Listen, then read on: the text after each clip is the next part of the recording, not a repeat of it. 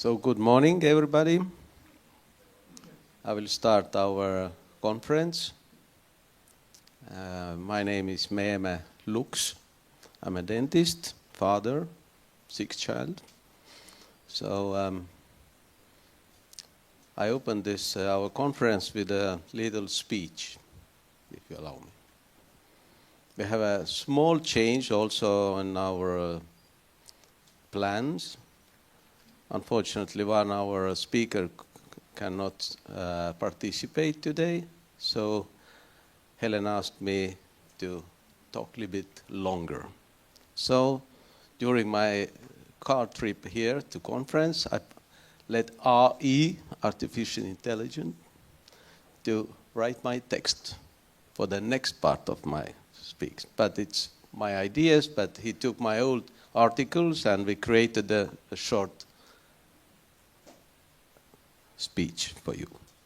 So, the first part, honored humans, free spirits, awakening hearts, keepers of light, children of the Creator. Today we are not here merely for another discussion.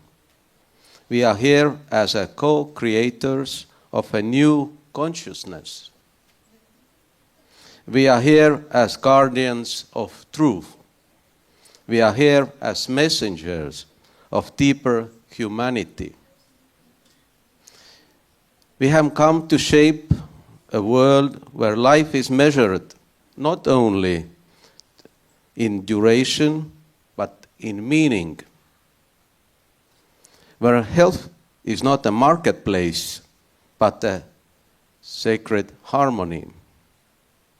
Where peace is not a political luxury, but a human right. Where happiness is not controlled, but cultivated through connection. This world is not built with fear or force. It is built with wisdom, honesty, justice, and love. Not by dominating nature, but by listening to it. Not by imposing light, but being a light. Let this moment be our shared invocation, our global signal that truth must be spoken, that health must be protected, that freedom must be upheld, not through fear and coercion, but through love and consciousness. We are not codes. We are not commodities. We are not data sets. We are not programmable biology. We are human beings created in divine harmony, with minds of discern, hearts to love, and spirit to choose. This life does not need mRNA editing or synthetic reprogramming. This planet has thrived for billions of years without parasitic greed or invasive interventions. We are not GMO humanoids. We are sacred life designed from love and divine intelligence. And so let us ask, are we truly willing to surrender the freedoms our ancestors fought and died to secure? Are we ready to trade our fundamental rights for trackable numbers, surveillance devices, and a place as objects in a super database? We must not here, not now.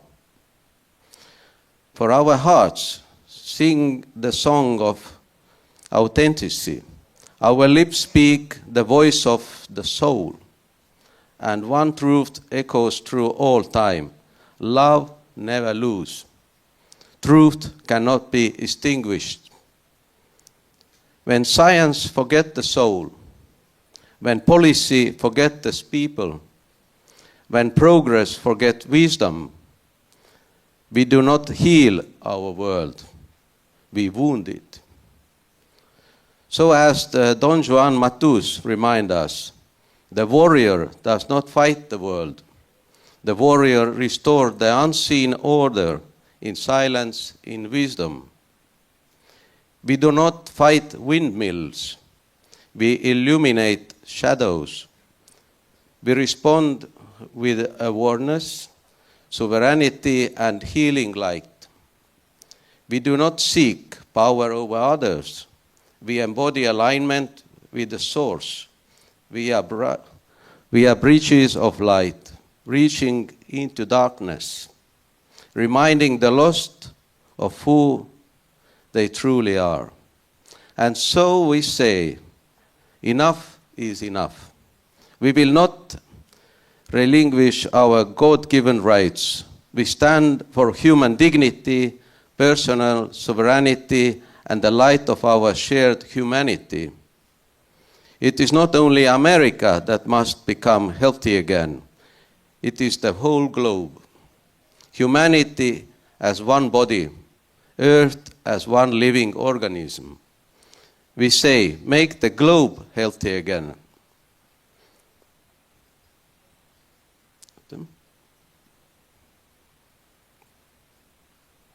Health is not a privilege for the wealthy people. Health is not the product of patents. Health is our bright right, the root of life itself. We envision a full-longevity planet where medicine serves wisdom, not profit, where food heals instead of poisons, where children grow in joy, not in fear, where every human heart shines with dignity. This is not utopia, it is the natural order, if only we choose it. Let this conference be our pledge to heal the globe, to restore health in body, mind, spirit, and society, to stand as guardians of life, not only for Estonia, but the whole nation, but for the whole earth. And yet, as we stand for truth and freedom, we cannot forget those who paid the ultimate price. Today we honor Mr. Charlie Kirk, a crusader for free speech, a fearless defender of truth, a man who stood tall when silence was demanded, and who gave his life as a witness to freedom. And with sorrow we see that the cunning, cowardly, and criminal hand of darkness still seeks to hide its plans, to impose fear, to silence truth, to press down the light of freedom. But the light cannot be buried. Truth cannot be chained. And even in death, Charlie Kirk ignited a brighter flame, a flame that now burns in us all. Today, on this very date, September 9/11, we remember once more how fragile democracy can appear, how fear has been used to chain nations and silence peoples. And yet today, in honoring Charlie Kirk, we declare that 9/11 is no longer just a mark of tragedy, but a sign of awakening, a reminder that freedom must be never surrendered, that the voice of truth must never be silenced. Today we saw the forceless mask of evil striking down a single candle of light. Yet in that act, millions of torches were lit, a great awakening of light, a rising power of truth within us all. Let us therefore hold our light. Let us stand and be as beacons on the stormy sea. Let us carry the fire of freedom and dignity for every soul, for every nation, for the generations to come. Charlie Kirk lives in this mission. He lives in our courage. He lives in our choice to make the globe healthy again, to heal this planet, to restore freedom, to protect human dignity for generations to come. So let this conference be not only our pledge, but also our tribute to every soul who stood for freedom, to the eternal flame of truth that no force can put down. And now let us whisper together, may the globe be healed. May humanity remember its holiness. May the Creator light shine through every people and every land. We are here. We are ready. We are light. Thank you for your attention.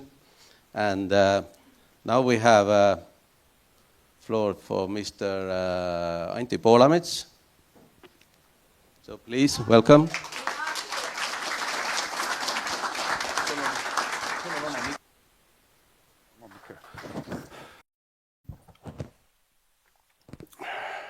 Dear conference participants, I would like to make my presentation in Estonian, so maybe somebody helps with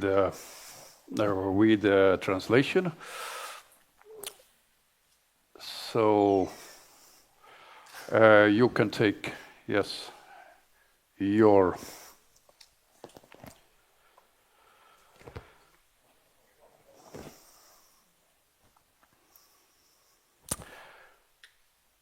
distinguished guests, ladies and gentlemen, it is a great honor for me to welcome you today. This conference is special because we gather here not only to share, but also defend our values that are foundation for every free society: freedom of speech, freedom of science, and the right to seek the truth. Austatud külalised, daamid ja härrad, mul on suur au teid täna tervitada siin kenas Radissoni hotellis. See konverents on eriline, sest me koguneme siia mitte ainult teadmisi jagama, vaid ka kaitsma väärtusi, mis on iga vaba ühiskonna aluseks. Sõnavabadust, teadusvabadust ja õigust otsida tõde, seda lihtsat õigust. Ja nagu eelkõneleja ütles, et kui me vaatame tänapäeva poliitikat, äsja USA's juhtunut, siis paraku ei pruugi olla sõnavabadus tagatud. Ja veendumuste vabadus olla tagatud, isegi õigus elule mitte tagatud. Kui te peaksite tahtma oma sõnavabadust kasutada, vähemalt on see nii USA's ja mõnes teiseski kohas.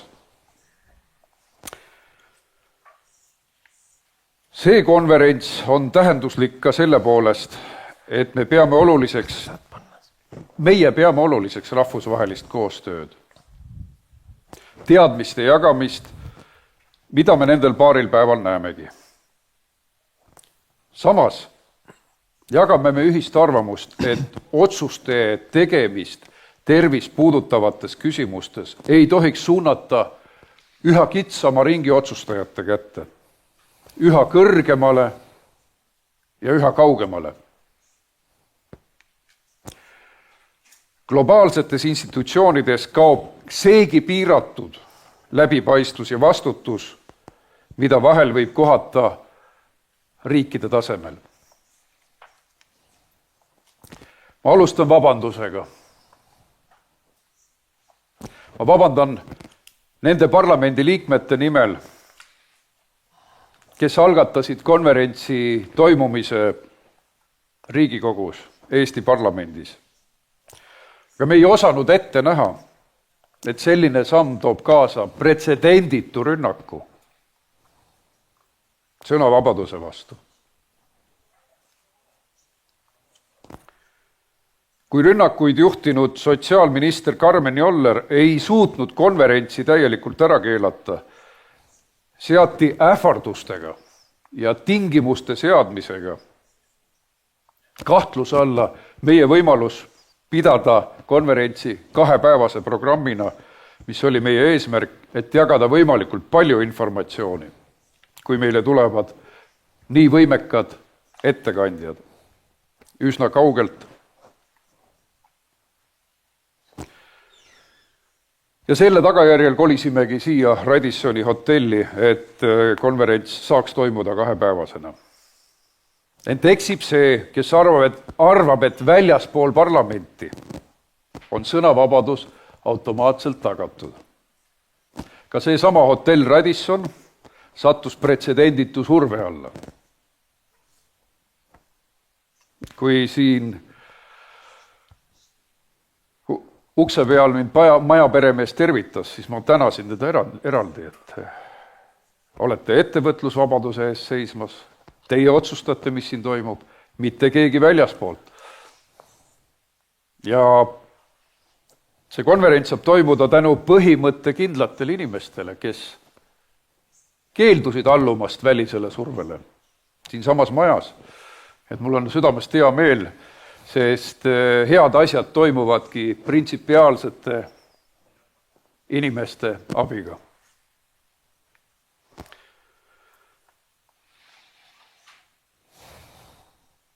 Teisalt, ma tänan ka kõiki neid, kes konverentsi ründasid, sedasama sotsiaalminister Karmen Jollerit ennast, kellega ma eile rääkisin Riigikogu hoones, küsisin, kas ta ikka kutse kätte sai, ütles jah, sai. Ja küsisin, et aga siis tulete ka või? Ta ütles, et ma küsisin, aga kui te julgete keelata konverentsi, kas te äkki julgete tulla ikkagi? Ja lõpuks tuli see vastus siis Riigikogu saalis, kuna eile oli ka tema umbusaldusavaldus ja mul oli võimalus temalt 2 küsimust küsida nii Eesti-USA suhete rikkumise teemal kui ka siis seda, et miks ta konverentsile ei tule. Ta ütles, et ma tean niigi, mida nad räägivad, ma tean juba neid narratiive. Et see oli tema vastus. Tegelikult sümboliseerib kõik see COVID-i aja järelllainetust. Seda keelamise, kirgliku keelamise ja käteväänamise tungi. Aga nende keelajate jõud on juba ammu nõrgenenud. Et pigem on olukord minu meelest optimistlik. Inimesed on kogemuspõhiselt juba teinud oma järeldused. Ka tavainimesed on väga palju lugenud, väga palju kuulanud, ehk siis nad on kujundanud oma arvamuse. Ja kogemuse põhiselt oleme me juba suure kogemuse võrra rikkam ja meid ei saa lihtsalt ära keelata, ära tühistada. Mida näitab ka selle hotelli omanike ja tegevjuhtide julgus öelda, et ei, meie lubame siin sõnavabadust, teadusvabadust, ettevõtlusvabadust. Ja eriline tänu USA terviseministrile, kes oli valmis meid tervitama videosilla kaudu, vaatamata ülimalt tihedale graafikule, see oli meile suur au.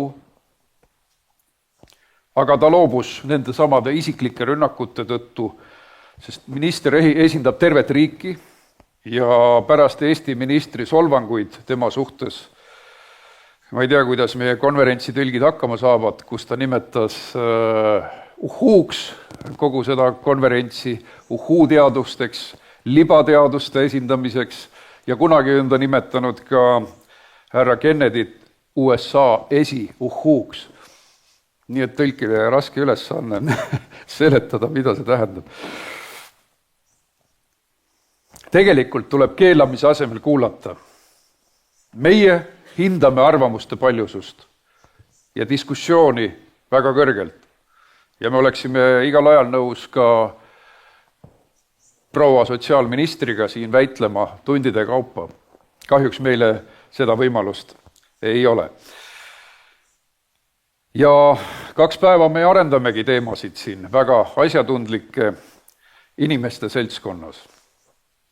Nüüd Ma tahan jagada mõningaid tähelepanekuid globaalse tervisejuhtimise teemal. Kas see on läbi kukkunud või oli ta edukas? Kas peaks minema edasi WHO pandeemialeppega, veel rohkem tsentraliseerima kõike või vastupidi, andma riikidele võimu tagasi?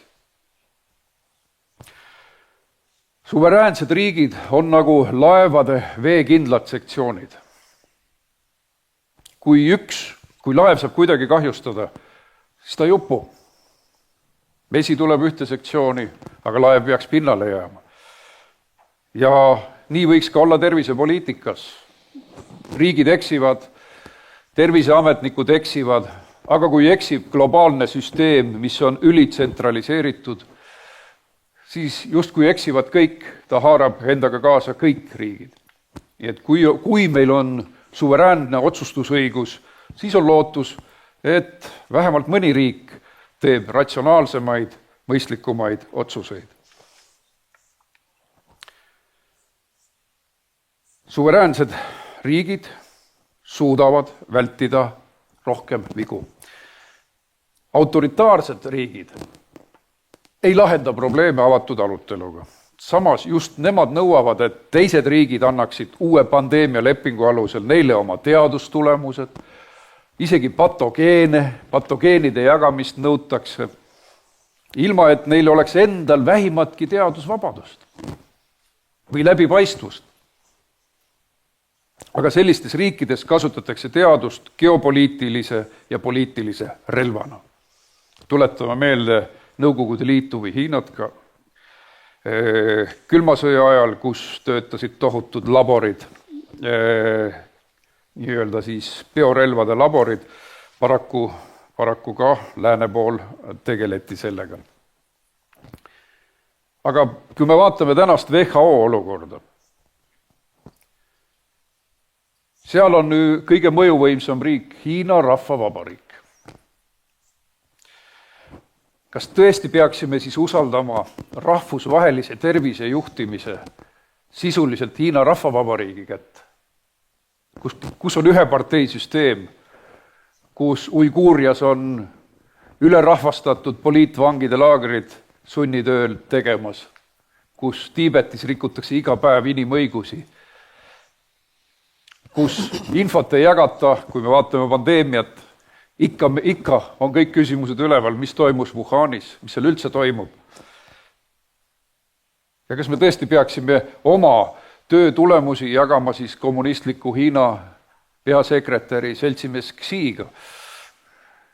Kas meil on usaldus tema vastu? Minul ei ole. Hiina manipuleeris algusest peale nii välismaailma kui oma inimeste ees COVIDi teemaga. Aga paraku ei jäänud ju puutumata lääneriigid.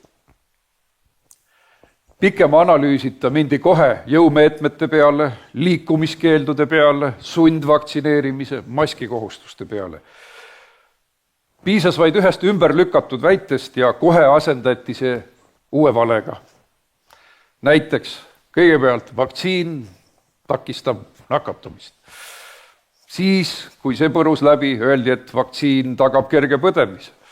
Kui see põdes läbi, siis ei olnud nagu midagi rohkem öelda. Aga vaktsineerige ikka. Ehk siis meile müüdi kaupa, mis ei toiminud, miljardite eest ja tahetakse edasi müüa. Hirmu õhkkonna loomisega piirati teaduslikku arutelu ja vaba debatti. Kritiseerijaid rünnati viisil, mis meenutab Hiina kultuurirevolutsiooni, häbimärgistamine, teadlaste häbimärgistamine, kellel oli oma arvamus või peavoolust erinev arvamus. Ja selle konverentsi keelamise katse on ju selle sama Hiina kultuurirevolutsiooni tüüpi käitumise näide.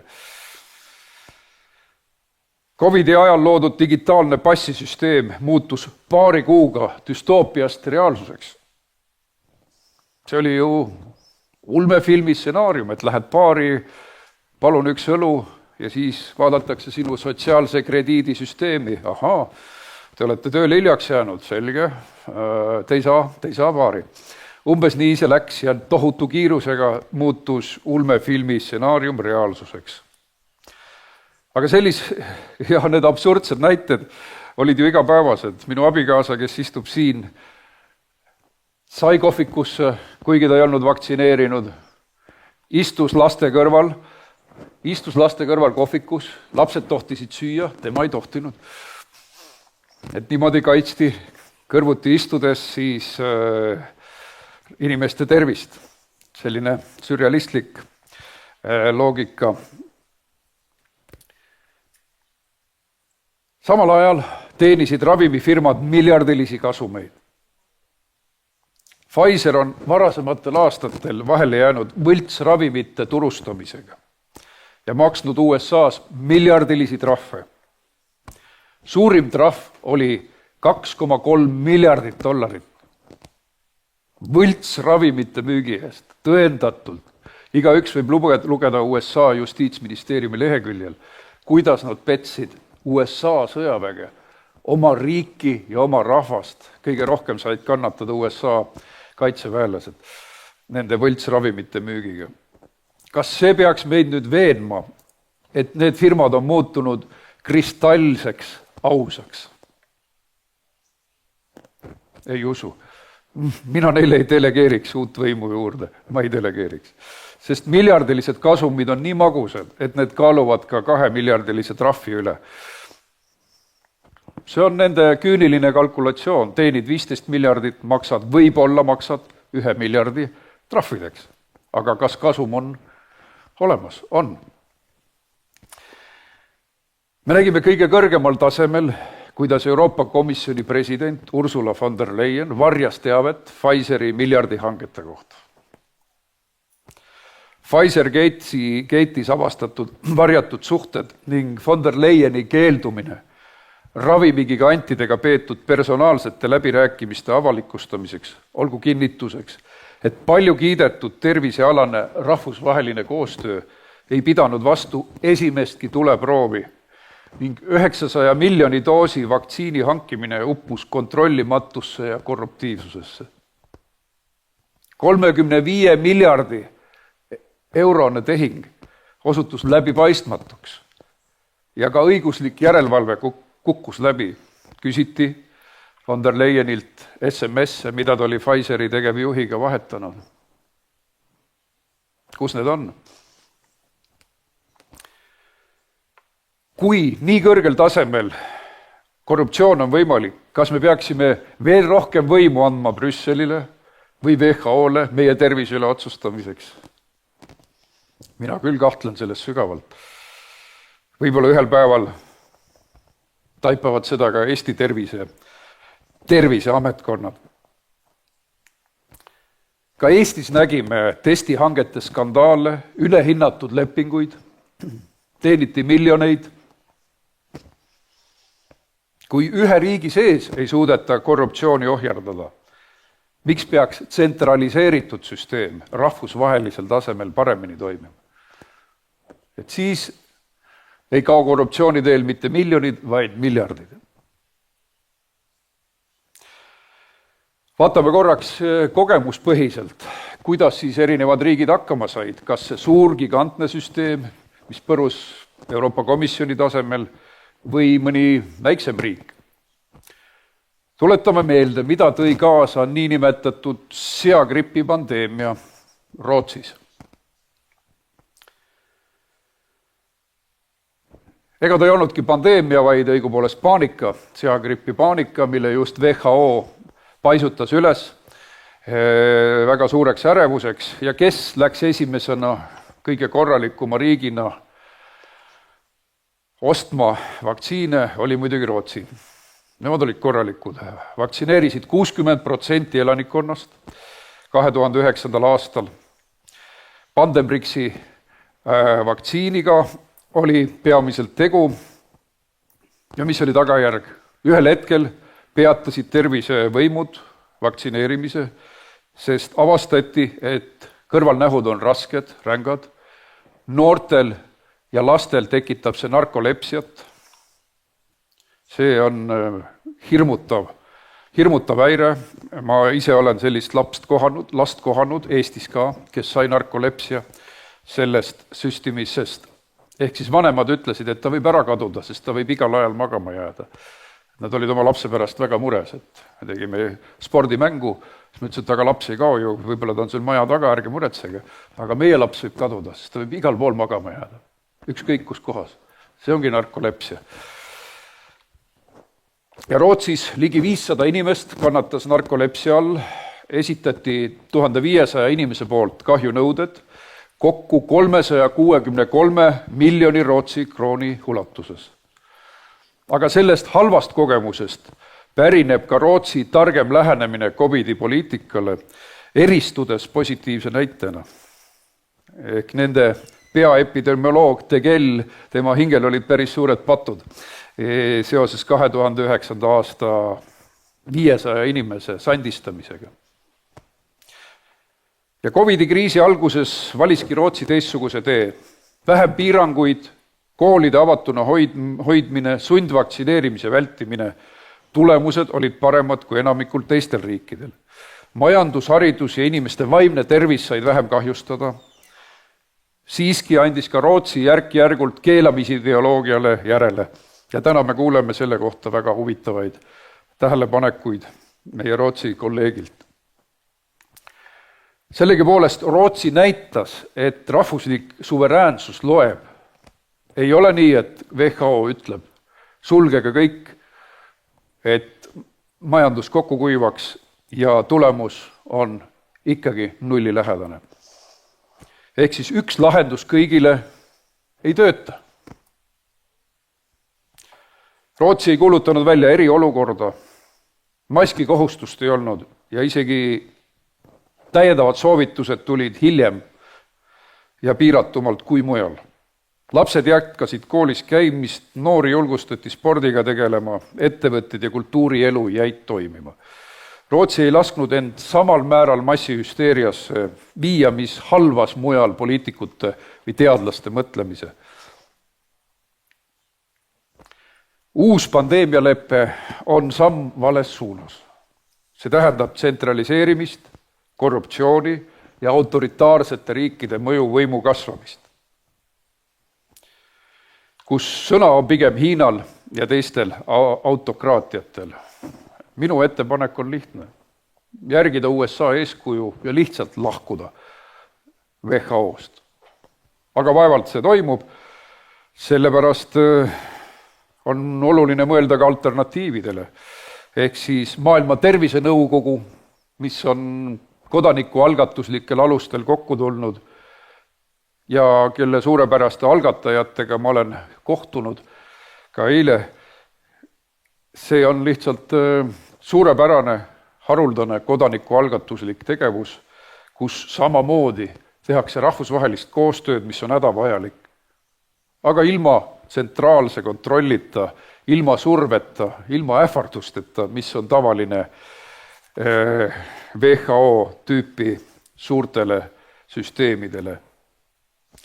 Aga nii saamegi me luua veekindlate sektsioonidega laeva. See sama Rootsi näitel ja nii mõnegi teise riigi näitel, mida siia tuuakse.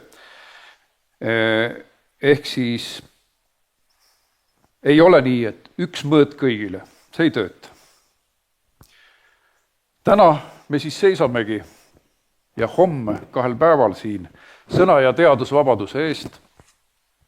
Seisame teadmiste ja kogemused vabatahtliku jagamise eest. Aga kui me loobume vabadustest, sealhulgas vabast teadusest, siis me liigume kiiresti Hiina tüüpi ühiskonna poole. Ja paraku on väga palju märke,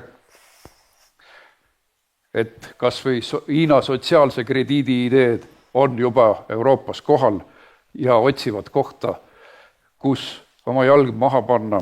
Ma olen Euroopa Liidu asjade komisjoni liige Riigikogus ja näen, kuidas digitaalne Euroopa rahakott tahab meile vägisi ligemale tulla, digitaalne kõikide Euroopa kodanike ID ja nii edasi ja nii edasi. Tuleb kogu aeg meile lähemale, ehk siis, nagu ma ütlesin, et tänane utoopia on hommene reaalsus ja see võib teoks saada kiiremini, kui me arvame. Aga mina arvan, et me ei tohiks seda lubada.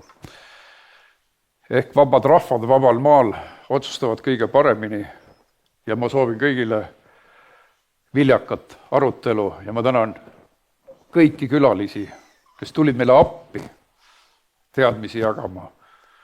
Ja te olete kinnitus sellele, et meie sotsiaalminister eksib, kui ta tahab sõnavabadust nurka suruda. Aitäh! Thank you, Mr. Antti Poolamets. And our next speaker is Mr. Martin Helme. So please welcome Mr. Helme, head of Estonian Conservative Party. So floor is yours. Aitäh! Ja ma esimesed mõned sõnad räägin eesti keeles, sest et eesti keel on lihtsalt nii ilus. Meie külalised ka kuuleks, missugune nende võõrustajate keel on. Mul ka hea meel, et kõik siin olla saavad ja tulnud on ja mul on hea meel, et me siia kolisime sellesse ruumi. Minu meelest see, mis Eesti sisepoliitikas on ja meedias loomulikult, ärme unusta, ei ole võimalik piisavalt palju põlastada peavoolumeediat. See on olnud lihtsalt häbiväärne. Aga ma oma ülejäänud juttu räägin inglise keeles, sest et see läheb ka ülekandesse ja siis on lihtsam kõigil. So I want to greet everyone who is here. I'm very grateful for you being here. I'm very grateful for being offered the floor. And I too want to start with the current events. Yesterday, a vicious far-left, hate-filled political murder took place in America. And a conservative truth speaker, father of 2 little children, Charlie Kirk, was murdered. He was murdered for standing up against the official lie, for not going along, for exposing the agenda of the globalists. He was unafraid and very spirited in his mission to stop the evil madness that is destroying our families, our nations, and our Western civilization. The news, it resonates with me. I bumped into him in Budapest at this year's CPAC Hungary. And what we are doing here today is very similar to what he was doing. The very prescient old saying by Edmund Burke that all that is necessary for the triumph of evil is that good men do nothing is exactly what drives us all here. And we know that speaking the truth is the most powerful weapon against the triumph of evil. And the hideous murder of Charlie Kirk reminds us that there is a real risk, a heavy personal price to pay for not staying silent. The evil that inspires the so-called liberal globalists is real and it is merciless. So I want to express a very sincere and personal gratitude and appreciation for everyone who has come here, who has chosen to be on the side of right, on the side of truth, on the side of good. Now, I am a politician, not a scientist and not a doctor, so I will speak about the political aspect of the things. I will try to frame the subject from my point of view. Over the past few years, the processes that were vaguely perceptible for decades have taken very concrete shape. What seemed boisterous UN-peddled fantasies or ridiculous far-left academic drivel have been actually enforced with speed and ruthlessness that even the most paranoid of us, like myself, would not have realized, would not have believed. It turns out that the more loudly and aggressively something was declared to be a conspiracy theory, the more accurate it was. No theories here, just practice. And we are still not allowed to mention it, lest we risk being fired. If not from a rifle, them from our jobs. What happened during COVID years was a turbo process to subjugate the nation states of the West under undemocratic, unelected international globalists. And to achieve that, it was necessary to usurp the sovereignty of the states. And because most countries in the West happen to be old, settled democracies where people assume they have a say on things, it was also necessary to usurp the sovereignty of individuals, the citizens.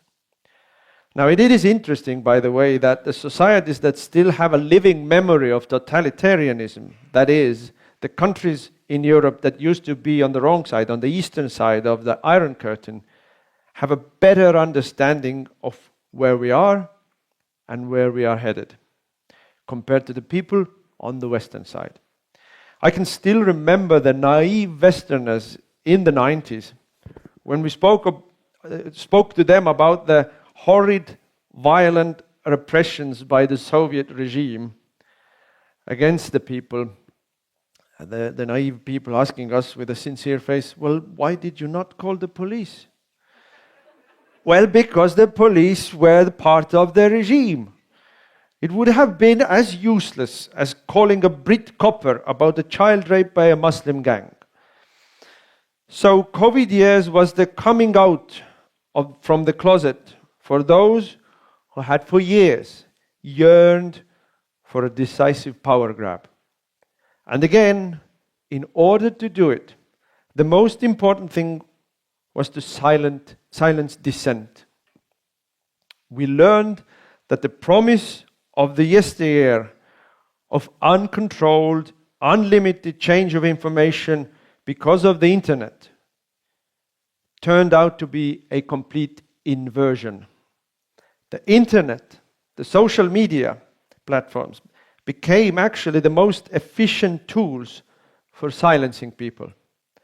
Worse even, it became a tool for finding out who was harboring heretical thoughts and then setting the legions of trolls on them to ruin these people. The official lie was established about the wet market in China and the poor maligned pangolin, and anyone who doubted it was a tin-foiled hat loony. The official lie was established about the necessity of masks, the necessity of lockdowns, necessity of jabbing, the effectiveness and safeness of the so-called vaccines. You could not question it, and you could not diverge from it. It was all done because it was needed for the power grab.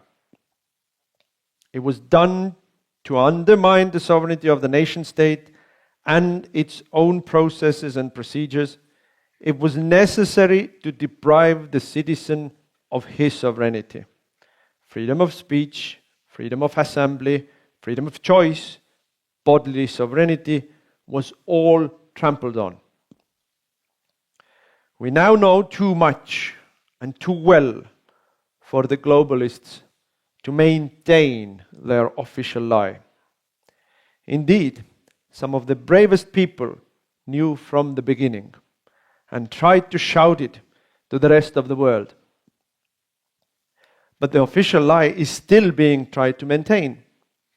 The gaslighting, the threats, the insults are ever more vile now that they feel that it is all slipping away from them. We have to win this. If we don't, the Western civilization will be destroyed in our lifetime. Our home countries will be destroyed. All of our freedoms, as well as our wealth, health, and property will be destroyed. This is our last chance to turn things around. This is why I admire Trump and his cabinet so much. They know what the stakes are, and they are doing an amazing job against all odds. I salute them, truly I do. So, let's not ever get tired of telling the truth and standing up against the evil. Let's fight for our freedoms, for our countries, for our way of life. And you see, we are winning. Despite the depressing news of the day, we are winning. You can smell it in the air. We are winning. Thank you all for that.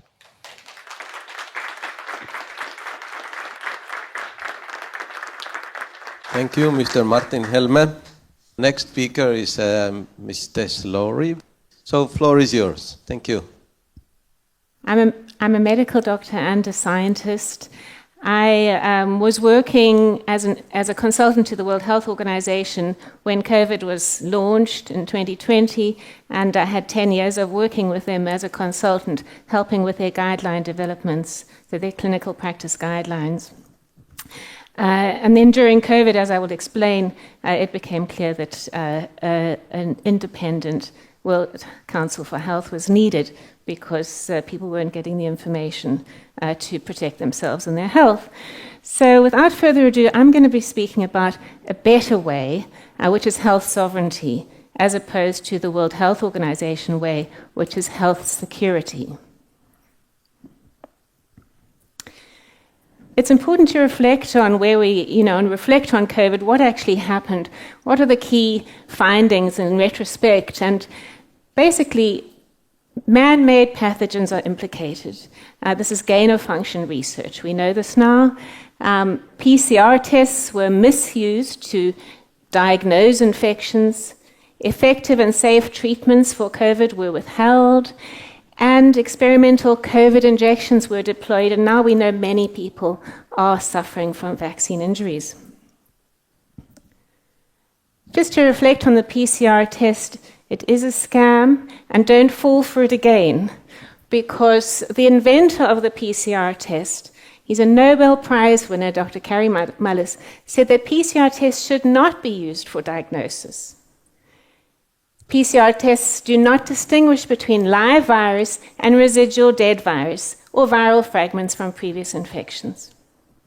So identifying cases with a PCR test does not indicate whether someone has an infection or whether they can transmit it. It just causes a whole lot of false positives. To get on to the safe, effective treatments that were withheld, well, ivermectin had plenty of evidence to show that it was safe and effective, and it was very cheap, could have been rolled out right away. This study is a systematic review, a high-quality systematic review that I'm pleased to have co-authored with very wonderful colleagues, and it is ranked 8th out of actually now 26 million scientific papers, and yet the government's never referenced it. The World Health Organization never referenced it. It's a highly referenced, highly cited paper, but our governments and the health authorities have not referenced it. And it showed that ivermectin would have made a big difference to especially deaths during the so-called pandemic. What wasn't safe and effective were the COVID vaccines.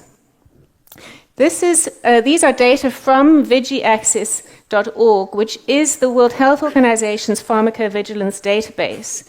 It's a collaboration with the University of Uppsala in Sweden, which is a WHO collaborating center. And you can see by February 2023, there were already 5 million adverse event reports on the WHO's own database.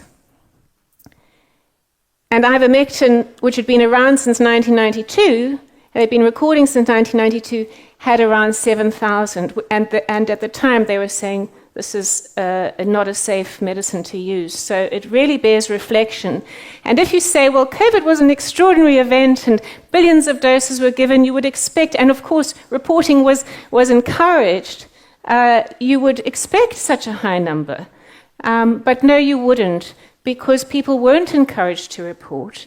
Doctors were not encouraged to report. They weren't told, this is a new experimental vaccine. Please tell us if you see any side effects. Let me just go back. And if you look at the bottom line there, the tetanus vaccine, which has been around since the 60s, and adverse events have been recorded on the VIGI axis, or VIGI base. At the time, in Feb 2023, there were only 15,000 adverse drug reactions, and it's been given billions of times. We've all had the tetanus shots. So it is extraordinary to have such a high level of adverse events, and the fact that the WHO and the University of Uppsala said nothing about it. It would have been a simple and important audit to do every year upon rolling out a brand new experimental drug. So this is actually this is a tweet by the WHO from 2022. And it says there, the mRNA COVID-19 vaccines are as safe as other vaccines. And I've just shown you that's a blatant lie. And they go on to say the mRNA vaccines cannot change your DNA, and certainly we do have evidence of that now. It says the vaccines teach your body how to make a protein that triggers an immune response. Now that might be true, and that's not really a good idea, especially if that protein is a COVID protein, and it causes your body to just keep making this COVID protein and keep triggering the immune response until one's immune response is exhausted. So a very bad idea, but certainly that it's the WHO that was providing misinformation and disinformation during COVID-19, and we need to recognize that. Otherwise it can happen again. Not only did we have one pandemic declared by the WHO in the last 5 years, many people don't know that they declared a second pandemic in July 2022. They said, this is the Director General of the WHO saying, I have decided that the global monkeypox outbreak represents a public health emergency of international concern. So he overrode his committee, which voted against declaring a pandemic, or a public health emergency. So you can see the WHO is completely out of control. And it just fizzled out, really. But that was another pandemic declared. So how have we got to this place where we just willy-nilly have a international health authority declaring pandemics left, right, and center? Well, it's because it's become a highly compromised organization. 80% of its funding comes from voluntary contributions, and who pays the piper calls the tune with these contributions. These contributions come from wealthy individuals like Bill Gates through various mechanisms and organizations like the Gavi, the Vaccine Alliance, the Global Vaccine Alliance. It comes from the drug industry, and it comes from special interests, including certain nation states. So we have a policy brief called Rejecting Monopoly Power Over Public Health, and we encourage you to read it to understand why a monopoly over public health is a really bad idea. Should the WHO be given more power? This seems a bit of a moot question, but we do need to discuss it because this is what's happening right now. Through these two documents, the one is the WHO Pandemic Treaty, and the other is the amendments to the International Health Regulations. And these things together create a new supranational body that governs the world and puts the WHO in charge of health emergencies. There are colleagues here today who are going to speak more about this, and I will leave that to them to do so. But what I will do is just explain how we got here, or what the state of affairs is, and that our governments are not in control of policy right now, of health policy, and it's really important to understand this. Our governments are enforcing policies that come from policy distributors, like the World Health Organization, the United Nations, the World Bank. But the World Health Organization is not making its policies either. The policies are coming from these so-called think tanks that think on behalf of the corporations. So they think the policymakers are organizations like the World Economic Forum, Chatham House, the Council of Foreign Relations, the Rockefeller Foundation, the Club of Rome. These organizations are thinking for our governments, and ultimately they are thinking for the banks. The Bank of International Settlements is at the top of the heap. We, of course, as the public, are right here at the bottom, and we're paying for all of this. We're paying for the PCR tests, the harmful vaccines, the surveillance tech, and so on.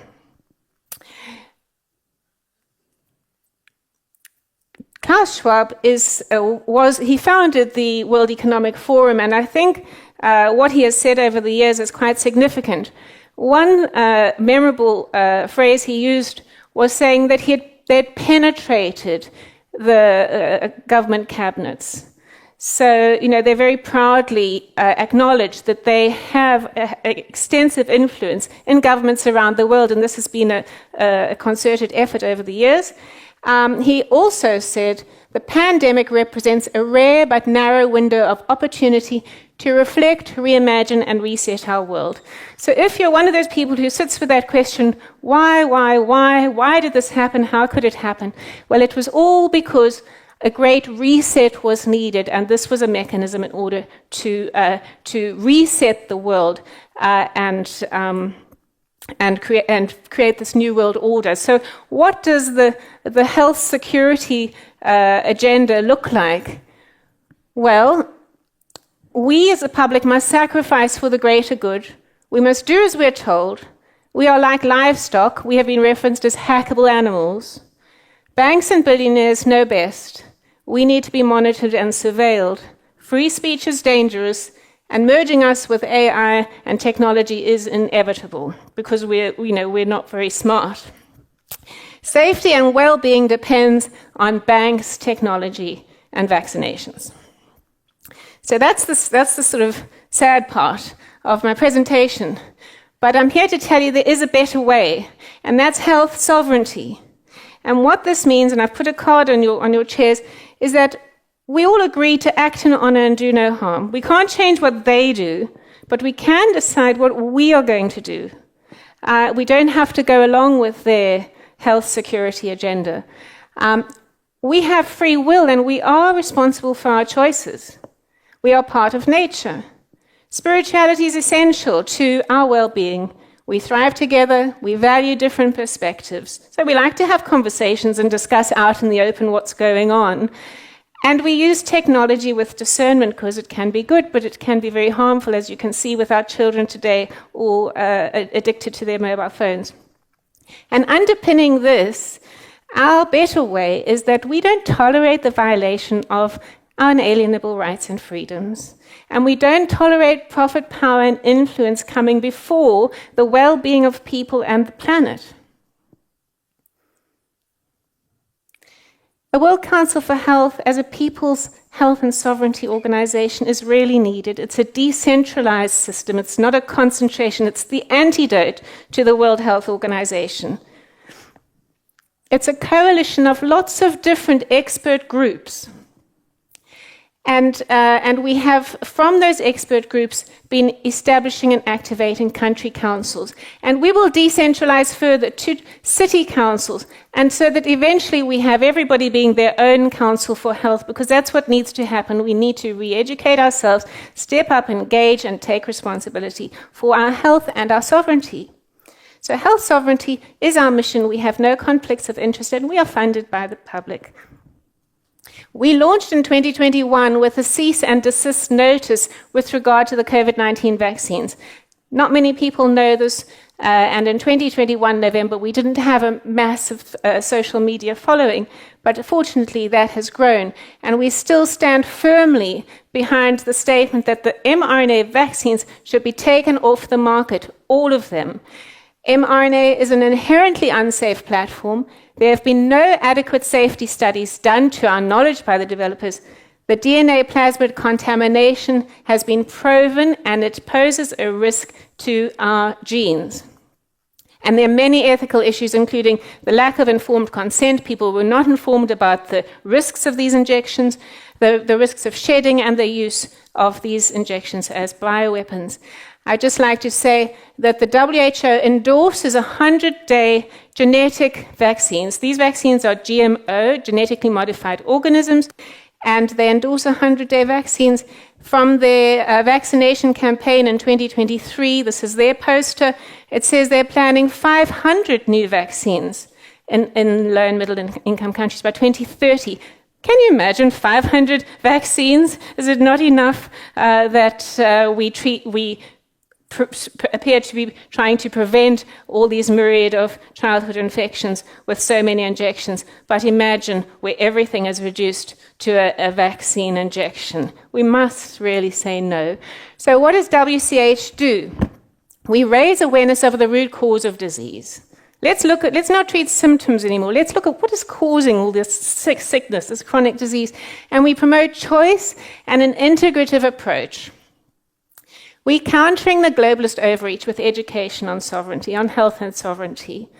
And we're co-creating new ethical societies and decentralized systems like World Council for Health. So the way World Council for Health works is we're establishing these different councils they often have different expertise, different experiences. We meet weekly, depending on where in the world our representatives are, and we share and we discuss what's coming, what we think is coming, how we can help people with vaccine injury, and so on.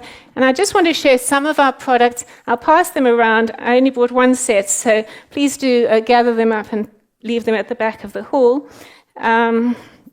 But just to show you a few, this is the Preventing Monopoly Power Over Our Health. This is a 2022 summary, a pharmacovigilance report of the COVID-19 vaccine adverse events, which showed clearly that there was more than enough evidence to stop the vaccines right there and then. This is a policy brief on the effects of unregulated digitalization on health and democracy, and this is very pertinent to Estonia because Estonia is very deep into digitalized technology.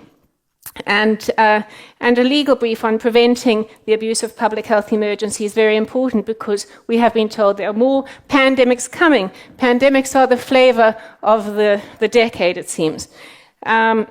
I also want to show you some of our health resources.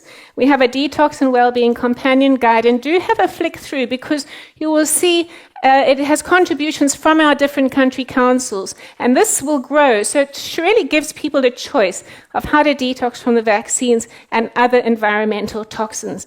So hopefully we'll have a World Council for Health Estonia protocol in there soon too. A guide on complementary approaches to cancer and other metabolic diseases, really to support people who are going through mainstream treatments, but also who want to try something else. Coughs, colds, and flu. And Autism New Horizons. We know this is very, very needed, and this is Autism Month, where the autism rates are higher, unprecedented and higher than they've ever been. And if you want to know more about World Council for Health and how it was founded and why, you can also get that book.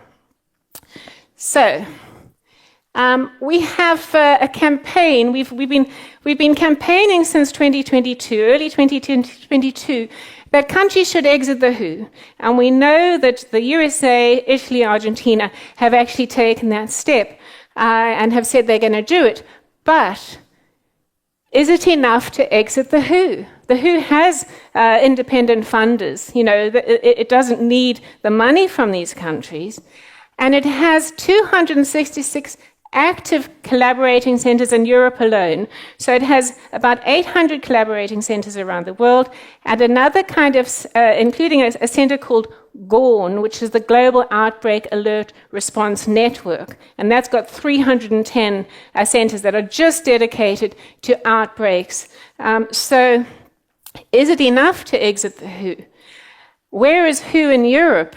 Okay, so this graph shows you the blue, the light blue is the discontinued WHO collaborating centers. So these can be universities, government departments, military institutions, and so on. And many of those were active in relation to COVID. And I hope that you will be interested in finding out more about those as you reflect on what happened with COVID, particularly in Europe. And then there are active WHO country councils. So they are sort of 4-year terms, and so the active ones are running now, and it's worth investigating those active ones to see what they could be planning, what are these collaborations they're doing over the next few years. And then there's the pink is active WHO country cooperation strategy. Now, you can see the UK has such a huge number of collaborating centres, it had to have its own separate stream. It's at the end there. It has 50 active WHO collaborating centres. So, it really seems like the UK, other countries like Switzerland and France, have a huge influence on the WHO outputs. But just to speak about Estonia, Estonia doesn't have WHO collaborating centres or global outbreak and response network centres, but it does have an active WHO country cooperation strategy. And this agreement with the WHO to help provide their digitalized health systems. So this is certainly something we would like those interested politicians to take up, and please read the World Council for Health's policy brief to find out how seriously this impacts national and individual sovereignty. And another relationship that Estonia has with the WHO is in this country collaboration strategy is a strategic priority 4, which is emergency preparedness. So they certainly are informing the emergency preparedness of Estonia, and this runs in this document, which you can get up until 2030. So, if the WHO is telling Estonia what to do about emergency preparedness, it's important to know who is telling the WHO what to do. Just an example of a collaborating centre is this one in the United Kingdom, which runs, you can see it expires in 2028, and this is actually a military location. It's a special pathogens laboratory, and you'll be hearing more about the pathogen access and benefit system that's part of the new pandemic treaty and negotiations. So I just want to point out that this base has and stores and investigates things like anthrax, hemorrhagic fever viruses, pox viruses, rickettsia, which is like Lyme disease, tick-borne fevers, the plague, a whole range of hazardous pathogens, and you have to start wondering, well, what came first? Is it the fact that all these pathogens are being stored and played with and fiddled with and modified, etc., and then we got the pandemics? Or did the pandemics come first? And I think we probably think we know the answer to that. But I also just want to highlight here that the second term of reference is to support WHO in the early diagnosis, rapid identification, and characterization of high-risk pathogens, keeping the results confidential. So this one really needs to reflect, does confidential arrangements with collaborating centres from different countries that impact Estonia, for example, in WHO policy, does that have an impact on the sovereignty of an individual country? And I would argue that it does. You can search to see these collaborating centres using this link. You may or may not know that the UK is currently undergoing a pandemic simulation. It began on September 7th, and it runs until the end of November. Those who remember Event 201 in 2019 might feel a little bit concerned about this, because the Event 201 preceded the COVID pandemic by 3 or 4 months. So the objective of the UK pandemic simulation, which is called Exercise Pegasus, is to simulate a realistic pandemic scenario, in addition to objectives about exercising decision-making processes, about controlling the pandemic. It's about exploring the impact of inequalities. Now, one of the inequalities that happened with the COVID pandemic is that a whole lot of people were coerced or persuaded or made to fear or trust and take experimental COVID vaccines, and others didn't. So one has to suspect that could be the inequalities they're looking at is how they can mandate or encourage more people to take the experimental vaccines which are being developed. The other point I've highlighted here is to test the strategic response to disinformation and misinformation. So, this is about censorship and controlling the narrative. And as I showed earlier, those responsible for the misinformation and disinformation during COVID were the health authorities. They told us the vaccines were safe and effective, and they lied. A safe, effective vaccine or any drug cannot be made in a few months or 100 days. It takes years to prove safety, at least 10 years. So it's impossible to make a safe and effective vaccine, and this is very concerning. So, to emphasize what World Council for Health does is we promote integrative health and choice. So we are really working with the public to say, look, you've got to take back control of your health. So we can work at the international networking level, but you have a responsibility too. And you've got to step away from fear when there's, the fear-mongering begins again, and you have to take control of your health and exercise choice. You have choices.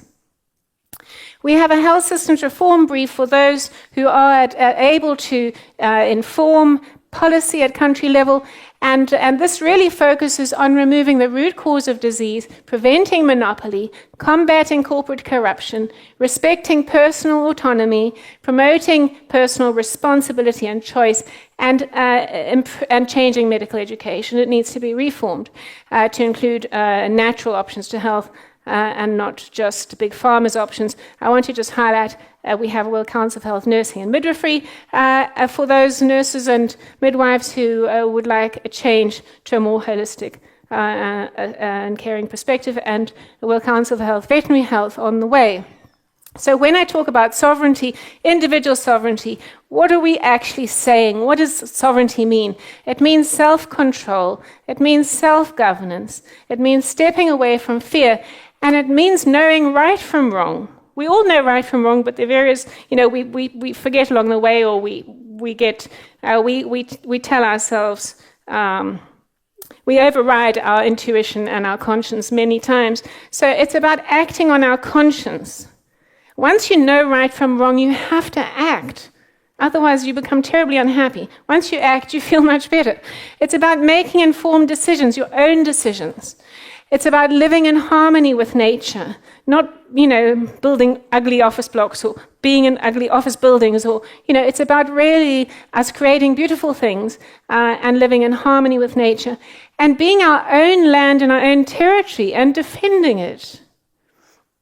So at World Council for Health, we use a hand-heart to indicate our individual sovereignty, standing up for ourselves, standing up for our rights, and standing up for our freedoms and our sovereignty. It's really vital that we take a stand.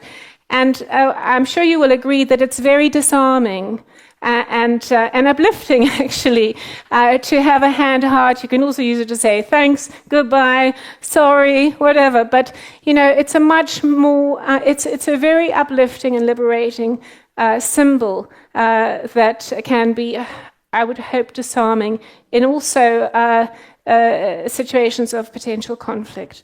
So we do encourage that. I think we are getting to the end, but just I have a colleague, wonderful colleague, Shabnam Palesa Mohammed, who's going to tell you more about how we're being pushed and led towards a one world government with standing authority being given to the UN. So I have hopefully a video to play just to sum up everything. There we go. Stands at a crossroads. We have a choice between freedom and fear, ignorance or truth.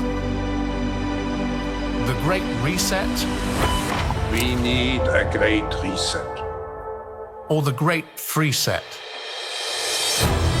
The World Council for Health has emerged with a comprehensive vision. We aggregate holistic, unbiased health advice from international sources, free from the shackles of vested interests. We have united over 230 unique organizations spanning 55 countries. Powering the international health sovereignty movement, we have activated 33 autonomous country councils representing voices around the world. and enabling people to make the best informed choices. We see the big picture. We have a long-term vision. We implement a broad strategy that respects individuality, ethics, and life on Earth. We're powering international opinion, and we are being heard. Welcome to a new era of enlightened health discourse, empowered by science and shared wisdom. Co-create a healthy, free, and sovereign world with us, the World Council for Health. A better way for a better world.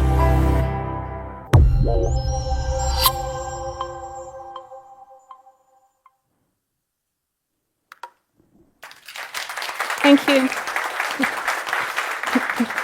Thank you, Tess. Thank you. So our next speaker is Sven Roman. You are here. You are ready. So please welcome. Okay. Well, this is the title of my lecture, The Doctor's Appeal, Activation of the Brain Through Fear Mongering and Its Impact Together with Restrictions on Mental Health in Sweden. Yes, this is my disposition. First, I will talk about my background very briefly. Then on the activation of the amygdala by fear propaganda, the doctor's appeal, the impact of the COVID-19 pandemic on mental health, conclusions, and 1789. I became a consultant in 2010, and I realized through severe side effects in children that I had been indoctrinated throughout my specialist training. I read the books critical of the development of psychiatry and demonized as Scientology literature. You can compare this with what they tell us anti-vaxxers and conspiracy theorists. Big Pharma has gained enormous power over us doctors since the early 90s, especially as psychiatrists. And we have a severe over-psychiatrization and over-medicalization. For more than a decade, I have been an opinion leader in psychiatry in general and child and adolescent psychiatry in particular. And I would like to highlight a specific area that I have been involved in for the last 6 years, and I have issued 6 expert opinions to a US state on this topic. And it has strong similarities with the COVID-19 pandemic and its gender dysphoria in children. The treatment for children and young adults of gender dysphoria, completely lacking in evidence, causing severe and irreversible damage, driven by lobby organizations and a lot of money for Big Pharma, lifelong medication with high doses of sex hormones, plus all the pharmacological treatment that follows the side effects. This whole phenomenon shows that we are living in a cynical time. Okay, on the activation of the amygdala by fear propaganda. This is about the psychological warfare. They frightened the masses with fake films and reports from China, then films and reports about the terrible situation in Lombardy. ICU staff on their knees, war situation, people dying like flies. And then the next step. At all costs, stop the spread of the deadly virus, restrictions of various kinds, school closures, face masks, only allowed to meet in very small groups, teleworking, distance learning, and travel ban.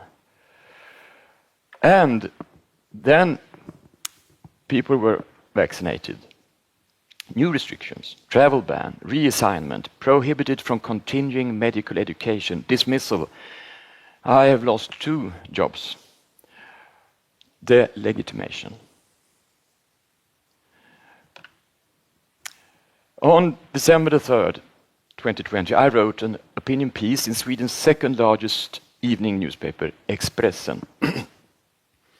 And it was the most widely read opinion piece in that newspaper that year. And the Headline: the greatest mass hysteria ever is now underway. And here is from the paper. And introduction: Sweden's public health agency and politicians have, on the whole, handled the pandemic wisely. Unfortunately, the rest of the world has acted in panic. The secondary effects of the lockdown will have consequences for decades to come. And excerpts from the article. Unfortunately, the amygdala was allowed to make the decision. Unfortunately, politicians in most parts of the world allowed the amygdala, the ancient part of the brain that reacts when we are exposed to immediate danger, to make the decision. And this is appropriate when we are faced with a bear or a wolf. But the amygdala is less effective at dealing with more complex problems. That is when the frontal lobe is needed. But as with teenagers, contact with that part of the brain was lacking. The reaction to the scenes unfolding in hospitals in Lombardy, combined with models predicting 10 times more deaths than actually occurred, led to what was perhaps the greatest mass hysteria ever experienced by humanity. Within 2 weeks, the anxiety, which also has the ability to become epidemic, spread to virtually all European countries. Lockdown was imposed. The world staged the most powerful shutdown of society since the Second World War, in the hope that it would reduce mortality. The secondary effects are worse. The tragic thing is that the amygdala's decision will probably make the cure worse than the disease, much, much worse. The secondary effects of the shutdown will have consequences for decades to come. The draconian measures risk leaving millions of children in poor countries without vaccinations and treatment for malaria. Millions of people in poor countries dying of tuberculosis because there are no resources to diagnose it. That millions of people in poor countries starve to death because of the economic recession. That millions of people die because of a lack of care for cardiovascular disease, stroke, and cancer. That the future of hundreds of millions of children is significantly impaired by lack of schooling. Okay, now I come to the doctor's appeal. Yes. On the 12th of March 2021, the Doctor's Appeal was launched. It was in response to 3 professors' initiative, the Great Barrington Declaration that was launched in October 2020. We had 3 messages. Increase targeted protection for risk groups. Reduce restrictions. Oppose the introduction of vaccination passports. And this was published also in this newspaper, Expressen, where my article in December 2020 was published. After 1 week, 5,300 signatures. Oh, I have not changed here. Look. I can't.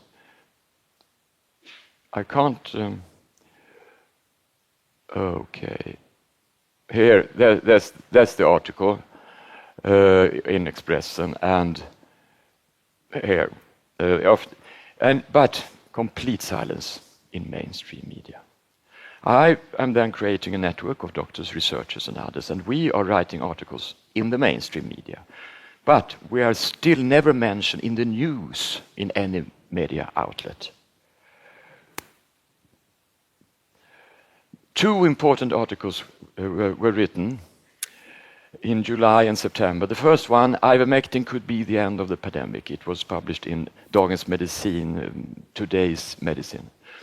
And in September, the 22nd, vaccines from age 12, again science and proven experience. It was published in Läkartidningen, the Swedish medical journal, one of Europe's biggest medical journals. And our article probably led to the Swedish Public Health Agency not recommending general vaccination against COVID-19 for children younger than 12 years of age.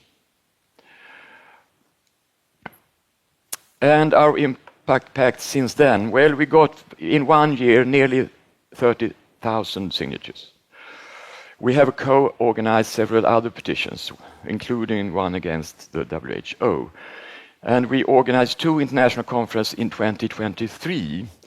And the lectures from the first one in Stockholm, which are available on Rumble, on our account, have been viewed more than 2.5 million times, which is the largest impact for any conference on this topic.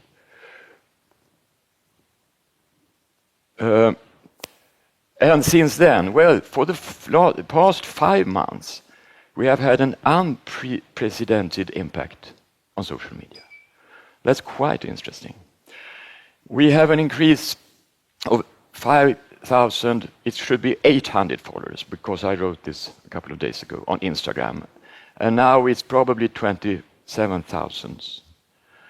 On Facebook, Instagram, and TikTok, we have had 9 posts, each of which has been viewed between 170,000 and 375,000 times. And here you can see those 9 posts. So 6 are from the Facebook account, 2 from Instagram, and 1 from TikTok.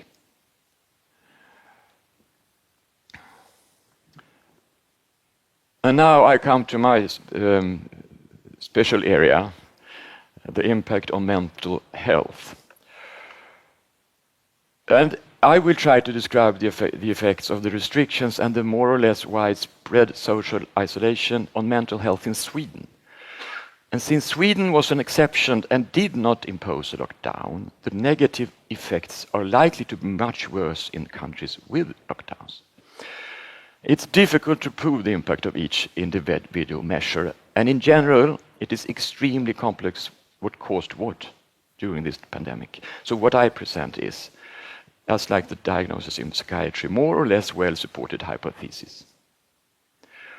I have researched diagnosis and studies related mainly to 2020, 2021, because in spring 2022, the restrictions were released in most of the Western countries.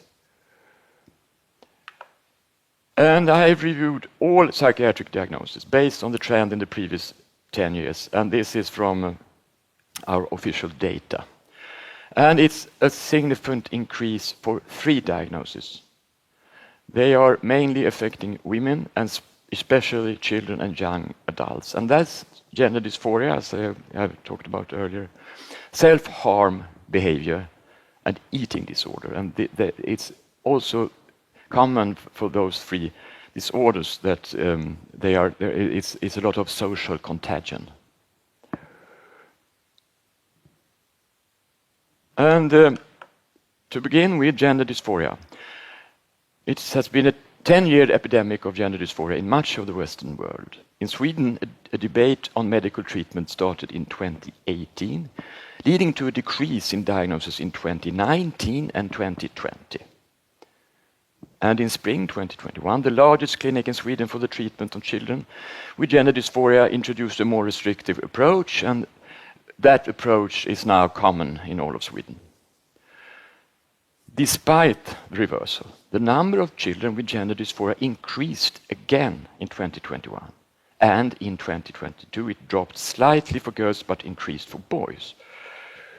Here you have the figure. You see in 2018, it's very high for is it possible to? Well, you see, it's very high for girls, the light, the yellow line. And then it goes down really quite a lot, 2019 and 2020. But then you see it's increasing again. And the level for 2024, for example, is the same as for 2020.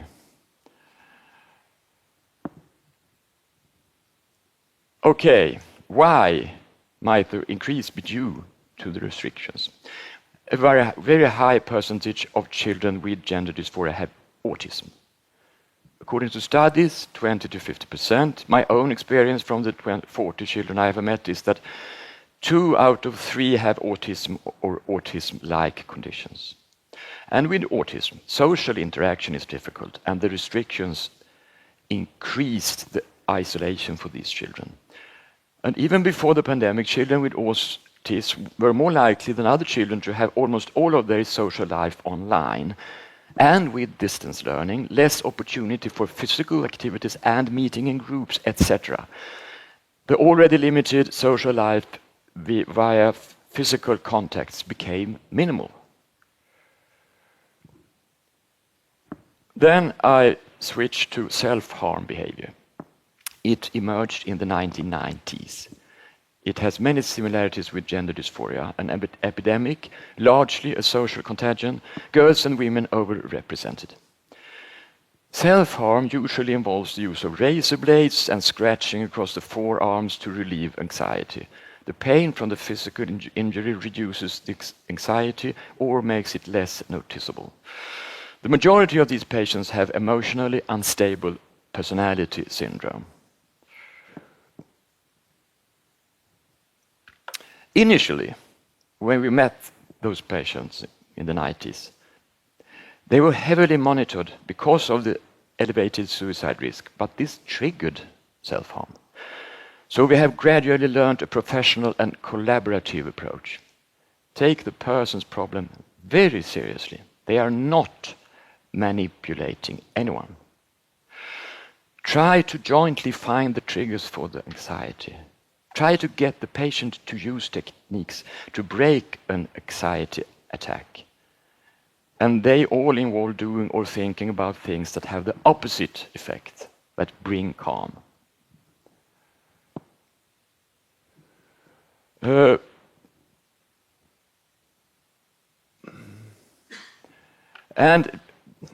Those people, they are a kind of temperature gauge of anxiety levels.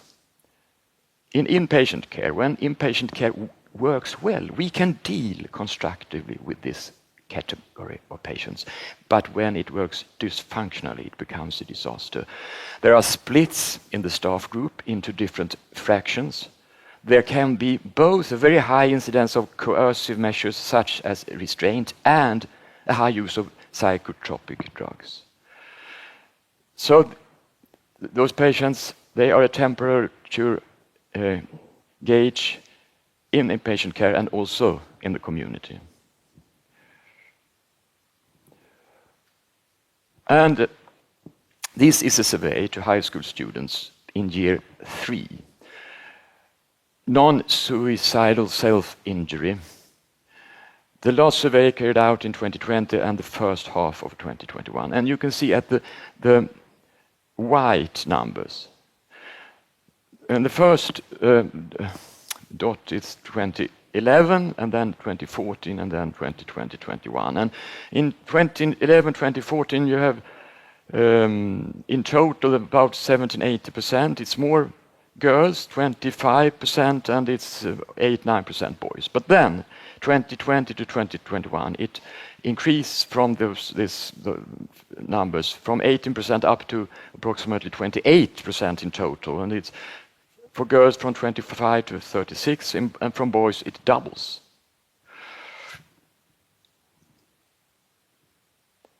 And especially interesting if you break it down to every half year.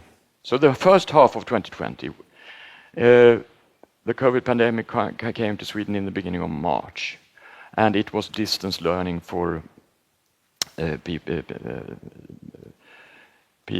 young children from about 16 years old. First half there, then it was 24%. The second half 27%, and almost 31%. The first half of 2021.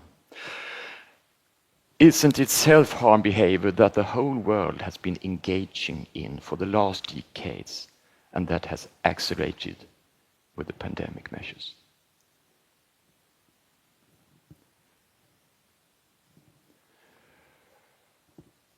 eating disorder. The aim of the study was to map the prevalence of self-reported eating disorder symptoms among adolescents aged 13 to 17 who sought outpatient care, child and adolescent psychiatry care, between 2018 and 2022. The mapping was done using a DSM-based initial visit that included questions about this. And the outcome. The proportion of teenagers has risen from 16% in 2018 to 28%. That's approximately an increase of, it's an increase of 50%. This is in line with international studies showing an increased burden of disease from eating disorders. And I have also done a regression analysis of data from the National Board of Health and Welfare. And this statistical thing, R squared, it is 0.80, and it needs to be over 0.50 for statistical significance, which is exceeded by a wide margin. And you see, it's an increase of between 20 and 25% each year, and it doesn't. Well, it's a little bit lower 2024, but it's higher in 2024 than it's in 2021. So, and here you can look at graphically. The red is this regression analysis, and the blue one, that's the real outcome. And you can see when it does increase 2021 and so then I come to conclusions. Where we know about the severe short-term consequences, but not in the long term. And but we know that those that are most affected of the restrictions, children and young adults, women, the poor within countries, the poor countries, and it is generally the vulnerable. That is, well, generally vulnerable. They are the most affected. And we must never, ever allow schools to be closed again, nor universities. A new healthcare system and a new regulatory system must be created without special economic interests. The private sector, nor other special interests such as lobbying organizations, supranational organizations, political and military-industrial complex. We must base ourselves on ethics and fundamental human rights. The right to education, the right to social life, the right to physical activity, children's rights, women's rights, the rights of the socio-economically disadvantaged within countries and in vulnerable countries. And then 1789. Well, we are in the eye of the storm, in the midst of a paradigm shift. It will get worse before it gets better. Two examples from recent weeks. Well, the actions of the Estonian politicians against this conference, which led to RFK Jr. being forced to withdraw his participation. The scandalous attacks on RFK Jr. last week. And of course, the murder yesterday of this young father in the United States. But just like the phoenix, a new and healthy healthcare system will rise from the ashes of the dysfunctional one. And I would like to conclude by singing a song that I hope will inspire both hope and confidence. Just a moment, I must have the right key. We shall overcome. We shall overcome. We shall overcome someday. Oh, deep in my heart, I know that I do believe that we shall overcome someday.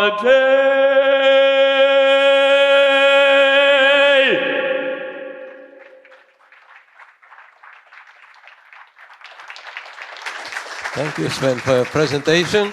Thank you for a great talk. And our next speaker is Jan Rungbe. You are ready. Thank you. Welcome.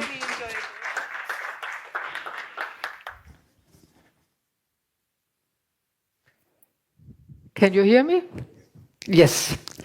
Thank you, Sven. That song was very touching. I just dried my eyes. Very strong. First of all, I wish to thank World Council for Health Estonia for organizing this very important, great and needed conference. I'm very grateful to have this opportunity to share my knowledge. I'm a medical doctor from Denmark. My specialty is ear, nose and throat diseases. I have been a surgeon and a senior consultant in mostly private hospitals. I'm also educated in how to do clinical trials and read research. In the North Group, we are a coalition of scientists, doctors, lawyers, and other professionals, today representing 27 countries around the world. I am one of the founders, together with Sven and Jonathan Giltorp and others, to found the North Group. I'm also one of the founders of World Council for Health Scandinavia. We gather around a common concern about the actual and potential harms posed by the modified mRNA products. And today's subject, the possible effects of mRNA COVID-19 vaccines on fertility, is one of our major concerns.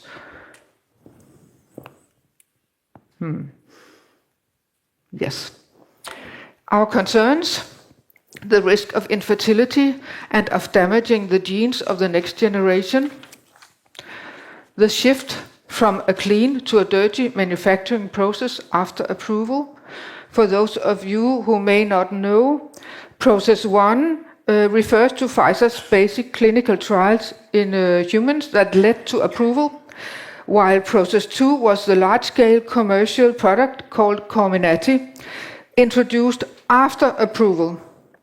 This shift of manufacturing process could potentially explain the excessive amounts of artificial DNA found by genomics expert Kevin McKernan in 2023. And a recent paper, peer-reviewed, just published a few days ago by scientists David Speaker, Jessica Rose and Kevin McKernan, confirmed these findings in new vials of COVID-19 vaccines. Somehow it seems that the manufacturers were not able to clean this stuff out, even though we were assured that proper cleaning was done in our answers from authorities. Could those impurities of plasmid DNAs in the vials pose a risk of damage to human DNA? Especially when the SV40 promoter enhancer usually used in gene therapy was involved? Well, it seems so.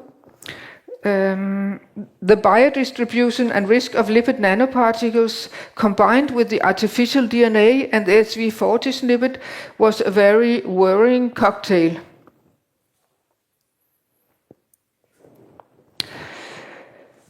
My own story as a doctor: in 2021, I saw my patients get harmed by these COVID-19 vaccines. I was actually shocked. My patients were young, and we got no diagnostic tools. There were no diagnosis to give the patients, no ICD-10 code, which are controlled by the WHO.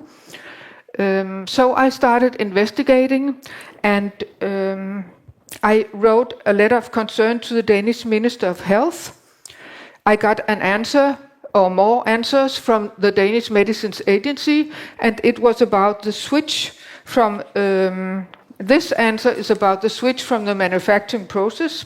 The question sounded, which placebo-controlled randomized clinical studies in humans, phase 3 trials, exist where process 2 was used in the manufacture of the vaccine on which the approval was based?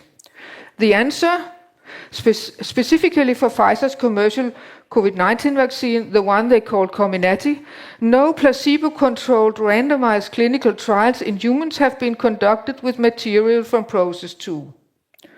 I will repeat, no placebo-controlled randomized clinical trials in humans have been conducted with material from process 2. These are not my words. This is the answer from the Danish Medicines Agency on behalf of the Danish Minister of Health. There was an additional answer. It is not unusual for a pharmaceutical company to make changes to its manufacturing process during the development of a medicine or a vaccine. In other words, if this is a usual procedure, then what other medicine and vaccines have been approved by this procedure? And for how long? In my view, this undermines the trust in health authorities. Can we trust the content of medicine?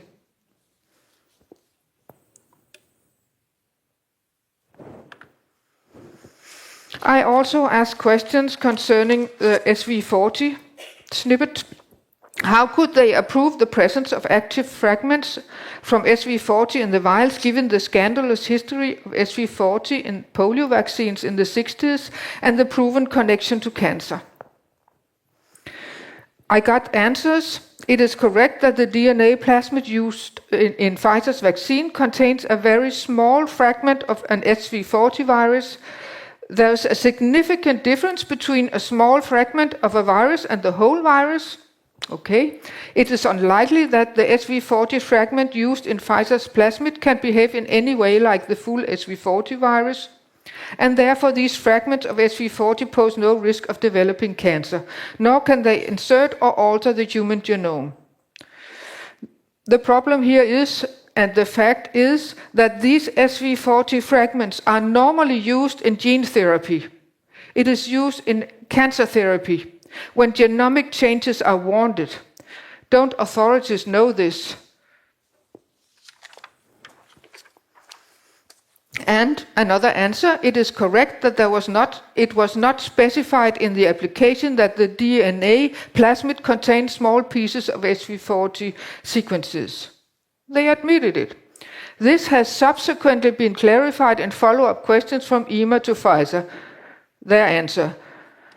So, if the SV40 snippet was not specified in the application, should this omission not have consequences for Pfizer?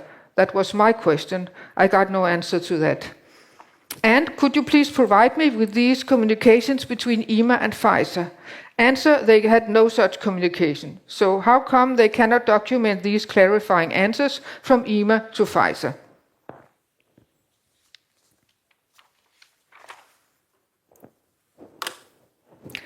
And now about reproduction.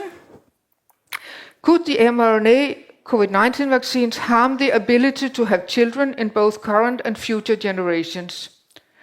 Well, it is important to be aware that the clinical trials based on process 1 used to approve the COVID-19 vaccines excluded pregnant women. So the question was, which specific reproduction studies were done to reject the risk of a change in the genetic makeup of sperm and egg cells? The answer, well, the preclinical data behind the approval included reproduction and toxicology studies in animals. Actually, they referred to one study, a preclinical study paid for and conducted by Pfizer-BioNTech on 44 female rats. And it showed no effects on fertility. The study is called Baumann. I will call it the Baumann study because the author is Baumann, and we will return to this study again. But in this study, they skipped preclinical studies in pregnant women. Pfizer did not include germline genetic integration studies, and therefore they did not exclude the possibility of mutagenic effects in either the mother or the offspring. There was no long-term studies of the offspring, such as behavior, development, fertility. The rat litters were sacrificed just after the breeding period. There were no histology studies of the ovaries. Histology means looking into the microscope. Male rats were not studied, and data on male rat fertility were unknown prior to approval. This is not an acceptable basis for approval. The precautionary principle was not upheld. So why did medical authorities not secure independent studies, given that Pfizer had a conflict of interest in relation to the result and Pfizer's history of fraud? This is a study, and you can see the headline, Lack of Effects on Female Fertility. But the story doesn't end here, because if you go into the study, table 2, you can see the number of pre-implantation losses were doubled in the vaccine group compared to the unvaccinated or the saline group. And this difference is actually significant. You can see the tiny star. It means it's significant. But what does this mean? A fertilized egg will divide, and when it reaches a certain stage, it will implant in the inner lining of the uterus. And if it cannot implant, it will be aborted. This pre-implantation loss significance this means this. Why did they say that there was no effect on female fertility? Because this says the opposite.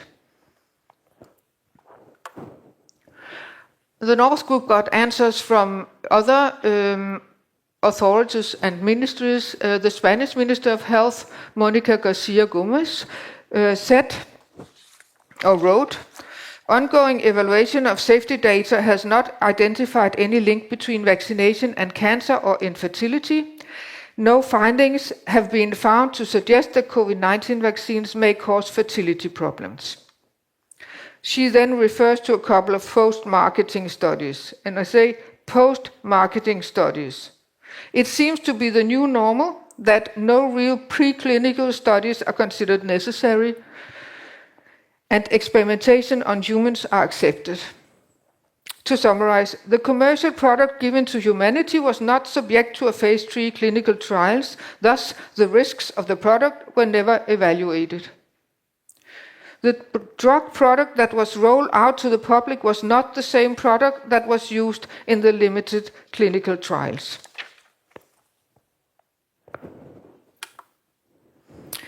The North Group wrote an open letter to professionals working in reproductive health.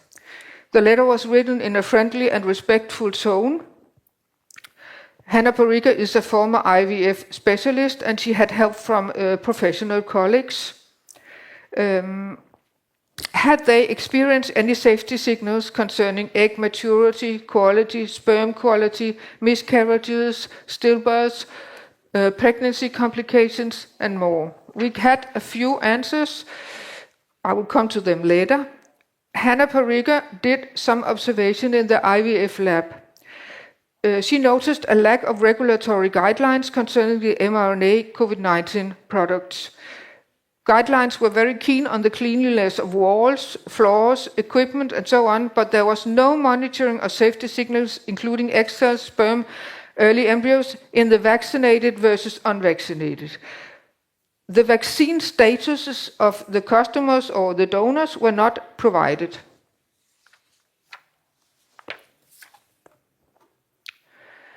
Europe is facing a historic decline in fertility of approximately 15%. If you look at the shift from 21 to 22, you can see a steep decline approximately 9 months after the young population got the COVID-19 vaccines. And after that, you can see a decreasing trend. This is actually an awful lot of babies that were never born.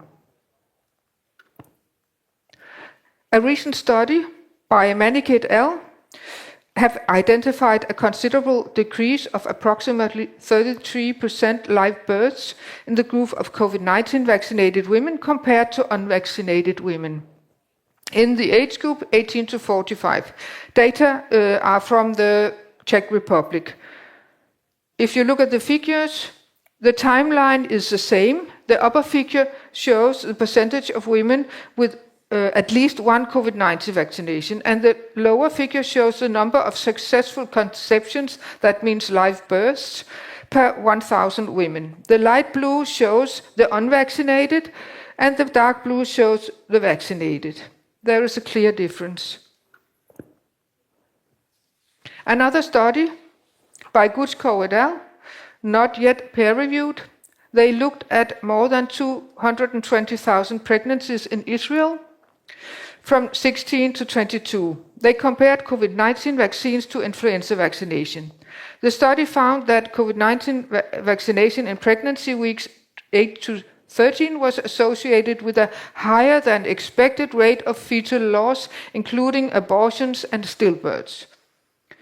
The data suggest a possible association between the mRNA vaccine and increased pregnancy loss during this specific period, which was not present in women receiving vaccination for influenza and could not be explained by a healthy vaccinee bias. This data provides a worrying and clearly defined safety signal on a large cohort of women. Did some other studies confirm these safety signals? Yes. A retrospective analysis by James Thorpe et al. Confirms a possible association. This study is based on VAERS from 1990 to 2022, and they compared COVID-19 vaccination with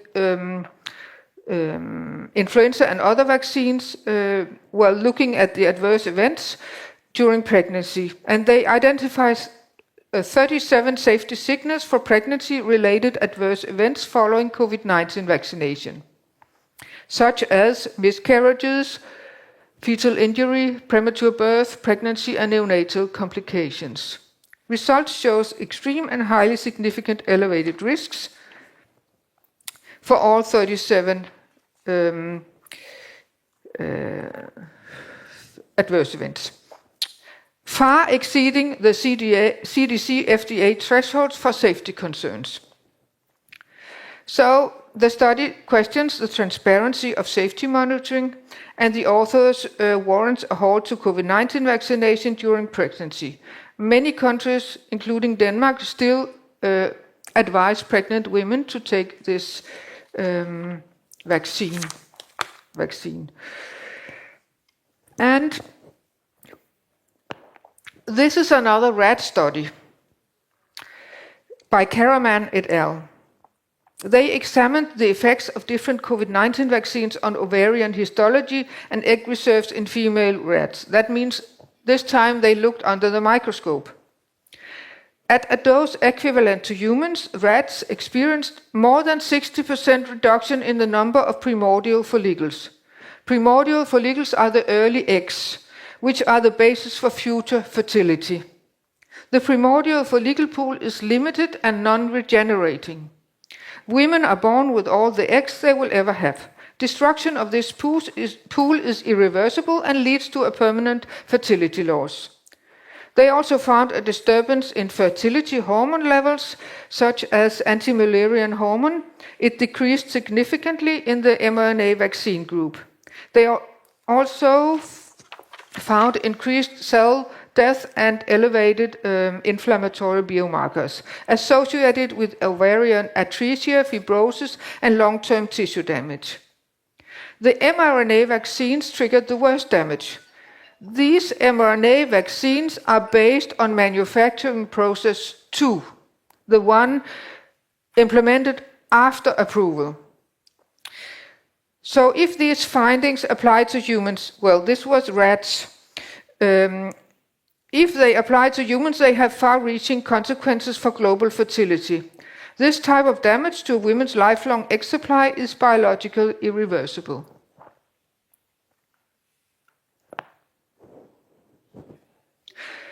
Then a study about antibodies to phospholipids associated with miscarriages. A study from 24 by Hisano et al. Showed that antibody concentration against phosphatidylethanolamine, let's say PE, after COVID-19 vaccination was significantly elevated compared to pre-vaccination levels. These antibodies to PE are one of the most common antibodies to phospholipids detected in women with recurrent miscarriages within the first 10 weeks of pregnancy. Could this be a direct effect from the lipid nanoparticles? It should be scrutinized, or it should have been scrutinized before approval.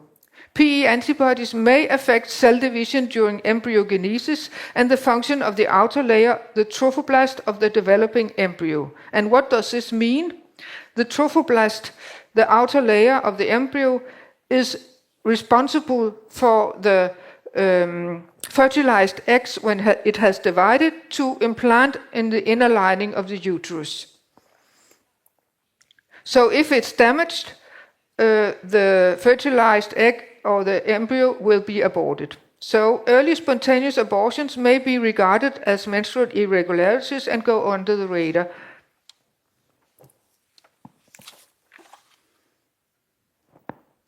And what about the nanoparticles? Santa Cruz Marquez et al. Means colleagues, did a review article spanning 120 scientific papers. They concluded that certain types of nanoparticles affect pre- and postnatal formation of the egg pool, both in vitro and in vivo. Vitro means in the lab, and vivo means in living organisms. Many studies have been conducted on experimental animals showing that nanoparticles can damage the development of egg cells.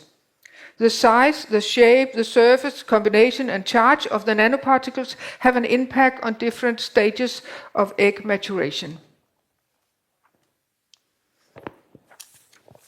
As shown in this illustration, the balls and sticks represent the nanoparticles in different shapes, and they affect the different stages of maturation in the ovary.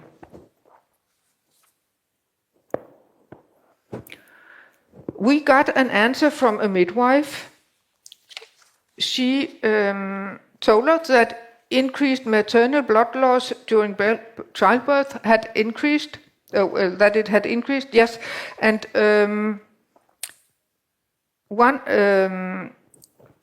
severe postpartum hemorrhage has now been redefined as a loss of 1,500 milliliters or more compared to 1,000 milliliters prior to 2021.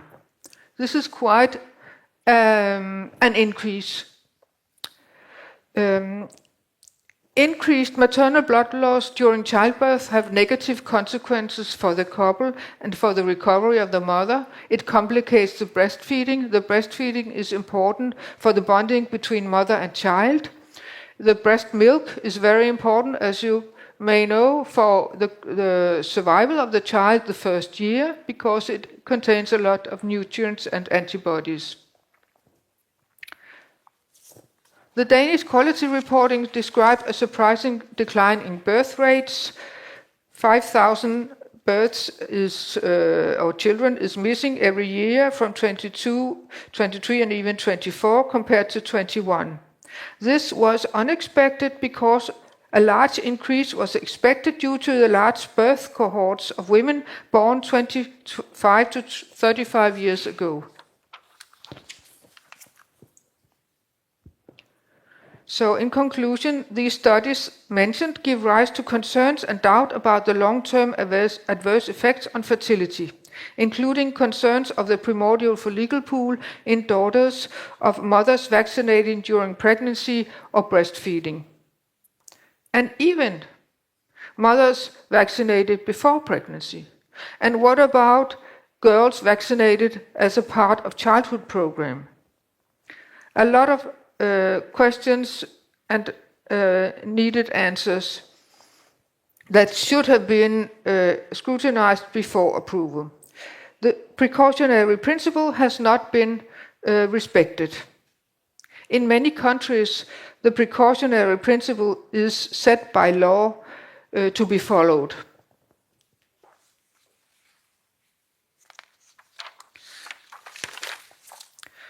Therefore, the North Group calls for an immediate halt to the use of modified mRNA vaccines and a product recall, an independent and transparent investigation into their approval and use, scientific evidence that documents that there is absolutely no risk of damage to human DNA. Thank you for listening. Thank you, Sean. Our next speaker is Mr. Varro Vooglaid. So please, feel free.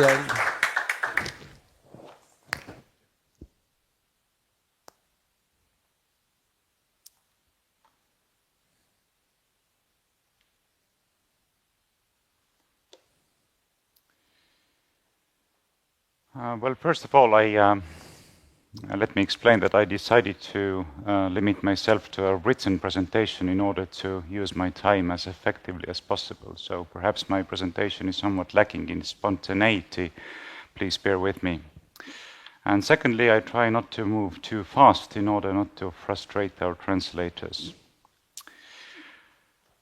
Ladies and gentlemen, allow me also to begin by expressing my gratitude to the organizers, to my fellow speakers, to this hotel as a conference venue, and to all of you who are present here today, because it is thanks to your effort and courage that this important event is taking place. Despite the obstacles, despite the pressure, and despite the attempts to silence, ridicule, and marginalize us. We may have been pressured out of the Parliament building, but the discussion itself has not been stopped, and that's the most important thing. The very fact that so much effort is made to avoid or to suppress debate is perhaps the clearest possible evidence that such debate is urgently necessary. When people are unwilling to engage openly, it is most likely because their position cannot withstand honest scrutiny. So all of this is quite informative. But let me now turn to the subject of my presentation. As the title indicates, the importance of vaccination freedom in the system of fundamental rights, I will speak about vaccination freedom and its importance within the system of fundamental rights, based on my experience from legal battles against COVID vaccination mandates. But before addressing that directly, I must begin with a broader observation. For decades, those who hold political power in Western societies have called themselves liberals. They claim to defend the ideal of a free society. Yet in practice, we have witnessed the opposite, a steady narrowing of the scope of fundamental rights and freedoms. This narrowing does not affect only one or two rights. It affects the entire spectrum. Freedom of speech, freedom of conscience, freedom of religion, privacy and family life, parental rights, freedom of association, the secrecy of communication, the right to self-defense, meaning gun rights, freedom of enterprise, the right to private property, the freedom of movement, the right to health and life. One by one, step by step, all these freedoms are being restricted, as if constitutional rights no longer had real significance. At the same time, democratic rights have been and are being hollowed out. Political power moves ever further away from citizens into the hands of unelected bureaucrats and judges, both on the national and international level. Referenda are very rare, almost non-existent. Elections matter less and less because opaque electoral systems and powerful instruments of mass manipulation ensure that those who rise to power are merely interchangeable executors of the same ideological and political program. It is therefore no exaggeration, it is a sober statement of fact, to say that the circles calling themselves liberal have been conducting a systematic assault on the very foundations of a free and democratic society. Behind the facade of liberal democracy, a new authoritarian order is being built. Its pillars are plain to see: the centralization of power on a global scale, the rise of AI-based surveillance systems such as Palantir, the introduction of central bank digital currencies, the suppression of private property, the marginalization of family and other natural social hierarchies, the suppression of free speech, and so on. This transformation does not occur through a sudden coup. It advances gradually, step by step, measure by measure. No single step is shocking enough to provoke mass resistance, and so many fail to see the overall direction. Others do see it, but find themselves unable to mobilize society effectively. The result is a widespread apathy, and apathy is the fertile soil in which authoritarianism grows. Let us hope that the tragic events that we witnessed yesterday, I'm talking about the murder of Charlie Kirk, help open the eyes of the masses. Against this wider background, the restriction on vaccination freedom must be understood as part of the same process. That is, health dictatorship is part of a wider dictatorial program. As Klaus Schwab has infamously stated, and as pointed out already by Dr. Laurie, I quote, "The pandemic represents a rare but narrow window of opportunity to reflect, reimagine, and reset our world." Let us now recall that before the COVID crisis, there was broad consensus, both in Estonia and across the Western world more broadly, that vaccination freedom, understood more broadly as the right to decide freely about medical treatment, was a constitutionally protected right. The consensus was not seriously questioned in public discourse. Political debate on the matter was virtually absent, at least in Estonia. From 2020 onwards, however, this consensus was abruptly overturned. Suddenly, we were effectively told, and told very aggressively, that personal autonomy in matters of health belongs to the past. Just as privacy is now often described as a relic of the 20th century, so too has the right to decide what substances may or may not be introduced into one's own body been portrayed as outdated, incompatible with the so-called challenges of the 21st century. In short, the message was that the freedom of choice over one's own body was no longer something society could afford. And yet, in legal terms, nothing has changed. Nothing has really been changed in the legal order. The principle of bodily integrity remains embedded in our Constitution. Article 18 prohibits torture, cruel treatment, and subjection to medical or scientific experiments without free consent. Other provisions of the Constitution reinforce the same principle: the right to health, the right to private and family life, the right to self-determination, freedom of thought and belief, the right to human dignity, personal liberty, and the right to life. Vaccination freedom is inseparably linked with all of these rights. The same principles are affirmed in binding international instruments, the International Covenant on Civil and Political Rights, the European Convention on Human Rights, and most explicitly, the Oviedo Convention on Human Rights and Biomedicine. That convention was adopted in 1997 precisely to safeguard human dignity and autonomy in medicine. Article 2 declares the primacy of the human being over the interests of society or science.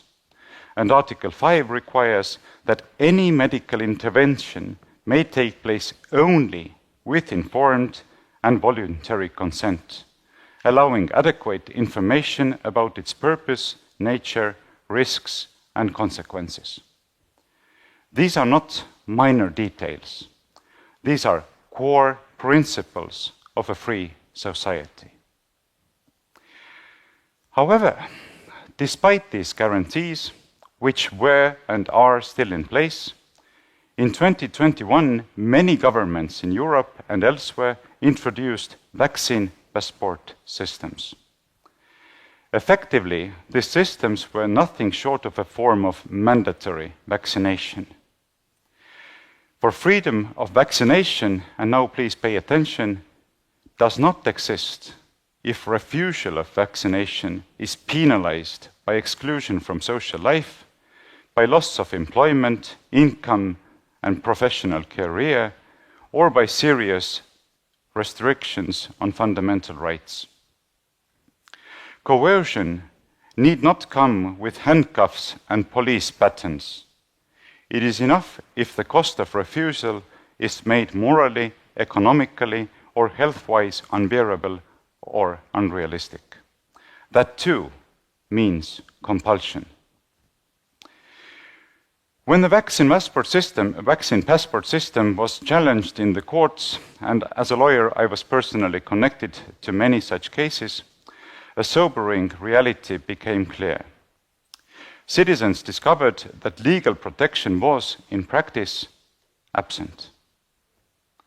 Instead of defending constitutional rights, the judiciary often acted as an enforcer of an unjust political program, helping to destroy the careers of many military officers, policemen, and others who had faithfully served the state for a long time, but refused unnecessary injections of experimental substances, in fact falsely called vaccines. Claims and applications were dismissed even when the lack of justification for government decrees was obvious to any reasonable observers. I could bring many specific examples, but I don't have the time to do that. Fortunately, not every judge surrendered to this program. There were some notable exceptions, judges who refused to lend legitimacy to authoritarian measures. One particularly important decision came from Tallinn Administrative Court on the 31st of May 2022. The court recognized that the vaccine passport system amounted to direct compulsion and was incompatible with human dignity and the principles of the rule of law. This honest judgment by Judge Andreas Paukštis declared unambiguously that exclusion from society cannot be trivialized as a mere loss of convenience. And such measures, the court explained, cut to the very heart of human dignity. Although such judgments were later overturned by higher level courts on dubious grounds, to say the least, they remain shining examples of judicial integrity.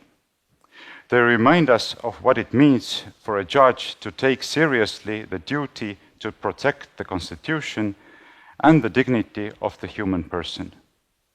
They present an example to all other judges. However, when it became clear that the courts would not provide a real protection, I decided, after being elected to the Parliament in 2023, to try the legislative path. I drafted a bill to amend the penal code and to provide explicit protection for vaccination freedom. I will not go into the details of the proposed legislation because I don't have the time to do that, but in essence, the proposal was clear: to criminalize the administration of medications without informed consent, as well as coercion or pressure to undergo treatment, including vaccination. The proposed penalties ranged from fines to imprisonment, with heavier sentences in aggravated circumstances, such as cases involving minors, significant harm, groups of victims, abuse of authority, the use of experimental substances, etc. The bill also included a narrow exception: in urgent life-saving situations where a patient cannot express consent, qualified medical professionals may act if it is necessary to preserve, as stated, the patient's life. Unfortunately, as expected, rejection of the bill, the bill was rejected. The government coalition sent it directly to the dustbin. Well, this is the fate of all legislative bills started by opposition deputies. This outcome, as such, should not be regarded as surprising, for the very political forces that blocked the bill were to a large extent the same ones responsible for the widespread violations of vaccination freedom in 2021 and 2022. But here, rejection of the bill does not mean the effort was wasted. On the contrary, it underlined how necessary such efforts remain, both in Estonia and elsewhere. For protecting bodily integrity from the intrusions of governments, international organizations, and corporations is not optional. It is the most basic duty of any state that claims to respect human dignity. If we abandon this principle, we open the door to even deeper intrusions. What begins with compulsory injections may expand to demands for biotechnological implants, chips placed in our bodies in the name of health or security. The same noble-sounding slogans will be used again and again. And if the principle of free consent has already been eroded, our ability to resist will be gravely weakened. What follows is a dictatorial system of servitude on an unforeseen scale. Ladies and gentlemen, allow me to conclude. Without respect for bodily integrity and without vaccination freedom as a central part of it, we cannot realistically speak of a free and just society. These principles are not negotiable. They stand at the very core of human dignity.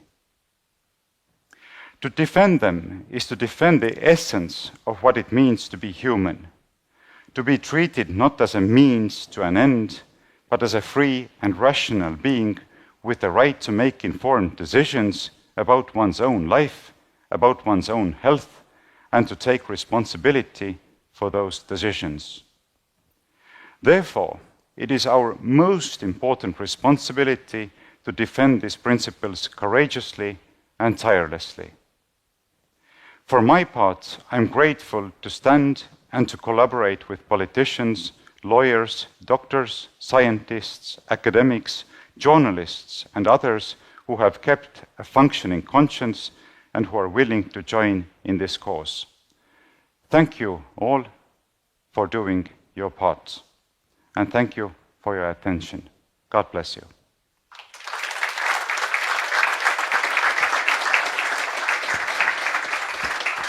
Thank you, Mr. Vooglaid. So now we have a break for 1 hour. So we come back 1:30. So see you and refresh yourself, please.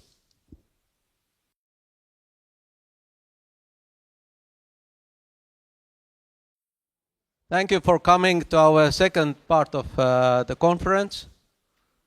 And I'm very honored and pleased to welcome Mr. Rimas Jankunat from Lithuania. So please, floor is yours. Use pointer and everything.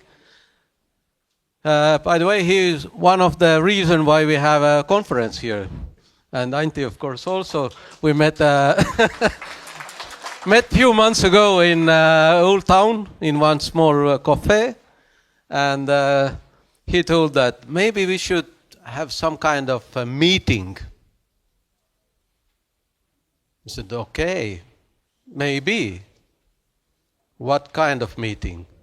No, let's talk about science, freedom, and free speech and issues like that. I said, maybe we should.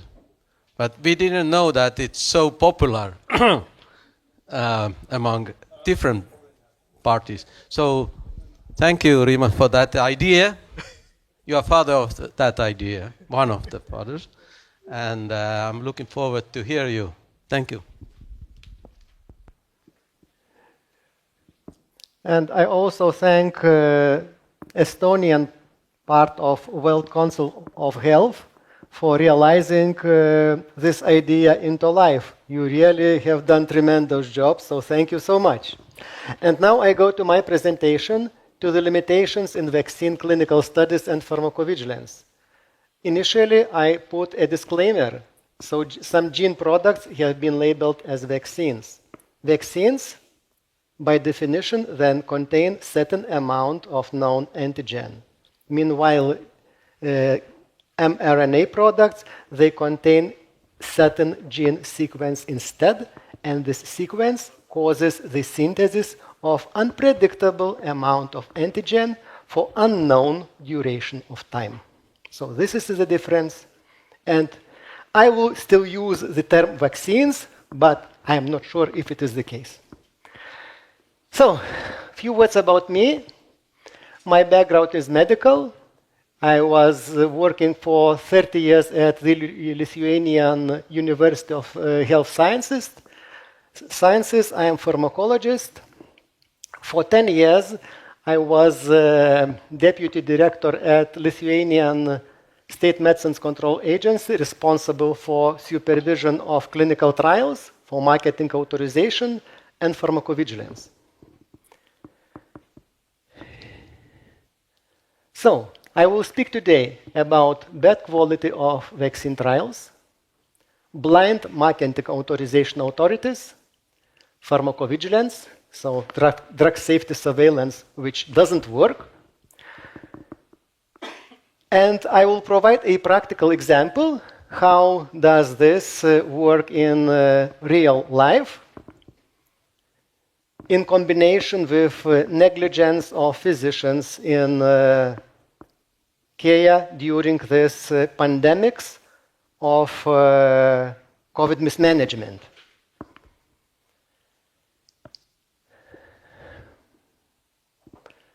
So, what can I say about vaccine trials? It was inappropriate stratification. I will clarify later. Short blinded phase. They are not designed to detect rare or delayed adverse drug reactions. They are underpowered at critical safety endpoints. And efficacy endpoints were commercial, rather public health.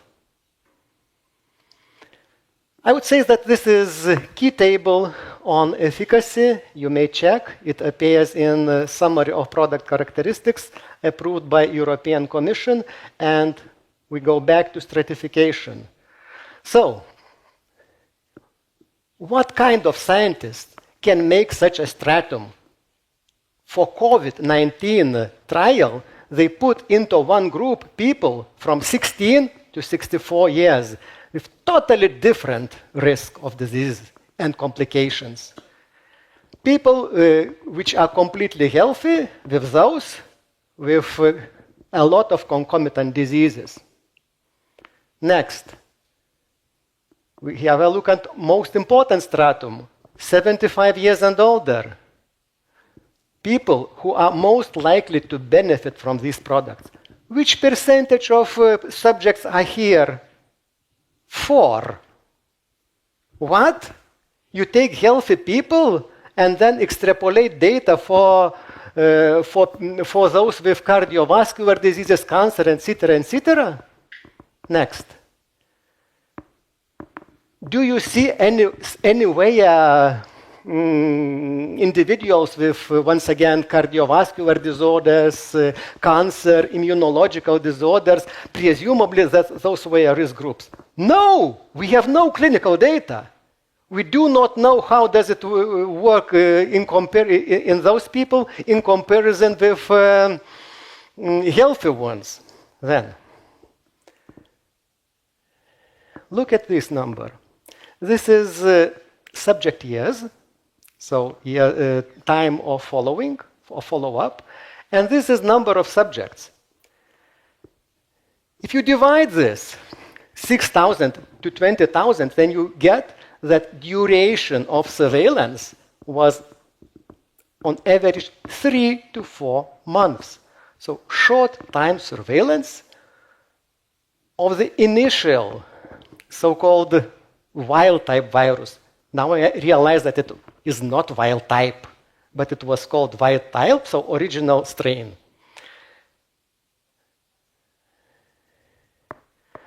They calculated vaccine efficacy. It is, how did they get? They protected about 800 people of those 20,000 who were included. And they got this 91%. This is so-called relative risk reduction. But absolute risk reduction, so real number of people who benefited from intervention, it is 2, 1, 3% depending on vaccine and depending on age group. But they do not show the absolute risk reduction, violating the guideline of the European Medicines Agency.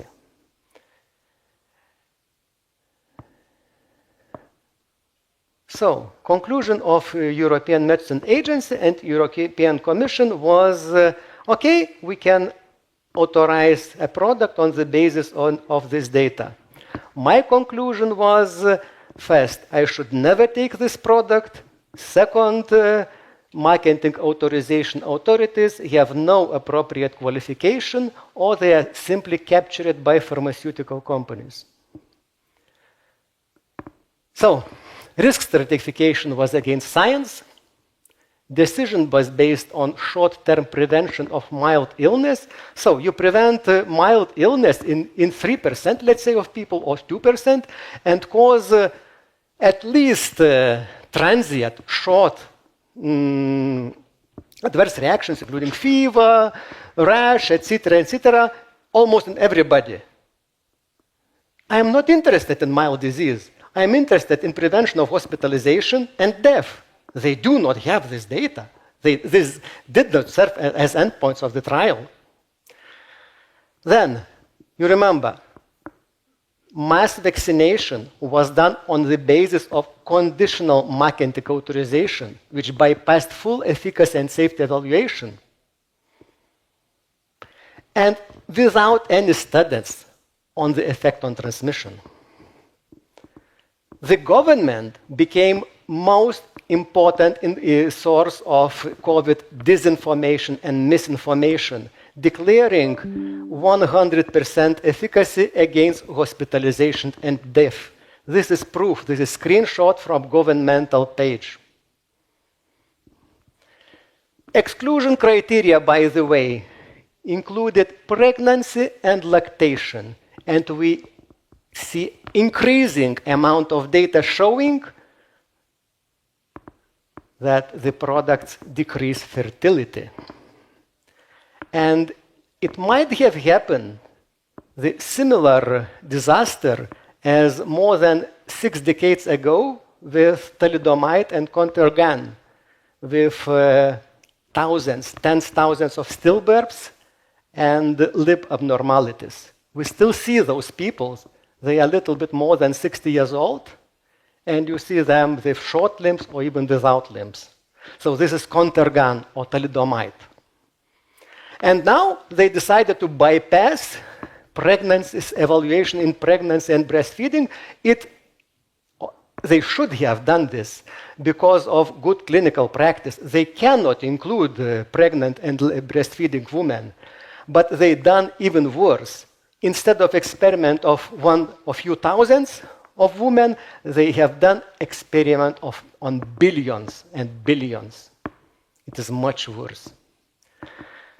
Next disaster was a study of Comirnaty, so Pfizer so-called vaccine in adolescents, without any data on randomized controlled trials on preventing severe disease and death, without data on long-term safety, with a short control phase and small sample size, approximately 1,000 in vaccine group and 1,000 in control group. And without consideration of the number of serious adverse events in the vaccine versus placebo arm. Have a look. 7 serious adverse events in vaccine arm, only 3 in placebo arm. Life-threatening, 2 in vaccine arm, 0 in placebo arm. Of course, this doesn't reach statistical significance. I told already, the trial was underpowered. And this is our publication of me and my colleagues based just on the analysis of the assessment report of the European Medicines Agency. You may check it at their website and check all these numbers. So on my understanding, risk-benefit ratio in this age group is clearly negative. Pharmacovigilance, so drug safety surveillance. We have seen in the presentation of Tess Lorry that there are more than 5 million reports on adverse reactions to COVID vaccines. But which percentage have been reported? I took data from Lithuanian State Medicines Control Agency. They got 35 reports of death after COVID vaccine.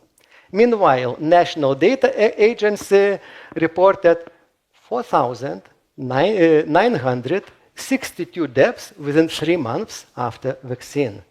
So it is 0.7%. What about another adverse drug reactions? I say that percentage reported is definitely less than 1% and even less. And this is a table. Clinical studies demonstrated that almost everybody got some adverse reaction. Now I calculated number of doses administered in various countries and also number of adverse reports I took from websites of competent authorities. So then we get percentage reported. You see Lithuania 0.18, Norway 0.5, Estonia 0.35, etc., etc. Not so many. So the previous slide may be multiplied at least 100 of times. By the way, Health Law Institute encouraged citizens to report suspected serious adverse drug reactions. However, public officials challenged and stopped this initiative. I think that critical drug safety information was lost because of that. And now, how did this translate to real life? Case study, fatal cerebrovenous sinus thrombosis in 17-year-old male, post-vaccine and post-COVID infection. He was misdiagnosed as migraine, received treatment late. Emergency surgery wasn't successful, and these are laboratory findings which demonstrated increased coagulation, extremely high titer of antibodies against receptor binding domain, and elevating troponin, which probably demonstrates cardiac damage.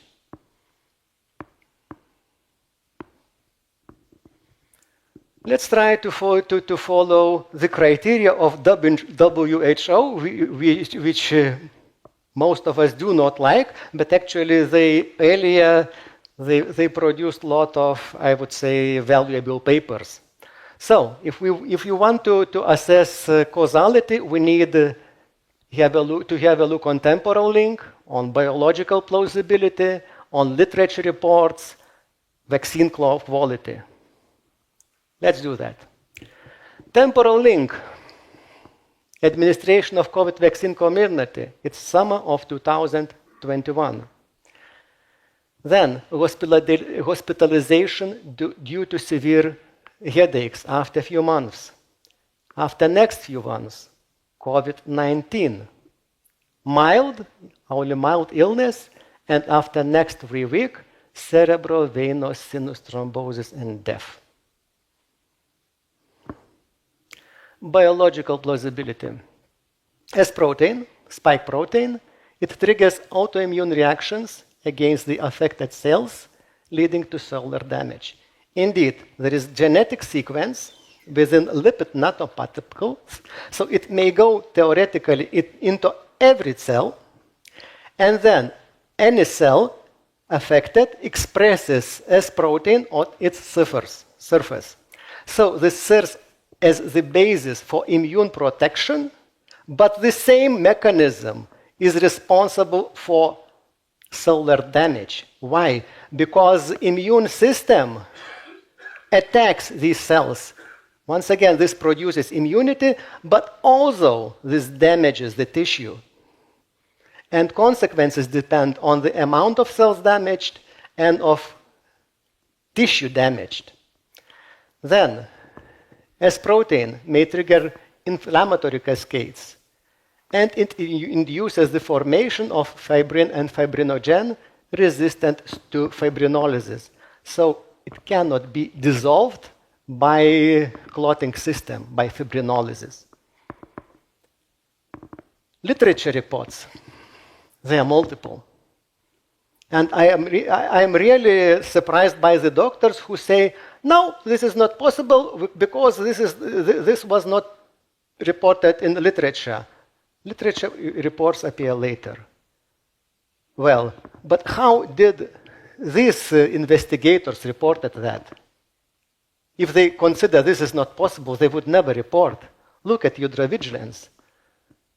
Hundreds of reports of cerebral venous thrombosis and cerebral venous sinus thrombosis following mRNA vaccination.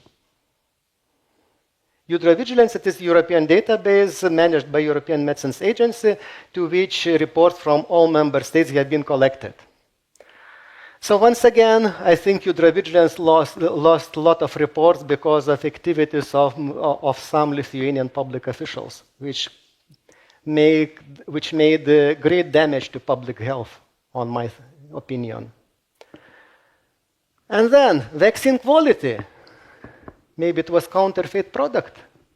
You know, more than 10 years ago, European Commission adopted delegated regulation on falsified medicinal products. It was intended to prevent the entry into the legal supply chain of falsified medicinal products.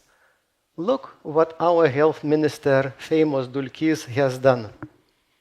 He made exemption for COVID-19 products. Safety features were not required from December 2020 till at least mid of 2022.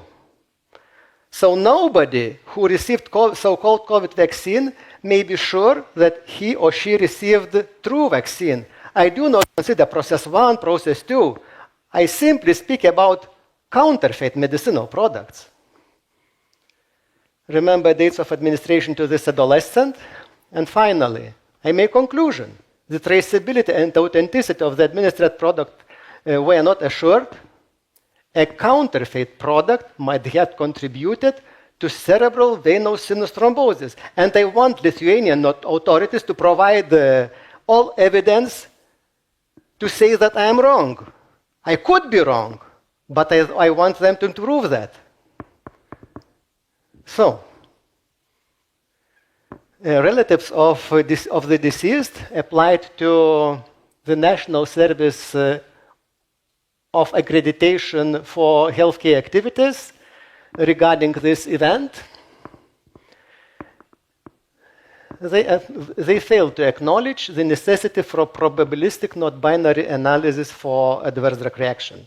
So, binary means it caused or it didn't, but it is not possible in most cases.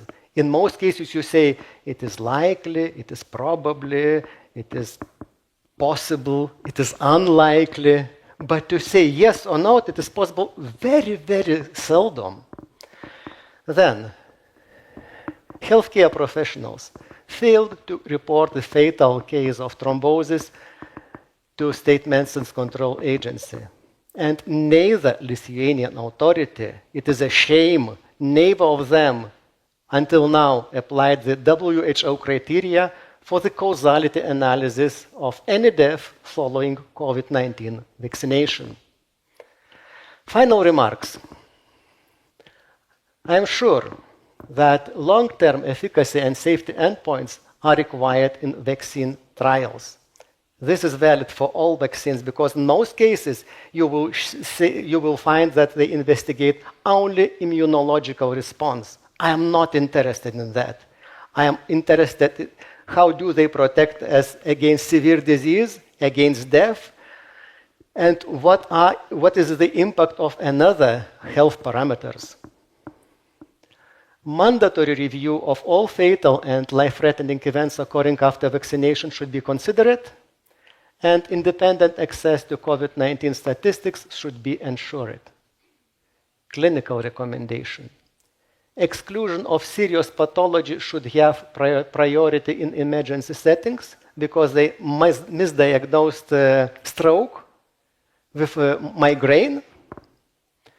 Clinicians should be educated on the potential of serious unexpected adverse drug reactions. Unexpected means not appearing in drug label, including the summary of product characteristics. And finally, I would like to thank for your attention and to thank all courageous people in Lithuania, Estonia, and all over the world who decided to speak out for the sake of medicine, health, and human rights. Thanks once again. Thank you, Rimas. Thank you for the wonderful lecture. And our next speaker is Meike Terhorst. So welcome, please. Thank you so much for giving me the opportunity to speak today. My name is Meike Terhorst. I'm a lawyer from the Netherlands, Alkmaar. My presentation is about how MPs can stop the WHO power grab. And I think what we're looking at is a corporate takeover. So not just an international organization. There are two legal instruments for the global control. The International Health Regulations of 2005. This document concerns health threats.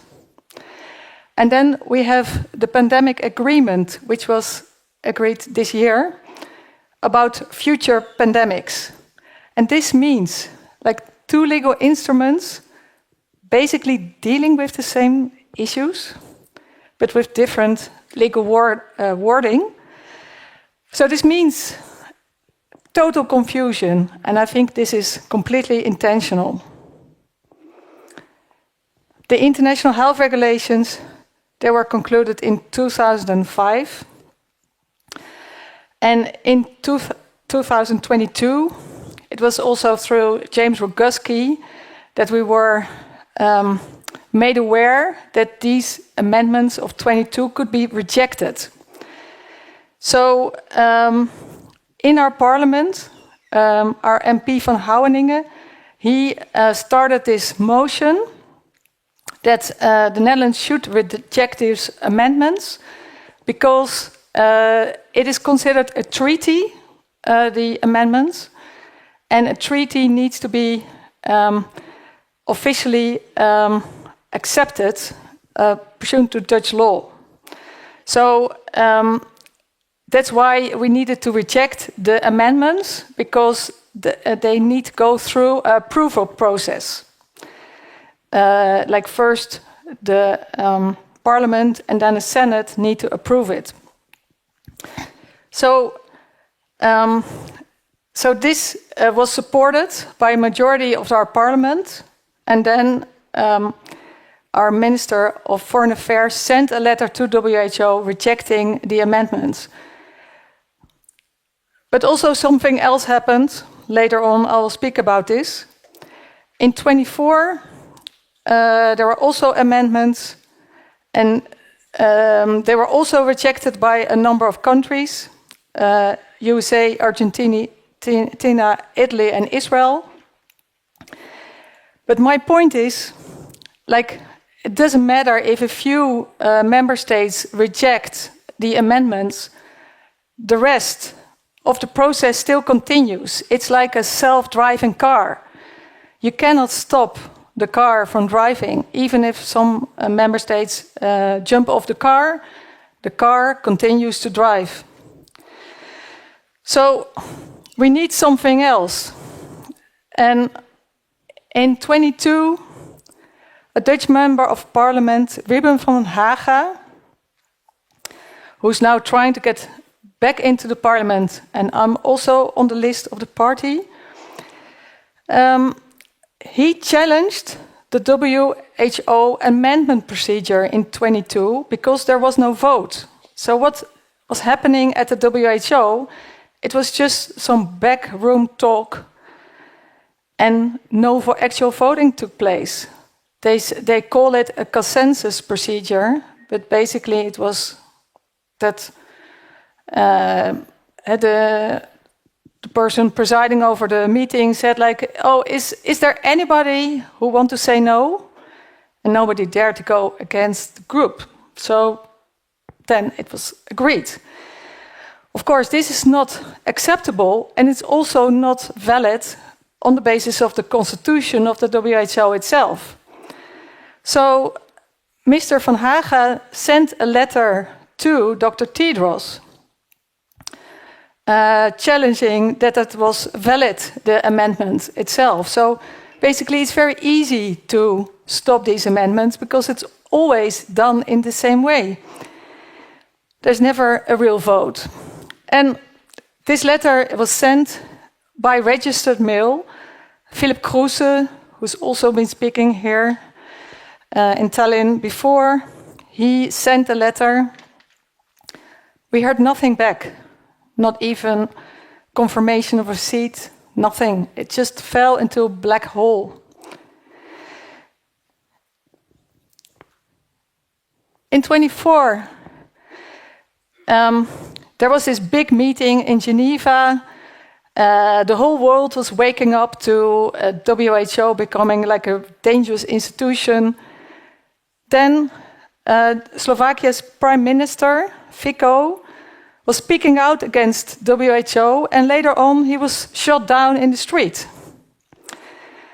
Well, he survived this shooting, fortunately, but the Prime Minister of Iran was shot down with the helicopter, and he did not survive this. So anybody speaking out may encounter serious problems or even not survive it. With Admiral, who's present here, we were at WHO headquarters in Geneva, and we were trying to present a letter to Dr. Tedros in person.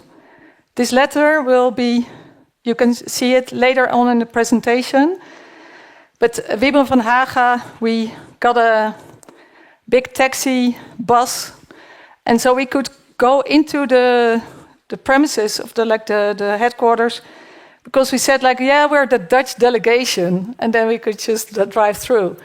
So it was quite hilarious. And then we made this photo in front of the WHO. We have this statue of a probably African girl being vaccinated. So it's a bit colonial. So we made this photo to kind of protest about this. And then we asked somebody to take the photo. And just out of curiosity, we said like, "Oh, are you here today for the IHR negotiations?" And he said like, "Yes, I'm part of the Indian delegation." And so we asked like, "How's it going?" So like, "Well, we got a one-way ticket, and we can only go back if we say yes to everything that they propose." So we were quite shocked to hear this. And as a lawyer, I was also very pleased because the next day was the big lawyers' press meeting. Reggie was also there in Shabnam. And so we could present to the world that this is not a fair game. Like, if you can pressure the delegations to say yes to everything, this is unfair pressure, and this is not legal. You can only agree on things if it's out of free will. So when you're forced into accepting things, it's not legal, it's void. And so I think that all the agreements that are put under this kind of pressure to let delegates to say yes to this are null and void, or at least you can argue that in court. Okay, the pandemic agreement was signed this year, or agreed between brackets. USA did not show up. There were abstentions from Poland, Israel, Iran, Slovakia, and Russia. But still, the show goes on. Like the self-driving car continues to drive. And quite surprising, it turned out that the majority of the agreement was not agreed yet. So the PEPs agreement, Reggie will tell more about this later on, still needed to be agreed. So basically it was also a fake deal. Next week, from this September 15 till 19, they continue to negotiate between brackets. And so it's basically a kind of a scam, in my opinion. So this PEPs agreement is a legal framework for access to pathogen samples. It sounds quite normal. But what they're talking about is that they are building bioweapons, and we have to pay for it. And then they build this bioweapon so they can produce vaccines. And we also have to pay for it. And this all takes place behind closed doors, and everything is secret. My question is, isn't this contrary to the 1972 Biological Weapon Convention? And I think the simple answer is yes. And of course, it can never be legal to kill people. So this is also not valid from a legal point of view. My question is, why was WHO never subject to serious legal review on how it handled the COVID-19 pandemic? I did some research, and it turned out the WHO helped to build the Wuhan lab, where the gain-of-function research was taking place. WHO did it. It was really surprising. And you can find that article on my Substack page, so I hope you can look that up. There, WIF-1 was created, which is supposedly the bioweapon that was used. Jeremy Farrar, he organized a conference call of February 1st, 2020 with Fauci and Marion Koopmans and so on. There they tried to repress the lab leak theory, and Jeremy Farrar, he had a power of attorney to, on his own, represent WHO and also the Wellcome Trust. So, of course, this is very strange. Like you say that WHO is an international organization, but then just a single person can represent that organization without anybody having to agree or say about it? It's very, very weird. It's also in my article that Jeremy had this single, that he on his own could represent WHO. Also, the WHO set up the PCR test in 2020 of January. WHO helped to set up the worldwide lockdowns. WHO helped to block access to early treatment, HCQ and ivermectin. And I think this is very important. Like Tess also pointed out, like if you have a medicine that is very safe and effective to cure COVID-19, why would you roll out these vaccines? And on ivermectin, it was through a legal court case that I was involved with as a lawyer, representing a doctor under fire from our authorities. Ivermectin was the biggest program of the WHO, where this ivermectin was given out for free in many countries, and one of the biggest factories is in Holland, in Haarlem, quite close to where I live, and they make like millions of pills per day, and they had like 5.1 billion recipes or off-label recipes to hand out this ivermectin, and they knew it was probably one of the most safe medicines in the world. And this program ran until 2020, so it makes it very clear that WHO knew that it was effective. Also, there is a book, The War on Ivermectin. It's very interesting. In this book, it was pointed out that the efficacy was like 75%, so it was very effective against COVID-19. Still, they blocked it, which makes it sure like WHO is not about health. It's about power. Okay, and WHO promoted the worldwide vaccination on COVID-19 vaccines, causing death, heart attacks, cancer, and so on. We have the Pfizer report 531, which is very important proof that it was meant to kill people or injure them. And this is, of course, from a legal standpoint, not valid. It all was about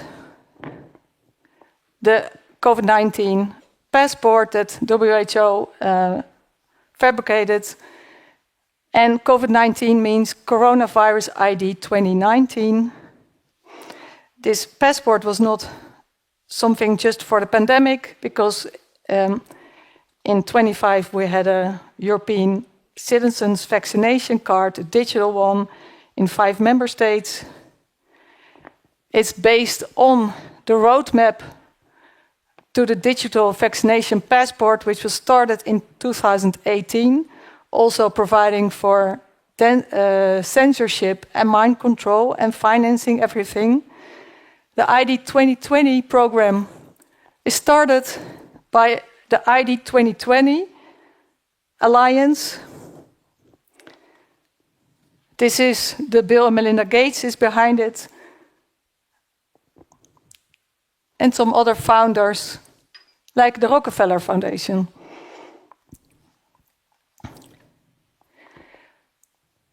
Behind closed doors, in 2020, the immunization agenda 2030 was agreed upon in silence.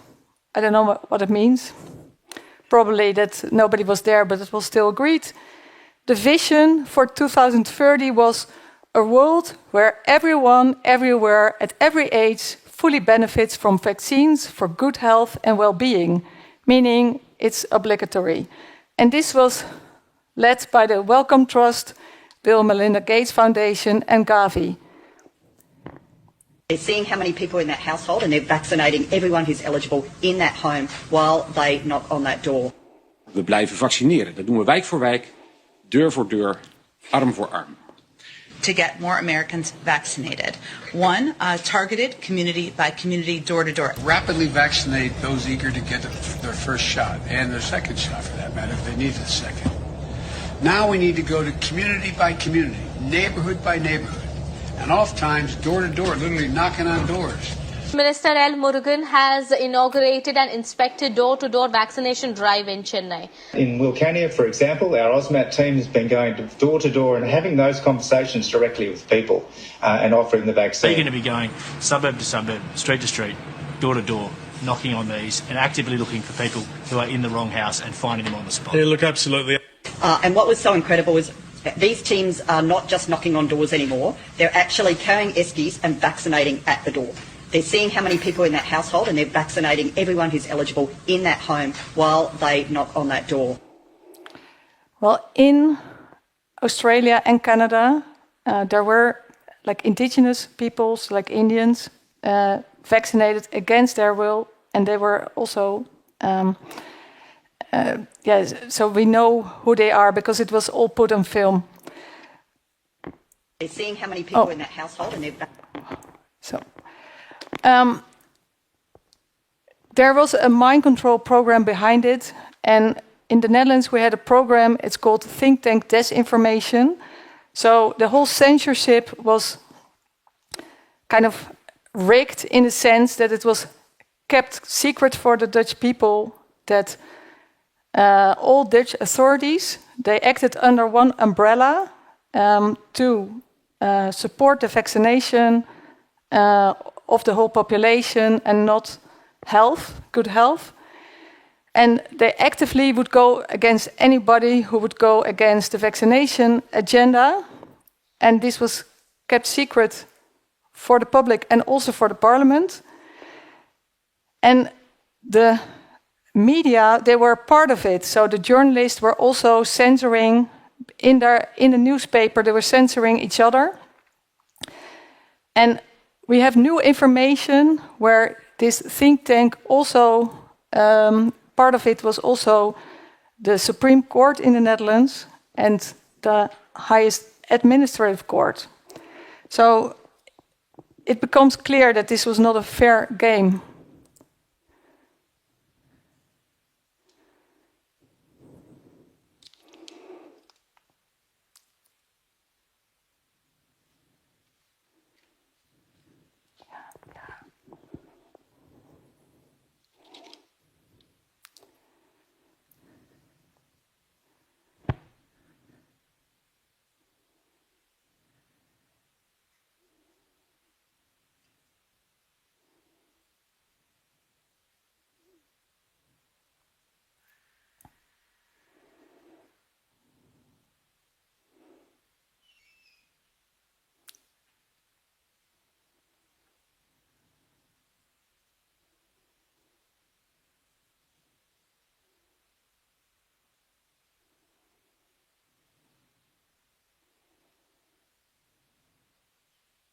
Aujourd'hui, au bout de ça, on parle de puces qu'on pourra s'implanter. Ce sera quand, ça?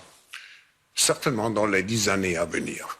Et d'abord, on va les implanter dans nos vêtements, c'est-à-dire wearables, comme on le dit. Et après, on pourrait s'imaginer qu'on les implante dans nos cerveaux ou dans notre peau. Et à la fin, peut-être il y a une communication directe entre notre cerveau et le monde digital. Ce que nous voyons, c'est une sorte de fusion du monde physique, digital et biologique. On appelle quelqu'un, on n'a même plus le réflexe de devoir prendre un appareil, ça se fait naturellement. Hein. La technique continue le corps. Oui, vous parlez et vous dites, je veux maintenant être connecté avec n'importe qui. Et d'abord, vous avez les robots personnalisés. Et j'ai vu que M. Zuckerberg a prédit qu'à la fin de l'année, il va avoir son robot, son butler personnalisé qui est à sa disposition. Donc, comme dans Downton Abbey, on aura son butler personnel, son serviteur, son esclave. Oui, mais il y a une différence. C'est un serviteur qui, avec l'intelligence artificielle, apprend et qui n'est pas seulement votre assistant pour des travaux manuels, qui veut peut vraiment être un partenaire intellectuel de vous. Creepy. Okay, yeah, so if we listen to Klaus Schwab, we will all get a chip in our brain and we don't have to worry about anything anymore and technology will rule over us. In 2017, the European Commission ordered a study on how to chip your workers. In 29, I think it was Bill Gates who did inject babies with a proof of vaccination chip that you could see with your iPhone.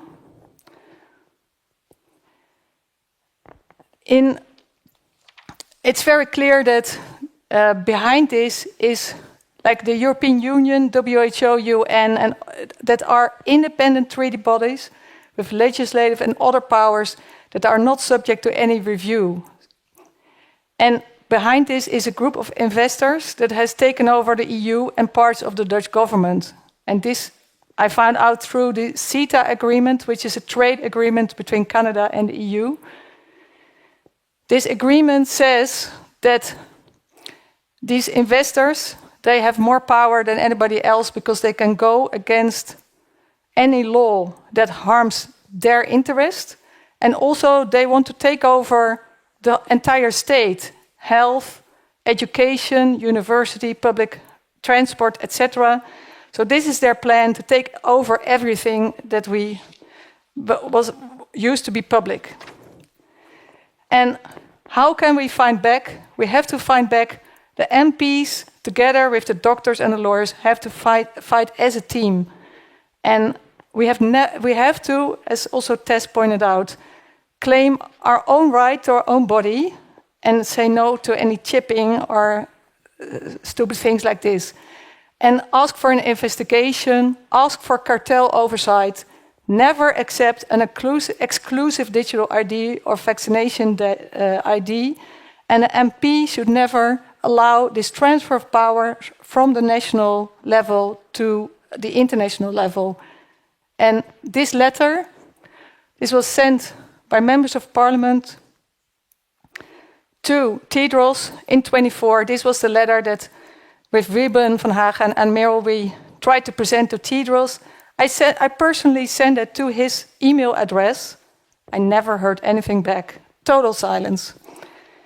But he got nervous about all these kind of things, and he said like he was regretting so much how there was so many powers going against WHO, and he felt so sorry for himself.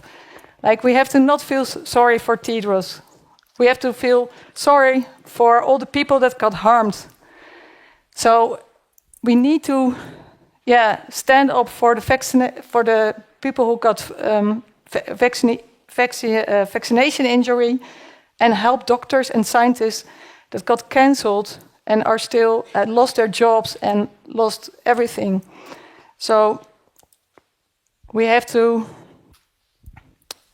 do something and not just talk. This was it. Thank you. Thank you, Meike, for your presentation. The next speaker is Ossi Tihonen from Finland. So, welcome. I'm sorry we are a little bit in a hurry, but I hope you manage on time. Thank you. I hope. My topic is Finland the most brainwashed country on earth? And a few words of myself. I have done other things than politics too. In 2018, I switched to the politics side. Before that, I was founder of a telemedicine company in 2002, and I had 25 doctors working for me. So I have done many things in my life already, other than politics. The one who got me activated in the politics was this climate change hoax. I have known for 30 years that it's a total lie. So in 2018, I decided that I had to do something for it because I had time and money, and I have said that I will be a millionaire in the politics. My value goes down to €1 million. So we founded the Freedom Alliance Party 3 years from this moment, and we got 1% votes in the last parliamentary elections, just 1%. And why is that? Most Finns don't even know that this kind of party exists. Mainstream media doesn't even bark on us. They don't want us to be recognized or even known. And you have a much better situation here in Estonia. You have a 10% EKRE in the parliament. In Finland, there's just one party in the parliament. There are different fractions, and they just change the actor. They're in the government, but the policies go on similar. Like there is said that we have a conservative parliament in Finland, but that doesn't apply. It's the same socialist, globalist government as the previous one. So there may be some other countries that are more brainwashed, like North Korea or something, but Finland is probably the second. I will state this later today. Can I have the second slide? We all know in somewhere in March 2020 or February there came a new deadly virus, and I too went to the grocery store and bought some supplies, and I thought, okay, this is it. But quite soon, in 4 weeks, I started to think that there's something very rotten in this, because my network brought me info that this is not true. I thought, why is that? But it comes from the climate change hoax.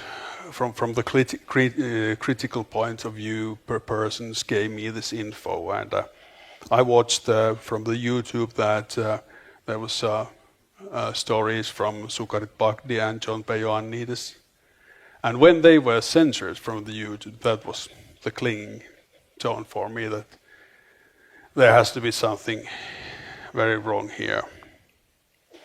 And I started to watch the statistics. I wrote my first blog post in March 2020, and I started to look up the total mortality figures. And there were a few very funny things according to the state of the events. Can I have the next slide? Oh, I have this. Finnish government even made the thorough assessment reports of the masks in May 2020, and it said quite clearly that masks doesn't work. It was done by a very prominent epidemiologist, former professor, and a quite large group of other scientists, and they said that, okay, they don't work. Media confused quite a lot of this, but in 6 months, they turned it totally around. Everybody had to wear masks.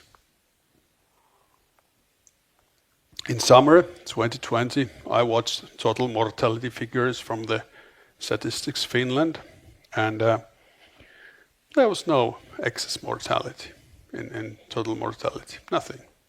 I thought, okay, when I show these figures, I have to convince some of the politicians and officials that there is nothing to be worried about. And I watched what happened in Sweden. I also watched Sweden's figures, and there was the same thing, nothing very special. And Anders Tegnell was in Sweden very informed about this thing. It turned later in Sweden too, but the mortality figures were there was no pandemia. There was even in Finnish social and healthcare ministry there was criteria what is pandemia, It was not even close there. And they still said that there's a pandemic. Total lie.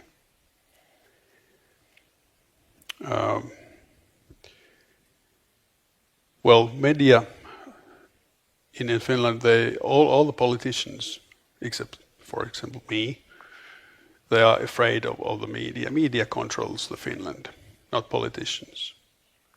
And every politician fear of the media. They are not allowed to tell the truth. And here in Estonia, the situation is much better. Can I have the next slide? Here's total mortality figures now. Quite few, I think 3 weeks ago I made this slide. There is, we are here. These are the winter flu season from week 40, from the autumn to the spring week 20 in Finland. Usually the mortality goes up in the winter because every winter there are some kind of infection or epidemic. And there was nothing here in the winter 2019 to 20 and 20 to 21, nothing. And they said, we have a pandemic. It wasn't in Finland, at least. And death rates went up in May or June 2021 from the second shot. First shot didn't kill people first in the, let's say, 5 months. But in the second shot, it rose up immediately. And it has stayed quite high after that. I have quarreled in the net, for example, some professors who they don't know how to calculate these things even. Finnish THL, the health officials, they kept this kind of calculations until 2019. This is their idea, but they haven't published any figures since 2019. Why? We all know why. Because you can see that there is no pandemic, and the deaths start from the second shots. So there's no association to the claim pandemia in mortality, in total mortality, but there's association to mRNA shots. This is quite clear. Oh, it works. In Finland, there are several studies that Finns trust in the media. There are 4 main journals or media in Finland, and Finns trust them. I don't know why, because they lie daily. But the circulation of the media, the papers and readers, they dropped like stone.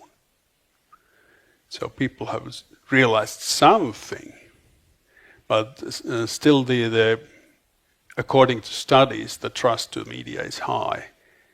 But they're usually done by the media itself, these studies. So Finland has traditionally been a high trust society. People have trusted each other, and even the officials and maybe some politicians, at least few. And I haven't figured out what's the reason for this, but I think it's from the cold climate. If you don't trust your neighbor or family members in the cold climate, you die in the snow. You have to trust your friends and countrymen. And it is now used to ruin the country and kill the people. So conclusions. If you watch the total mortality figures and the estimates based on the age, for example, from 1945, men were released from the front in 1944 autumn. 9 months since that, babies start to born, about 100,000 babies a year from 45 to 56. A large population. These people have started to come in the age when they die. But this is not the reason for the extra mortality. Statistics Finland have calculated how many people should die according to the age. And you can calculate the difference between these. So according to my estimates, about 70,000 Finns have died more than they should have been. And this is in line with the several international studies from the southern hemisphere. They calculated that 70 million people have died from the mRNA shots. So this is in line with this. Media officials and politicians all lied. People died. It was never a question of virus pandemic or healthcare in general, but pandemia of corruption. There's a thorough story in my blog with 122 references. And it was written by a very prominent scientist who is still in the medicine business, has been over 30 years. He's highest education in the area, but he cannot tell his name because he would be fired immediately from the medicine company. So in Finland, this is very well documented what happened. Officials lied in every step. I busted them at least 3 times. They just lied. For example, emergency care units, they said that they are full with corona patients, but there was another official in Finland who had the figures of the whole country. And you can watch that they are half empty, emergency units. And hospitals are also empty. And nurses and doctors had so much free time that they danced in there and made videos. So Finland is also, again, according to the several studies, the happiest country in the world. Well, you can be happy if you don't know what the reality is. Happiness is a feeling. You can be happy and then you die. Thank you. That was. Thank you, Ossi, for a wonderful lecture. Our next speaker is Peter McCullough. You are online, we see you, and hopefully we can hear you also. Testing, 1, 2, 3, testing, can you hear me? Yes, thank you. Continue with your lecture, please. Thank you. Well, thank you, Mr. and Mrs. Chairman, and thanks to each and every one of you for attending this very important event, this symposium. My name is Dr. Peter McCullough. I'm in practice as an internal medicine physician, cardiologist, and a research epidemiologist. I'm president of the McCullough Foundation, and I am the chief scientific officer of the Wellness Company. These are my prepared remarks. Over the last 5 years, nearly the entire world has been exposed to a novel protein called the spike protein, which is on the surface of SARS-CoV-2. This virus was engineered in the Wuhan Institute of Virology by a US-Chinese collaboration. It began infecting people at late 2019, and sadly, people died of the infection. The number of deaths and the number of infections was greatly exaggerated based on testing and case definitions. But to make matters worse, the vaccines programs which rolled out in 2021 again featured the spike protein, the dangerous and lethal part of the virus. So people were then exposed additionally to more spike protein. And some of the vaccines, the genetic vaccines, like the messenger RNA vaccines, to this day are producing spike protein in the bodies of those who took them. The adenoviral vaccines gave a big blast of spike protein. That would be Janssen and AstraZeneca. And then others just gave a fixed amount, like the Sinopharm, the Coronavac, and the Novavax vaccines. But suffice it to say, 97% of us have been exposed to the spike protein. A sizable proportion of us, my estimate is more than 5%, have circulating spike protein in our bloodstream right now. I'm actively involved in research. I have over 100 peer-reviewed publications on the topic. I'm one of the most cited doctors throughout the pandemic. And what we need now is we need a complete removal of the vaccines from the market. Virtually no one is taking them. It'll be symbolic to end the vaccine campaign. And then we need pandemic recovery research programs releasing the vaccine administration data in all the countries so we can merge to important data sets, cardiovascular, neurologic, thrombotic, autoimmune, cancer. All of these registries need to be merged with the vaccine administration data. All research papers need to report vaccine status. And then we need to begin the long road of pandemic recovery through spike detoxification, various methods to clear the spike protein from the body. One of the most widely used methods is copyrighted in my name for accountability reasons, McCullough Protocol, based spike protein detoxification, the combination of nattokinase, bromelain, curcumin, and other substances. There may be other natural compounds or even medicinal compounds that help clear the spike protein from the body. We must be vigilant and guarding against recurrent SARS-CoV-2 infection with nasal sprays and gargles twice a day. And all kinds of solutions work, from saline, that's salt water, to iodine and xylitol. All are reasonable. And then we must have immediate access to medications to treat the infection. McCullough treatment protocol is one such example. And in some high-risk patients, we still use oral antivirals, corticosteroids, antibiotics, etc. But I'm here to say, as a medical expert and someone of medical authority, that governments around the world have failed their populations, their citizens. Not a single government in the world right now has called for removal of these vaccines from the market or physically taken them off the market. Not a single government has opened the vials to inspect them for what went wrong. We know that some of the vaccine vials or batches offered little or no side effects. Others were deadly.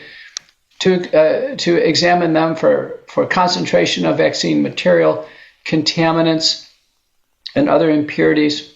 And not a single country has begun a bona fide pandemic recovery research program focusing on the vaccine injured and disabled. Lastly, for those who have died from the vaccine, and those numbers are vast, there needs to be compensation programs to the families and admission of the truth. I'm Dr. Peter McCullough. Those are my prepared remarks. Thank you so much for listening. So we continue with our program. Ms. Shafram, Alisa, floor is yours. Thank you. ETA. You know, in South Africa we say ETA as well. It's amazing how language connects us. There's so many words we have in common. ETA in South African is more like hi. It's like hi, hello, how are you? So yeah. We're going to watch that ants video. And I know some of you are going to be I think all of you will be very inspired by what you see. Are the ants ready? Maybe. There was that ant that stood up to me. Yeah, but we can forget about him. Yeah, it was just one ant. One ant. Yeah, you're right. It's just one ant. Yeah, boss, they're puny. Puny? Say, let's pretend this grain is a puny little ant. Did that hurt? Nope. Well, how about this one? Are you kidding? Well, how about this?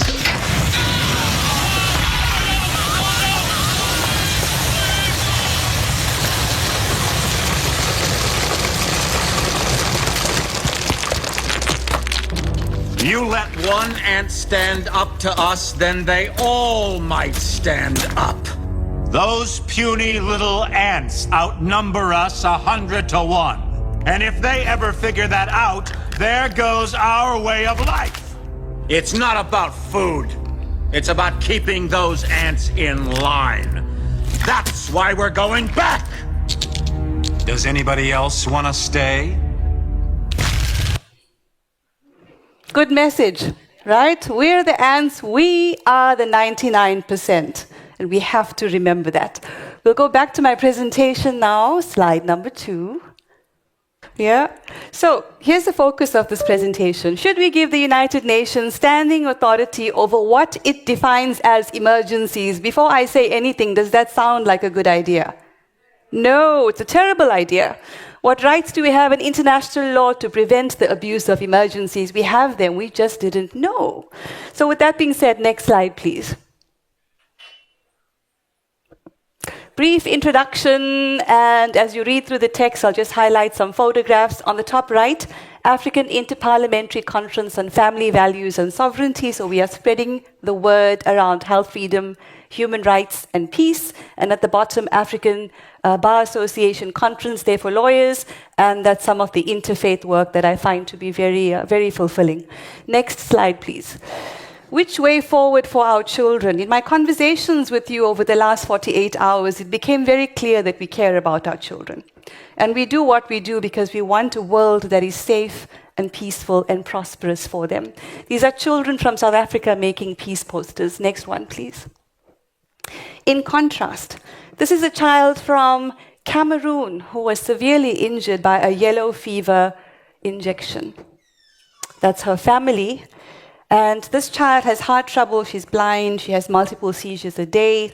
Thankfully, my brother from Canada, Dr. Mark Trozzi, had arranged through a clinic in Canada to send her some medicines. It's helping with the seizures at least. But I would encourage you to watch that film, Infertility, A Diabolical Agenda, where the WHO facilitated an experiment on Kenyan girls and women only. They were told they were getting tetanus shots, but they were laced with HCG, which rendered those girls and women infertile. That's what they did. Please watch that film, infertilitymovie.org. So there are many ways to control and colonize us, and one of the primary ways is corporations like the pharmaceutical industry. Next slide, please.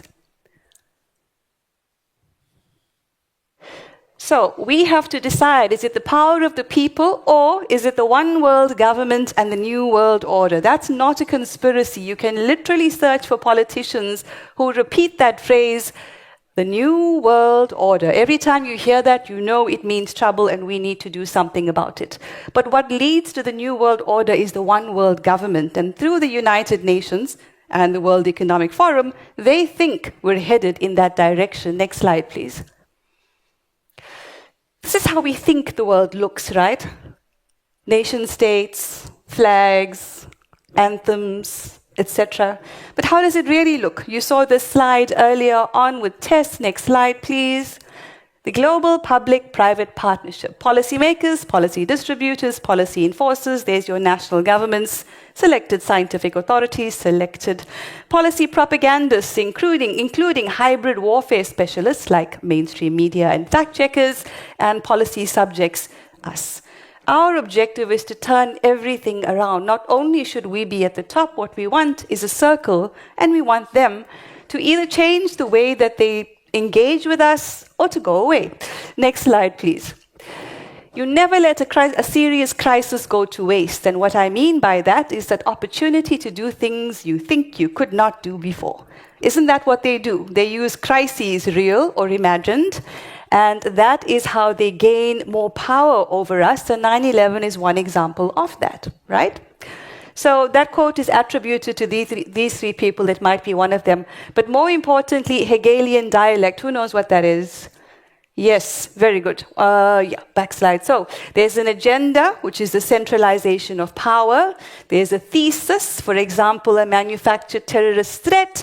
There's an antithesis, the repressive police state. And the synthesis, the removal of freedoms and the transfer of power from the many to the few. Are we going to fall for that again?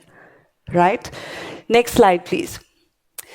So this is a slide around very basically what happened in our different countries over the COVID-19 operation, from Brazil to India to China to Australia, South Africa, United Kingdom, Philippines, US, Myanmar, Belarus, violations of human rights at often an unprecedented scale.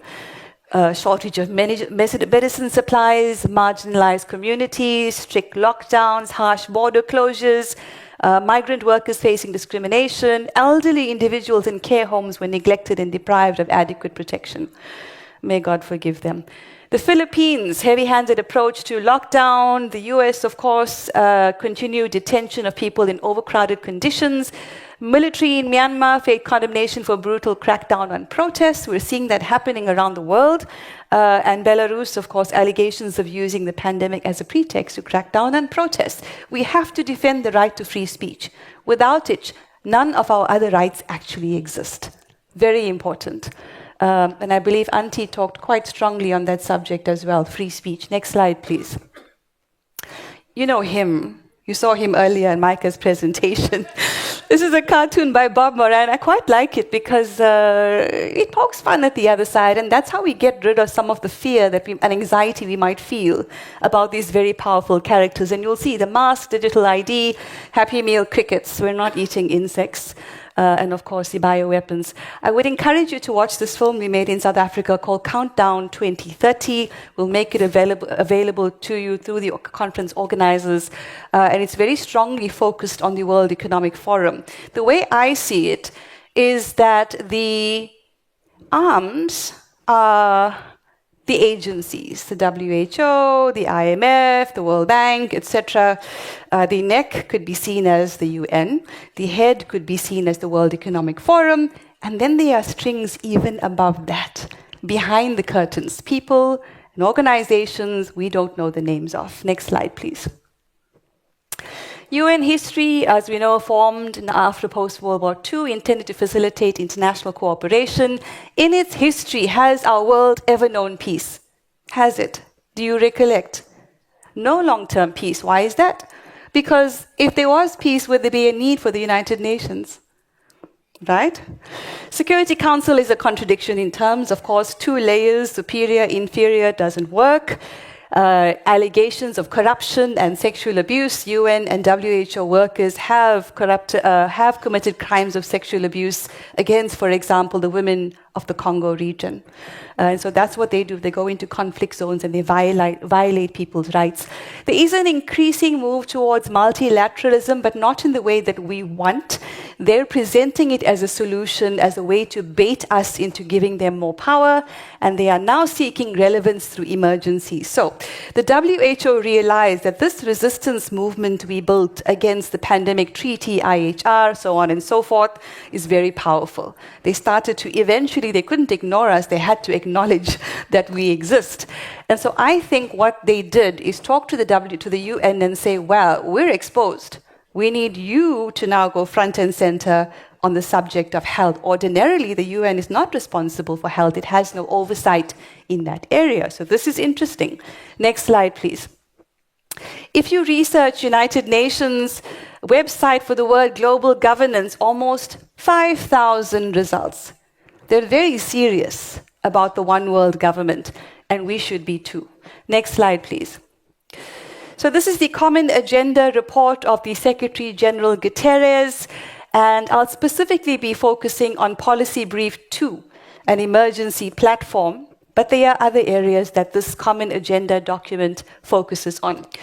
And I quote, I propose that the General Assembly provide the Secretary General and the UN system with standing authority, horrifying, to convene and operationalize automatically an emergency platform in the event of a future complex global shock of sufficient scale, severity, and reach. The Secretary General would decide when to convene an emergency platform in response to a complex global shock. Does that sound like a good idea? We know what we went through with the COVID-19 operation. Next slide, please. So the UN wants standing authority to direct what it defines as emergency, sufficient size, scale, and complexity. The standing authority is a key part of the push towards a one world government in the New World Order's dystopian agenda. The Common Agenda document focuses on 12 areas, so it does include climate change, of course, censorship, tell me you're not surprised, and emergency preparedness. The policy on emergencies includes this emergency platform run by the UN and the oligarchy that determines humanity's direction, or so they'd like to. What are the key principles of this platform? Sounds amazing, but in practice, inclusive and multi-stakeholder, focusing on securing commitment, leveraging existing mechanisms like those created through COVID, strengthening coordination, ensuring solidarity and equity doesn't mean the same thing to them that it does to us. Flexible and agile, in other words, we do what we want when we want to. Interdisciplinary and multi-sectoral. Those are the key principles for this emergency platform that the UN wants standing authority over. Next slide, please. So what are the objectives of this platform? 1, high-level political leadership. Translate that to no public participation, right? 2, equity and solidarity, again, doesn't mean the same thing to us. A coherent multilateral response, that sounds like a pipe dream. 4, inclusive and networked multilateralism, that's not how the world works, especially when you have a mechanism called the Security Council. 5, advocacy and strategic communications, in other words, behavioral modification to make you think this is a good idea. And 6, securing commitments and accountability. What do commitments mean? Money. They want more money. Next slide, please. So the UN's expanded emergency powers include the following 10 types of emergencies. Please raise a hand if they have either happened or are happening right now as I read through them. Pandemics, real or fake, natural or engineered, wars and nuclear events and variations thereof, accidental or deliberate release of biological agents, disruptions in the flow of goods, people, or finance, disruptions in cyberspace or global digital connectivity, yes? A cyber attack on critical infrastructure, electricity, communications, major event in outer space, aliens, solar, meteor, space war. You're seeing the hearings in the US around UFOs, etc. The narrative is building, right? 8, unforeseen risks or black swan events like financial collapse. They're always talking about this. Technological or scientific developments gone rogue, AI, right? That's a serious one. And our favorite, climate or environmental events, degradation or disaster. They are well on their way because they have set the stage for us to believe that we need an emergency platform for these reasons. And on the right, a visual representation of some of these expanded emergency power. What does the UN have to do with pandemics? Because the WHO is exposed. Next slide, please. Now, this was interesting. I saw this on the very long flight here, I think from Netherlands, Johannesburg to Netherlands. French hospitals told to prepare for war in Europe by next year in leaked government letter. Anybody saw that headline? Yeah, so they are preparing Europe for war, and by extension, the whole world. And so what I think, so the country's health minister has instructed hospitals to prepare for a major military engagement by March 2026. In the presentation I did for the National Citizens Inquiry in Canada, part of what I presented, it was around trauma, children's trauma through conflict, but an interesting research study showing that fewer and fewer Canadians are willing to go to war. And fight for who? Corporations? So there's progress in that regard, and certainly that powerful image on the right is one that we bear in mind. What we do for our children. And very often children help us realize what is right. Next slide, please. What are the risks of this emergency platform? I don't have enough time to go through them in detail, but I'll just read them out. Mission creep and scope expansion. So it starts here and it ends up there. You just need to, it's 2 weeks, we just need to lock down for 2 weeks. Remember that? To flatten the curve, and then it became 4 years. So mission creep and scope expansion. Today it's this, tomorrow it's everything. And I keep saying to politicians that I engage with, you're going to become irrelevant once this thing is in place. The erosion of national sovereignty, obviously, especially if someone wants to teach your country a lesson. Or you may have some natural resources that they want. All they would need to do is trigger an emergency, right? Very easy to do. And then say to the UN, exercise your standing authority over that country and tell it what to do. Unbalanced power and influence. Some countries have more power, influence, and resources than others. So if you're a smaller country with lesser influence, this is going to be a major challenge. Also, the creation of a two-tiered system. We have so many tiers, we can't even recognize them, but ultimately it means the UN and then the national governments and everything else built in between. It also bypasses and weakens existing system. You may have a system that's working in your country for emergencies. That would be completely ignored when power is handed over to this emergency platform. It's also a precedent for further centralization of power. They may cover those 10 areas, but believe me, there are many, many more. And of course, there's the potential for abuse and politicization. So these are some of the risks of the UN's emergency platform, which I think the delegates going to the UN, clearly most of them actually don't realize. They just sit there, it's a job, tick the box, get paid, go home. And nobody discusses with us what are the implications of the decisions that they make. Next slide, please. Who benefits? Always follow the money. COI is conflicts of interest. Who would benefit from this emergency platform? Obviously, pharmaceutical and medical supply corporations, technology and cybersecurity giants such as Microsoft, everybody's favorite, not, large logistics and supply chain conglomerates, major financial institutions and investment funds, BlackRock, Vanguard, State Street, so on and so forth, large engineering and construction firms, professional services and consulting firms, what they call think tanks. Oh, I hate that word. Professional services, yes, certain governments and geopolitical blocs. Again, some have more influence and power than others. Who would not profit and could lose? Local businesses, small businesses, NGOs, sovereign nations, and most importantly, we the people. Next slide, please. So what's changed since 2024 when they talked about the Pact for the Future and the Common Agenda, etc.? It was circulated. It's a critical document. And it talked about the emergency platform. But the language was watered down because some delegates from some countries did speak up. So the key change proposed that the platform be activated not by the Secretary General unilaterally, which is what they wanted, but by the United Nations Secretary General with the consent of the affected states and upon the decision of the General Assembly or the Security Council as appropriate. You can already see the problems there. It's watered down, but it's still deeply problematic, right? Because the consent, that affected state can easily be pressured.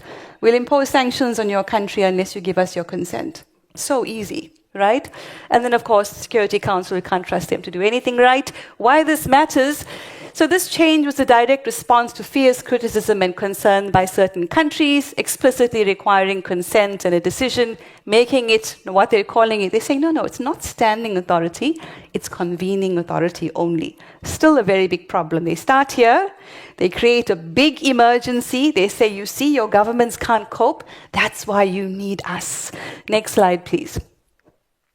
So what can we do, most importantly? Educate yourself. Read the UN's Common Agenda document and the related documents to understand the implications of centralized authority. It's why we advocate for decentralization everywhere, all the time. Advocate for sovereignty. Support leaders and policies that prioritize national self-determination and democratic governance. You have elections coming up in Estonia soon, right? In a year's time? Yep. So this UN emergency platform should be one of the bases for your political campaigns because the current crop is going to go along with this very easily.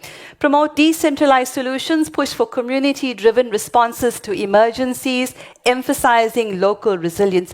I always think, wouldn't it be great if we could meet as communities in our municipalities to decide what needs to happen in our municipality, who's going to do it, how they're going to do it, what is the budget, what is the review mechanisms, and keep national government out of it as much as possible. It is a method, but there must be actual public participation. We have a saying in Africa, nothing for us without us. You can't make decisions without our consent. Build awareness, share information about the risks of centralized power through social media, through grassroots campaigns, and through public forums. Social media, if you can get past the censorship, yes.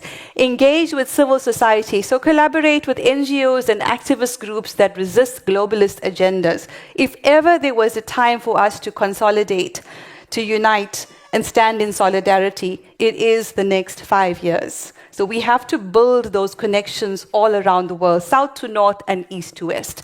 And of course, monitor developments. Stay informed about the implementation of these proposals and hold decision makers accountable. Who knows? Who is your representative to the United Nations? Does anyone know? No? See? That's the problem right there. Go and try and find their email addresses on the UN's website, contact number. Is it there? No. What are they afraid of? Right? Next slide, please. So this is a very important resource from World Council for Health. It's a legal brief called Preventing the Abuse of Public Health Emergencies. It also includes the lawful criteria to declare a state of emergency. This is international law, which our politicians and governments either didn't know about or ignored before they can even think about declaring a state of emergency. I'll share very briefly one of the pages or a flyer from this document on the next slide, which summarizes what are the criteria. We need to know it and know it backwards. Prior to declaring a state of emergency, the onus is on the government to show that the public health crisis threatens the life of the nation. COVID-19 was not a threat to the life of the nation. And that this threat meets the following criteria. Think about COVID. The threat must be 1, actual or imminent. 2, involve the whole nation. Did it? No. 3, place the continuation of the organized life of society at risk of extinction. They certainly made us think that, right, with the fear tactics, but it wasn't true. And 4, be so extraordinary that ordinary measures for protecting health and order are clearly inadequate. Also problematic. Ordinary measures would have done just fine if they didn't block access to therapies that worked, if they didn't lock us down, if they didn't deny us sunshine, vitamin D. So a public health emergency that does not meet these criteria would not constitute a legitimate threat to the life of the nation.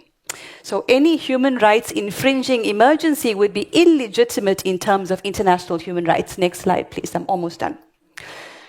We compiled this legal brief with Professor Willem van Aert. He's an international law professor. And you can see genuine emergency here with the criteria and COVID-19 pretend emergency on the right. It didn't meet the criteria. Very important. Next slide, please. So I want to briefly touch on the WHO. Following from Micah. And I wrote this article, Why is the WHO allowed to threaten member states into giving up sovereignty? So we learned from delegates who reached out to us to say that they were being threatened at this World Health Assembly and being told, well, you want sanctions? You want us to malign your country in the media and make you look like you need regime change? What do you want? You know? So it's essentially gangsterism. And of course, the UN must have been aware of this, right? That this was happening at the WHO. Witnesses say that delegates were intimidated. There's been no condemnation by the UN or an effort to investigate. Surprise, surprise. Deepens distrust in the UN. That last phrase was literally told to me by a delegate at the World Health Assembly. I'm currently under technical surveillance and writing to you using VPN. His next message said, I cannot continue this conversation. Next slide, please. Can they impose sanctions? Please do read this article. Short form, yes. Again, unilateral coercive power, using the media, using sanctions, etc. They can impose through influence for not obeying them. It's a long article, but an important one. Next slide, please. This was a notice we sent to the United Nations on the Summit of the Future, the Pact for the Future. Number 2, a statement of dispute about the common agenda. Number 3, a notice to objection to the UN declaration. They did a political declaration on pandemics. The United Nations. Again, doesn't make sense.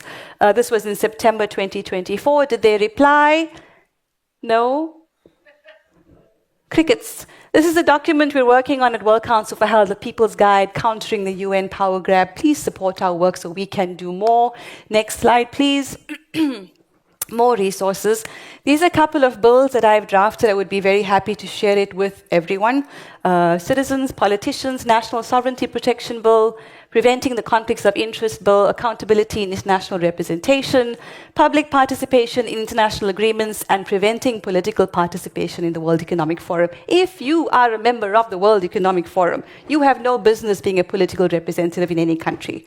And we have to be very serious on that. Of course, we're more powerful when we empower each other. Next slide, please. We are one human family. I'm sure you might recognize Vera Sharav. She's very dear to many of us. And this was her speech at Nuremberg 75. I also spoke, Tess also spoke there, and she said, we are one human family. Such an important message.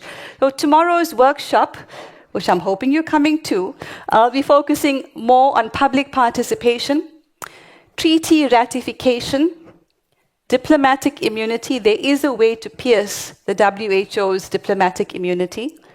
And we'll be doing an emergency simulation, so we'll be practicing a simulation of what would happen if the UN or the WHO declares an emergency. What would happen? You know your country, so you'll be able to bring that knowledge to the workshop. Corporate colonization, one of our favorite topics, right? And we'll be talking specifically about those Pfizer contracts. And believe me, you're not only going to be shocked, you're going to demand to see the whole contract, all of it. Next slide, please. Some words of inspiration. Our strategy should not only be to confront empire, but to lay siege to it, to deprive it of oxygen, to shame it, to mock it with our art, our music, our literature, our stubbornness, our joy, our brilliance, our sheer relentlessness, and our ability to tell our own stories. Stories that are different from the ones we've been brainwashed to believe. The corporate revolution will collapse if we refuse to buy what they're selling. Their ideas, their version of history, their wars, their weapons, their notion of inevitability. Remember this, we be many and they be few.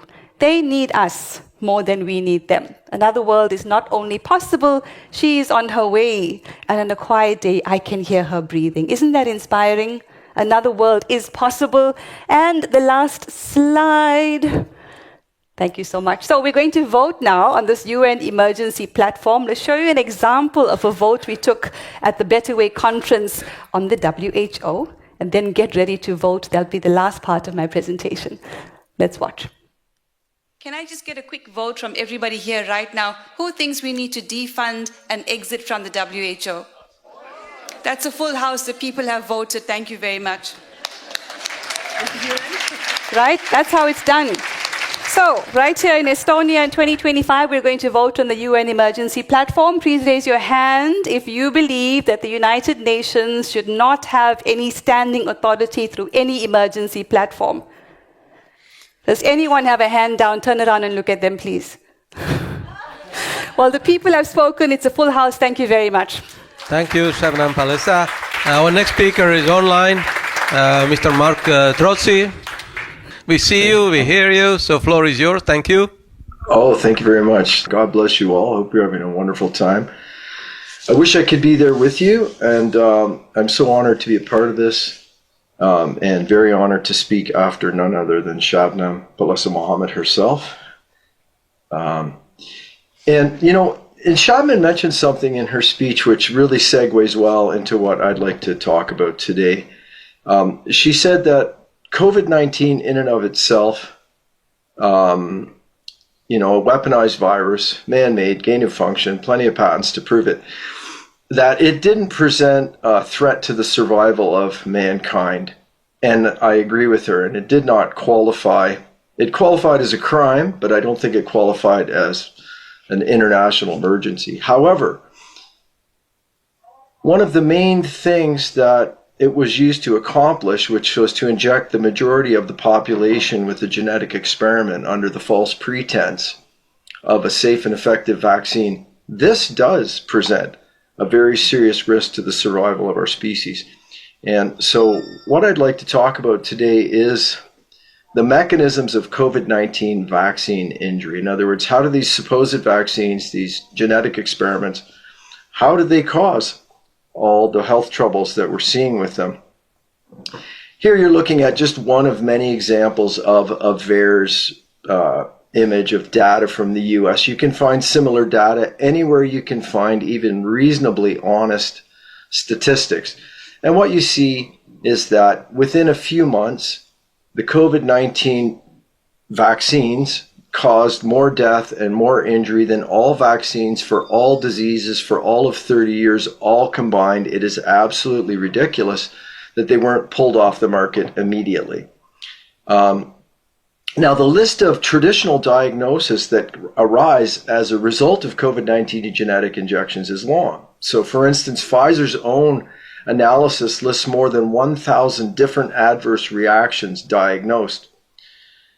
So the failure and dangers of these genetic experiments, they were predictable based on scientific knowledge that preceded 2020. But however, despite diligent efforts to warn the public, a lot of you in the room, a lot of us at World Council for Health have been very involved in that, warning elected officials, bureaucrats. Unfortunately, billions of humans, in fact, we think the majority of humanity has been injected, many repeatedly, hopefully, and we know some got duds. In other words, injections that weren't well manufactured, so they didn't have the toxic effects. But we have a major issue. This has been a radical and unethical medical experiment, to say the least. So in many countries, including Canada, doctors who cautioned against these injections were unlawfully persecuted. Our careers, our incomes, our reputations were vandalized. Similar abuses have now also been launched against doctors for attempting to report vaccine injuries or even attempting to treat patients for COVID-19 genetic vaccine injuries. So now nurses, doctors, and other health professionals who remain in the system and unfortunately are themselves both victims of this unlawful injection campaign and really hostages to Big Pharma's control over their actions, they do not or will not even recognize the existence of new underlying cause for the dramatic increase that they are seeing in deaths and many diagnoses, from infections to cancers to blood clots, myocarditis, miscarriages, infertility, and many, many more. So this is a blind spot in healthcare, and this is creating yet another wave of harm from the COVID-19 operation and injections, and that is that injured people are being diagnosed in old terms and provided treatments that are not consistent with the new cause of their disease, which is the COVID injections. So in order to provide hope and optimize the outcomes for billions of injection victims, we have to correct this major flaw in healthcare today. And I hope this brief presentation helps others to understand some of the main mechanisms through which these injections are causing disease and death. Because understanding the pathophysiology of disease is essential to providing and advancing life-saving care. So from here, this is my brief introduction to many of the mechanisms of harm from the COVID-19 modified messenger RNA so-called vaccine injections. So this is an image. If I were to put two images to represent the COVID shots, one is the Trojan horse. And if you think of the Trojan horse was a vessel to get through the wall into Troy. What it contained was a toxic thing, in that case, a bunch of soldiers to slaughter the Trojans. In this case, what you have is not a vaccine. A vaccine is a few hundred or a few thousand particles of what you're trying to vaccinate against. So, a measles vaccine, a polio vaccine, etc. And I'm not promoting them in any way, but they would be a little bit of the thing you're trying to vaccinate, a little bit of the virus modified or damaged so it can't cause disease, but it presents some of its surface markings to the person's immune system with the theoretical benefit, which turns out not to be very solid. But in any event, these injections, on the other hand, if you look on the right side, what you're looking at is a pegylated lipid nanoparticle. What this is an infinite tissue delivery system. In other words, whatever you put into pegylated lipid nanoparticles can and will penetrate every tissue in the body. That includes the brains, the ovaries, testicles, even the unborn child, and the unborn child's brains, ovaries, or testicles. And what did they put in it? Well, what they put in it, again, not a vaccine, what they put in it, depending on which brand you got, was anywhere between 40 and 280 trillion copies of a foreign genetic code in a highly modified format. and specifically a foreign genetic code to cause the human cells to produce the toxic spike protein of the man-made SARS-CoV-2 virus. So I just want to step back for a minute and just look at real basic genetics. So your chromosomes live in the nucleus of your cells. They don't leave the nucleus of your cells. When your cells need to manufacture their proteins, proteins are the machines of your cells. They're the pumps, the channels, the portals. So many very beautiful things happening in cells. And when your cells need to make a protein, a section of your DNA, which contains the genetic sequence for that protein, it opens up, it unravels and exposes itself. And then within the nucleus, a messenger RNA is constructed. It's a template. So it's a mirror image of this section of DNA. That messenger RNA now takes the message of that genetic sequence. It leaves the nucleus. It engages with a little protein or a double protein called a ribosome, which now reads that message, puts together amino acids in the corresponding sequence, and that manufactures the protein that your cell needs. So that's what's supposed to be happening in cells. Now, what is in these injections is a modified version of messenger RNA for the SARS-CoV-2 patented spike protein. Now, the mRNA has been modified by substituting what's called N1 methyl pseudouridine in place of one of the letters of the messenger RNA alphabet, uridine.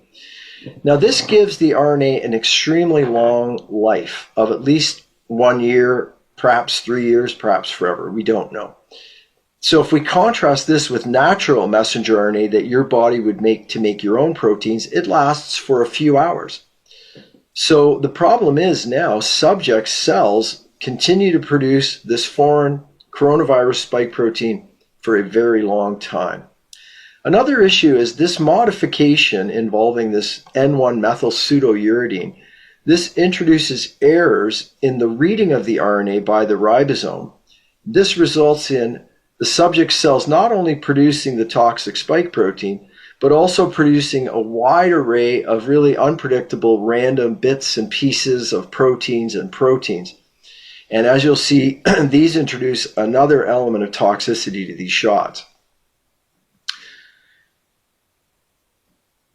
So that's what we were told. People were told it was a safe and effective vaccine, but if you read the fine print, like some of us did, which caused us to sound the alarms nonstop since 2020, you were told, oh, it's pegylated lipid nanoparticles with messenger RNA, tens of trillions of copies for the spike protein. And those things, unfortunately, are actually in most of the injections. But the injections also contain various undeclared contents and contaminants, both in terms of chemical contaminants and an array of plasmid DNA. So yes, unfortunately, the messenger RNA shots also include DNA, a variety of genetic sequences, including the sequence for the spike protein. And the list of the genetic sequences is still the subject of ongoing study. But we do know already that this includes the presence of SV40 enhancer and SV40 promoter sequences. And these are genetic engineering tools which are used to facilitate the incorporation of other foreign DNA that's injected into the victim's actual chromosomes. So this is actual genetic modification of people. The mechanisms are there. So this means we're facing the very serious risk of permanent genetic modification of human subjects to produce toxic proteins, among other issues. And the research into this is ongoing, but we already have laboratory cell culture evidence of genetic integration of the DNA into human chromosomes. So now let's talk a little bit about the toxicity. So there's a little bit about what's in the injections. First of all, lipid nanoparticles have known serious toxic effects, especially if they're injected repeatedly, which of course the C19 injections are. Polyethylene glycol that's used to stabilize these lipid nanoparticles so they can slip through membranes and deliver their payload into cells. Polyethylene glycol triggers an adverse immune response in many people, as much as 70% of people. But those are kind of the least of our worries with the shot. Here we're looking at the spike protein. The coronavirus spike proteins are a known toxin. This is not news. This is known since at least 2015 research in hamsters. Now, the current engineered SARS-CoV-2 virus spike protein, both as it appears on the virus and as it is produced in the injection victim cells following injections, they have enhanced toxicity beyond what you would get with the natural coronavirus spike protein. These modifications are extensive. They do include the incorporation of a furin cleavage site. They include patented modifications to damage recipients' chromosomes by interfering with DNA repair.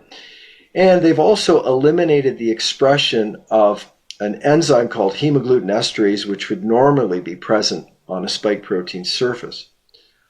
The elimination of hemagglutinin esterase is one of the big contributors to the exceptional ability of this spike protein to produce blood clots, both at a microscopic and a macroscopic level. This ongoing microvascular clotting is one contributing mechanism to accelerate organ deterioration, so that the victim's organs are aging faster than normal. And this can account for a variety of clinical presentations, from accelerated microvascular dementia to kidney failure. As well, if you imagine these pegylated lipid nanoparticles in the bloodstream, so they can be picked up by the inner layer of cells that line blood vessels. There, they will deliver the genetic payload that will cause these cells lining blood vessels to produce the SARS-CoV-2 spike protein and express them on their surface. Well, that now marks these cells as if they are foreign. They are not part of a human. And this triggers the immune system to attack them. This means that the inner layer of cells of the blood vessels is destroyed and sloughs off. That exposes the next layer of cells beneath them to repeat the process. So in this way, the tunica intima, or the innermost layer of blood vessel walls, and can go even deeper into deeper tissue layers of arteries and veins, are damaged, eroded, and weakened. So this compounds the enhanced blood clotting effects of the SARS-CoV-2 spike protein, because damaged blood vessel walls are powerful triggers for blood clotting. As I mentioned, the erosion of blood vessels can be much more profound and can even lead to more profound arterial injuries, such as ruptured aortas and bleeding within the victim's brains. Now, I imagine most of you have at some point seen the unusual white rubbery things pulled out, filling many of the blood vessels of injection victims on their when they die. And there's still an ongoing study. There's some very unusual things in the genetic sequences found in the DNA plasmid. One of the most unusual is that the genetic sequence for the spike protein has an open reading frame at the opposite end, so that it could trigger ribosomes to read it backwards. So imagine reading a book backwards. What would you come up with? Well, one of the most bizarre things is that in this case, you get some genetic sequences which resemble spider protein. And that may be one of the things that accounts for these bizarre rubbery clots, although more recent research is suggesting that it's actually largely very unusual cross-bridging of unactivated blood clotting proteins that normally would not be involved in such binding together. Now, this is probably one of the biggest aspects of the pathology. You'll hear it referred to as autoimmune, and the reason I'm calling it quasi-autoimmune pathology is that when cells produce the spike protein, and also cells that receive the spike protein, so it's produced elsewhere in the body, it can travel and then be bound to ACE2 receptors, which are the receptor that a coronavirus takes advantage of to infect cells. So spike proteins stick to ACE2 receptors. So whether the cell produced the spike protein or received the spike protein, either way, it now has a foreign protein on its surface. And this marks these cells, though they're the victim's own cells, it marks them as foreign cells. They have foreign coronavirus proteins. So the immune system therefore attacks them. What you're looking at here, when proper staining is done, which is just immunofluorescence staining for the spike protein, this lights up. These come from an autopsy. This is dead person's tissue. And what you see is the cells are covered with the kind of reddish orange pigment is showing where the spike protein is. And then the immune system is attacking the tissue and attacking the cells. This is very much similar to what you would see when people reject an organ transplant. Someone gets a kidney transplant. A lot of work has to be done to prevent a person from rejecting a kidney, even when it's well matched, never mind cells that are producing coronavirus proteins. And so this is one of the major mechanisms of injury seen in the first years following injections. So young hearts, testicles, ovaries, kidneys, brains, placentas, and other tissue samples from autopsies show the tissues of affected organs heavily laced with spike protein and under intense autoimmune attack. That's one of the three main mechanisms of causing autoimmune-like diseases. The other is what's called antigenic mimicry. The spike protein, it bears some resemblances to numerous natural proteins in the body, including syncytin-1, which is an essential protein in female and male reproductive tissues. So the immune response triggered against the spike protein can also target these natural proteins, causing another collection of autoimmune diseases and adverse effects, which includes, of course, miscarriages and infertility. Yet another mechanism, sadly, by which these injections are causing a groundswell of autoimmune diseases, of course, all being misdiagnosed because they're being interpreted in the absence of the information that I'm presenting to you today. But if you recall, the modified uridine in the injected mRNA causes ribosome frame shifting, which means that the ribosome making the protein makes a lot of errors. And so in addition to producing spike protein, about a third of the proteins produced are just random pieces of bizarre proteins. And every one of these has the potential to resemble a natural protein in the body adequately enough to trigger another autoimmune disease. So there's three mechanisms of causing autoimmune diseases. Another issue with these injections is antibody-dependent enhancement, which means increased COVID disease. So the production of large amounts of spike protein within the subject's bodies triggers a dramatic production of adaptive antibodies to the spike protein. And these antibodies have various toxic effects, including, sadly, the enhancement of coronavirus infections. And this is one of the reasons that we've observed increased rate of COVID infections, hospitalizations, and deaths among the supposedly vaccinated versus the supposedly unvaccinated.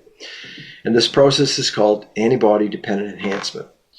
Now, prior to the COVID-19 events, experimental evidence in animals had shown when you try to vaccinate coronaviruses, especially vaccinating against the spike protein, there's a strong association of antibody-dependent enhancement, meaning that the presence of these antibodies, rather than defending the person, actually helps the virus infect and harm the person. And in these animal studies that preceded COVID, you saw dramatically increased death in animals from cats to ferrets who were vaccinated against the spike protein because of this antibody-dependent enhancement. The image you're seeing there, probably a lot of you have already seen it. There are many studies now demonstrating this, but this is a great one. This was the first Cleveland Clinic study on the subject in April 2023. And what that study demonstrated, looking at more than 50,000 healthcare workers, and interestingly, to the credit of the Cleveland Clinic, though they didn't warn against the injections, they didn't force their nurses and doctors to be injected with this stuff. But when they looked at the cumulative rate of COVID infections, what they found is every COVID vaccine makes you more likely to get sick with COVID. So antibody-dependent enhancement is a very real thing. Another issue is vaccine-induced AIDS. And again, vaccine is in quotes because this is not a vaccine. But the subject's dramatic immune response to the spike protein, remember, we're talking tens to hundreds of trillions of copies of foreign genetic material that is made to be hyper-persistent and includes the ability to permanently modify the person's chromosomes to produce the spike protein. This overwhelms the person's immune system and weakens the immune system in a variety of ways, including the suppression of CD4 and CD8 positive T cells, including deterioration in levels of all antibodies, and including generating tolerance antibodies called IgG class 4, which basically trains the body to ignore a variety of things from coronavirus infections to spike protein to cancer. So this damage to the subject's immune system accounts for the rise in cancers, very aggressive cancers, and a large variety of infections among the supposedly vaccinated. So there's multiple mechanisms to cause cancer.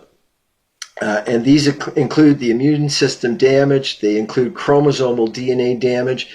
In fact, just recently, an article was published out of France, and we published a translated version of it on drtrozy.news a few days ago, looking at 17 different mechanisms by which the COVID shots are increasing cancer all around the world.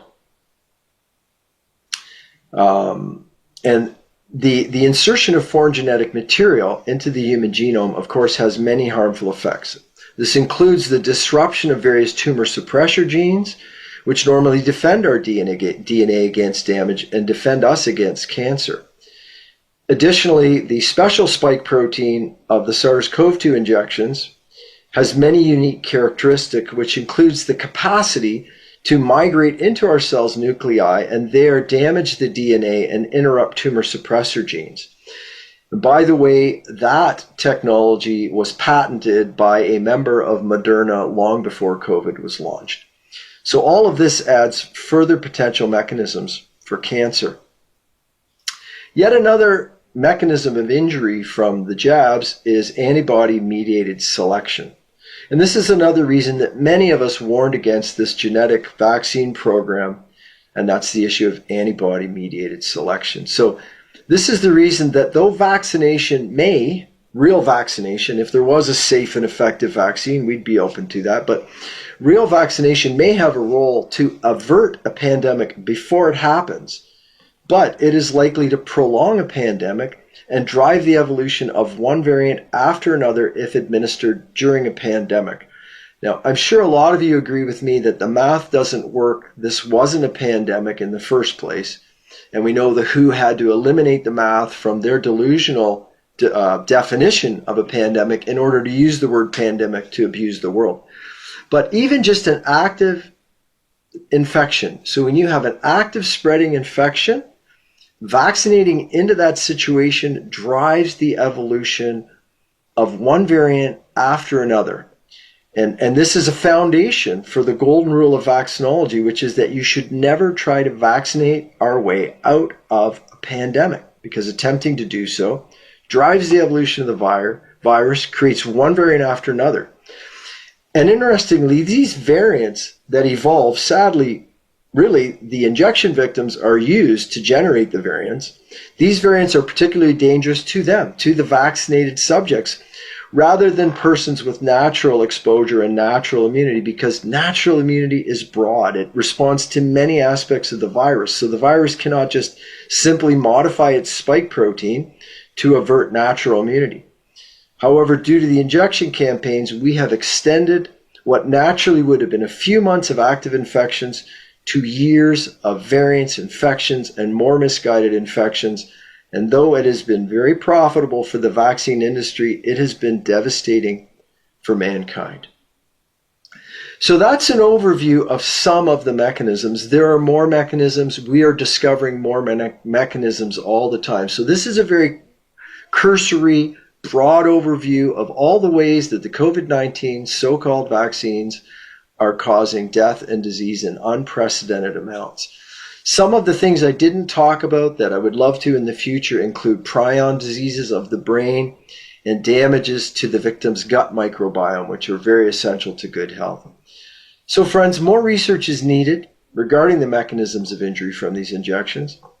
Details of the immune system disturbances caused by these injections are extensive, and they are under intense study, and I hope to be part of bringing you more information about that in the new year. So my conclusion is the COVID-19 genetic vaccines, they present no benefit and they cause much harm, and the time is long overdue to halt the manufacturing and administration of these injections. I think we must look to reinstate the scientists, nurses, and doctors who've been warning against these problems while advancing the research and treatment of the injuries despite being stripped of our positions, our laboratories, our hospitals, and our incomes. So advancing our understanding of the mechanisms of injuries and how to treat them and distributing this information on an urgent basis should be among our highest priorities in the world. There are new pathophysiologic mechanisms causing the dramatic increases in disease, disability, and death around the world. The medical and scientific communities have been muzzled and co-opted, so the healthcare practitioners are currently flying blind. It's time to end the suppression and manipulation of medical science. We must urgently advance our understanding and treatment of the toxic effects of the COVID-19 genetic vaccines. Thank you very much for your time. Thank you, Dr. Trossi. Thank you for the presentation, and our next speaker is ready. So, hello, Dr. Erik Neput. Yes. We are ready. Hello. We see you. We hear you. Hopefully, you hear us. Yes, I see you great. and hear you fine. So, floor is yours. So, thank you.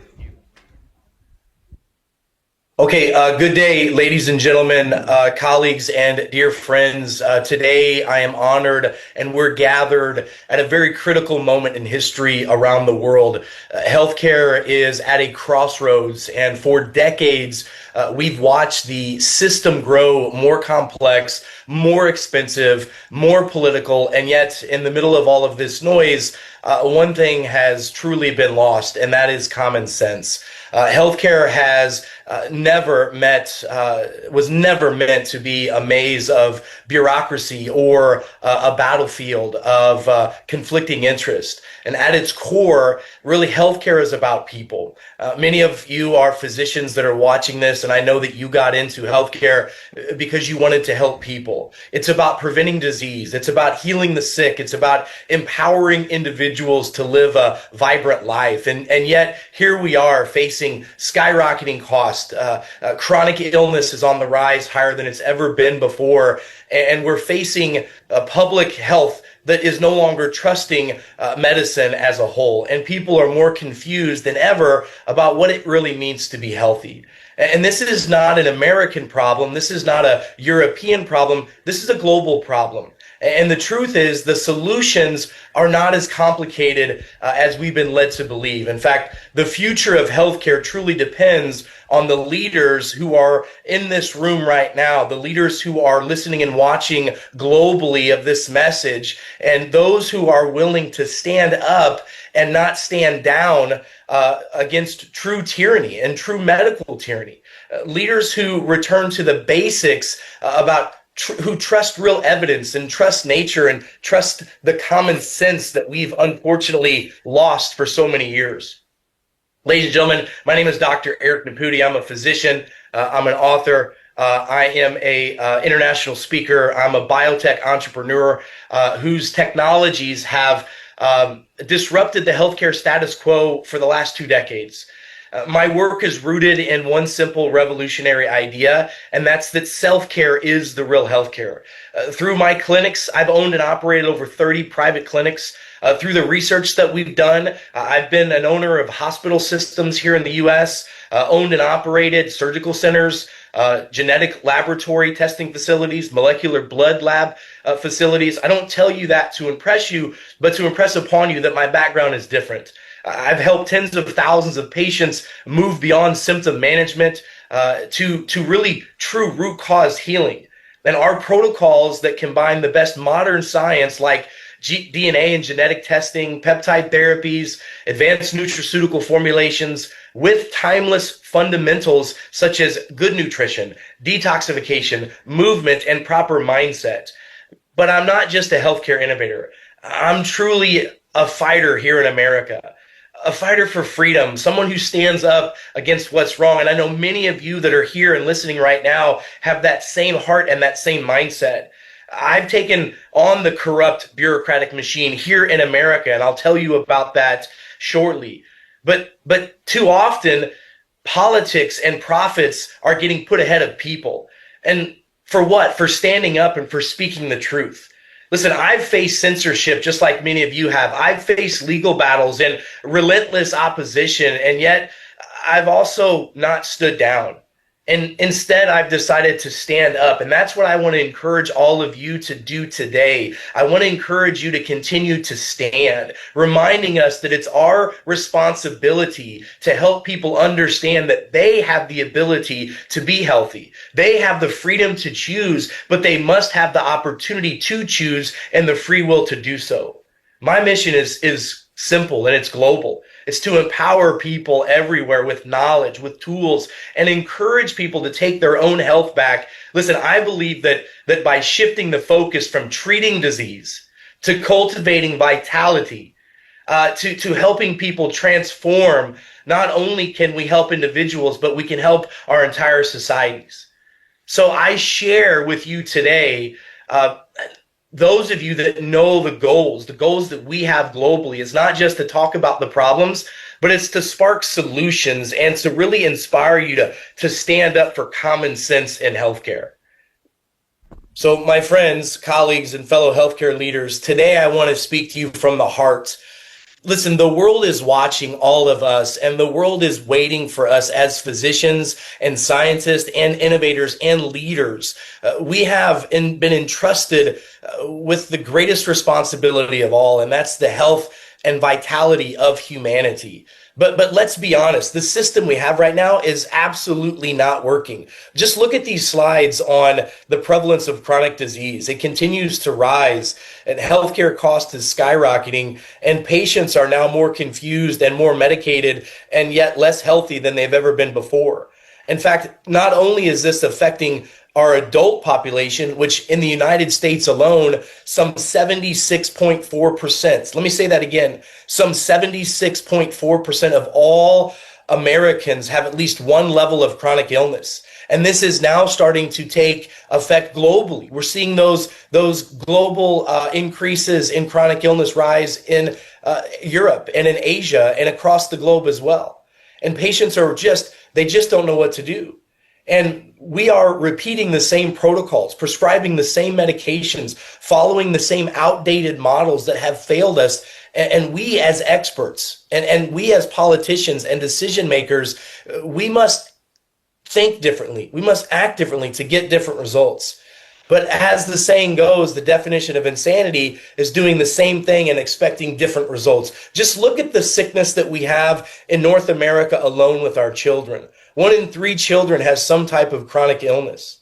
I mean, look at the fact that big pharma in the US and globally has created so much devastation, and it's rapidly out of control. I mean, just look at this. In the last 10 years alone, there's been over $20 billion in fines and penalties that have been levied against the pharmaceutical manufacturers, and yet no justice has been settled for any of those individuals harmed or the physicians who have been wrongfully informed on prescribing these ill-willed medications. It's time for us to break free from the insanity. It's time for us to think outside the box. It's time for us to innovate and motivate.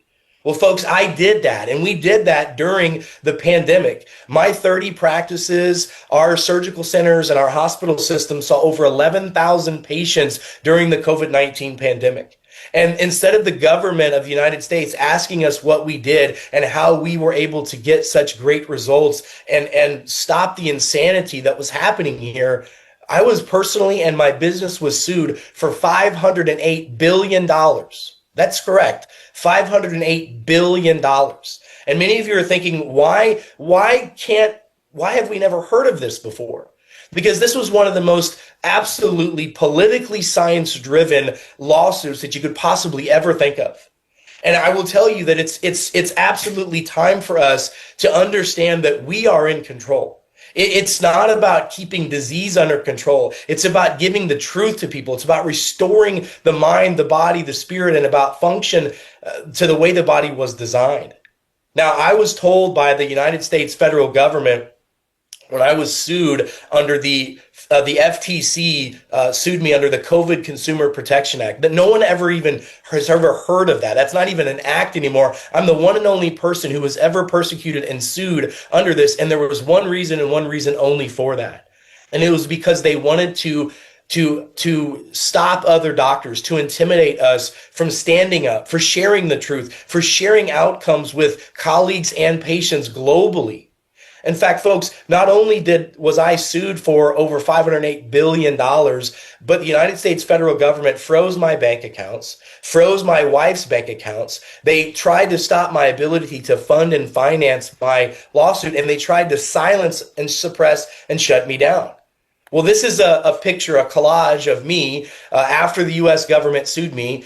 This is from the 2021 until 2024. This represents me being seen by over 1 billion people across the globe. You can see I'm there with the American Frontline Doctors. I was one of the original members in that organization with Dr. Simone Gold. You can see me with the late, great Charlie Kirk at the top here, who unfortunately was assassinated yesterday in the United States of America for standing up for freedom, for standing up for exactly what we are talking about now. And I'll tell you, after a long, exhausted battle, I was very excited. We spent 3 years fighting the United States government. In fact, two of the United States representatives from the FTC who is actually suing me dissented from the FTC, wrote letters to President Biden saying that we were using political power against doctors like myself, and requested to become an expert witness for me. This was all about political science, not real science. And I'm glad to say that after spending $5.5 million defending myself, losing over $20 million in potential revenue, this is a medical journal in the United States that has shown that Dr. Naputi won his case against the FTC and DOJ. But you don't hear about this. And the reason why you don't hear about this is because the governments of the world, bullies of the world, don't want to hear about people standing up against tyranny. Because this is what happens when we stand and tell the truth. The truth will set us free if we let it. And I'll tell you that after fighting this long, exhausted battle, I've testified in front of Congress multiple times. We've helped implement policies and procedures that are now changing the way that healthcare is delivered and received in the United States. And we're excited the fact that we're doing this globally. The world is looking for men and women to stand up against tyranny. Folks that are in this room now, people that are watching this webinar across the globe, the world is waiting for you to stand up and say, enough is enough. We should have the freedom to practice medicine the way that we want to practice. We don't want the governments in our consultations. We don't want them in our healthcare system. We want to restore the doctor-patient relationship, bring truth and transparency and trust back to what it is to be a doctor and a scientist again. And I'll tell you that it was a blessing in disguise. Not only have I now been able to have the amazing opportunity to work with the Make America Healthy Again campaign and movement, and also Health and Human Services Secretary Bobby Kennedy Jr., but we've actually been working in courtrooms around the country and in Congress and in state Congresses, helping advocate for transparency and truth and healthcare reform. And I'll tell you, this goes beyond America. I was just recently in Japan, and the Japanese are massively in a healthcare reform. I know that reform is happening across Europe as well. This is a global movement that we have the opportunity to change right now, but we can't stop. We must press forward. We must help civilization and humanity continue to thrive. My lawsuit wasn't just about my case against the government. It helped expose deeper systemic failures in our government. It exposed the healthcare corruption. I was just doing interviews yesterday on national television talking about the fraud and corruption in the United States. We have found multiple trillions of dollars of fraud and corruption in the U.S. alone over the past couple years. And I'll tell you that there are powerful institutions, you know this globally, that are prioritizing control over care, profits over people, and sickness over solutions. We know that we have a serious problem with our food and our water supply. There's over 1,000 chemicals that are allowed by our current FDA, which is slowly getting rid of those that are illegal or banned in other countries like Europe and Asia. And we know that this is a global systemic problem. And one of the problems is exactly this. This is our Medicare guidelines. Now, in the United States, our socialized medicine is known as Medicare. Medicare guidelines, section 2251, we were just speaking about this when I was in DC a few weeks ago. Think about this for a moment.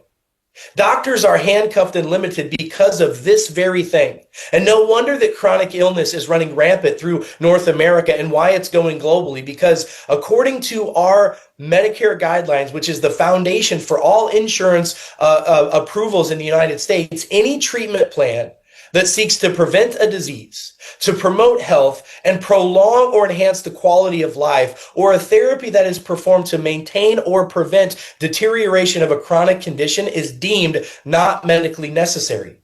No wonder we have such a crazy problem with chronic illness. Chronic illness prevention and treatment is not taught in mainstream medicine. Chronic illness and prevention and treatment it's not paid for by the insurance carriers. So there is no economic reason currently for the United States to work on preventing and reversing chronic illness until just recently. And we are working diligently, standing up and fighting against the powers that be. Many of you saw Secretary Kennedy earlier this week testifying in front of Congress about the corruption and fraud that's happening on a global level, and the fact that Big Pharma is pushing back so hard. And we're seeing a rise of a COVID 2.0 situation happening in America. We know that the global crisis is here. More chronic illness, more metabolic dysfunction. We have an overload of toxicities in the world today. There was a recent paper just released here in America that showed that the number one cause of chronic illness is chronic inflammation.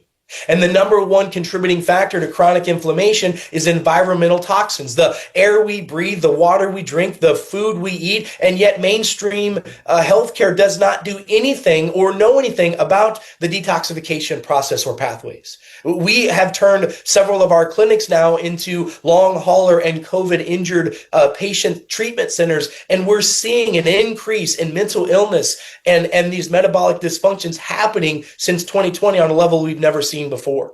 And it's continuing to get worse.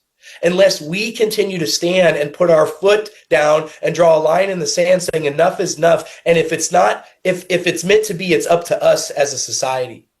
We have a systemic failure of our system. You know, we do not have a healthcare system. We have a sick care management system. We're not focusing on the root cause. That is now shifting. HHS Secretary Kennedy has now made mandates that medical schools are now looking into nutritional training. And I will tell you that where my conventional medical training had failed me was understanding how the structure and frame of the body truly works and how balancing that can help with chronic illness. It didn't teach me about foods and nutritions and how to eat well, think well, sleep well, and be well. It taught me how to prescribe medications and refer for surgeries. This system is broken. This is a business model. This is not a healthcare delivery system.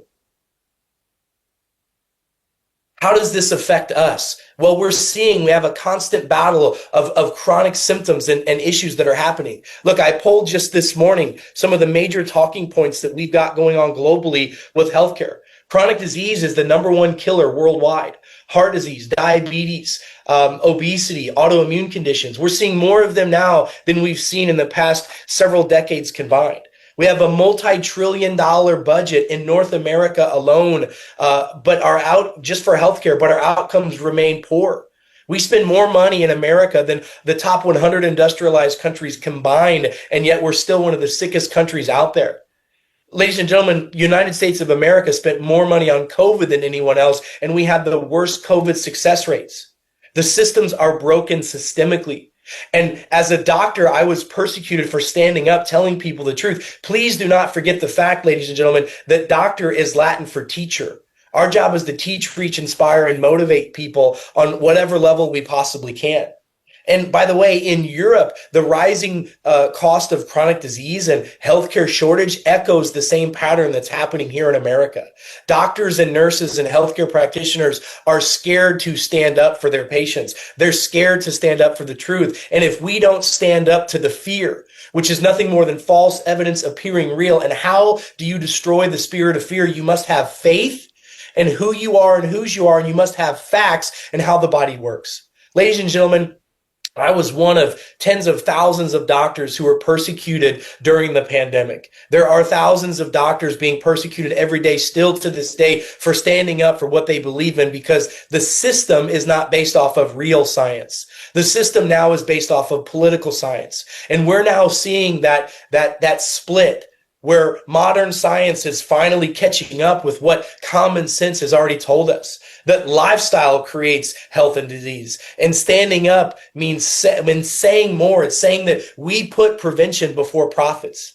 The system's broken. We must build a better way. The systems have been, many times we've heard, the system is too big to fail. You saw that the United States government a few years ago bailed out the banking system because the banks were too big to fail. That has destroyed our global economy because of that. Well, I'm going to tell you that we must create a parallel healthcare ecosystem in order to stand up against the tyranny that is here. Because if the healthcare system we have right now is too big to fail, then we must create another one that is based off of self-care. Self-care is the real healthcare. That is the mantra that you're going to be hearing globally. In the US, we're moving away from the conversations from fatness to fitness.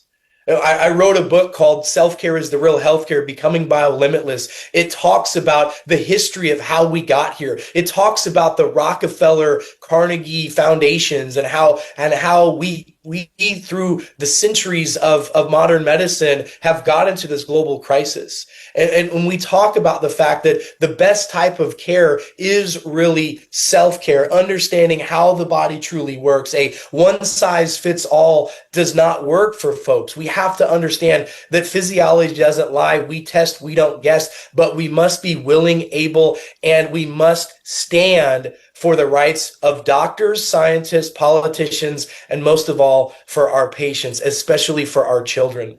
I don't know about you, but I'm a father of 3. And I'm going to do everything I can to leave this healthcare space in a better position than it was whenever I first got here.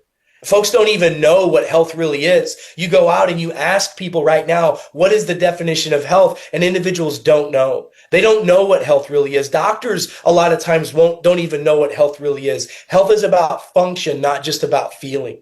So we've been able to take some advanced nutraceutical, neurological, and functional medicine protocols and put them together in AI technology and advanced learning systems. And doctors, I'm telling you, I was against a lot of the machine learning. I was against a lot of the anti-age or the AI technology that's out there because of all the bad that can come with it.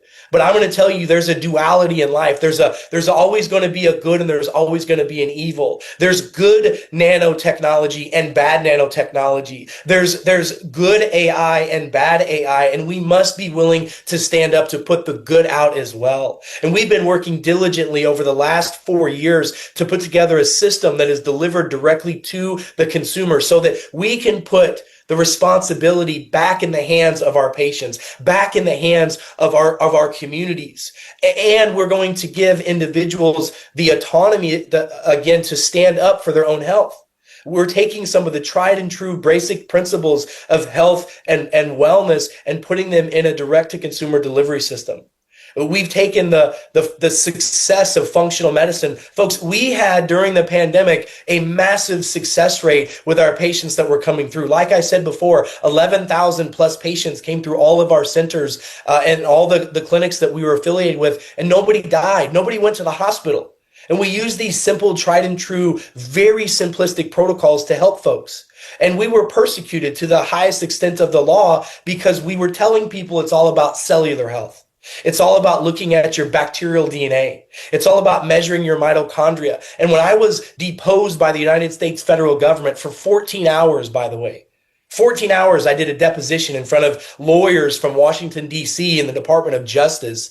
And for 14 hours, we gave them data and science and facts. And the reason why we were able to win our lawsuit and why we're still standing today is because we had real truth and we had real transparency on our side. The United States federal government said that there was no data that supported any of the therapeutics that we were doing. We were recommending the Merrick protocols. We were using high-dose vitamin C and corticosteroids. We were using intravenous IV fluids and vitamin C and ascorbic acid intravenously with thiamine and other nutraceuticals. We were using high-dose vitamin D. We were using high-dose bifidobacterium. There was a massive study in the United States that showed that individuals who were infected or injected with the COVID-19 lost their bifidobacterium, which is the immune system in most people.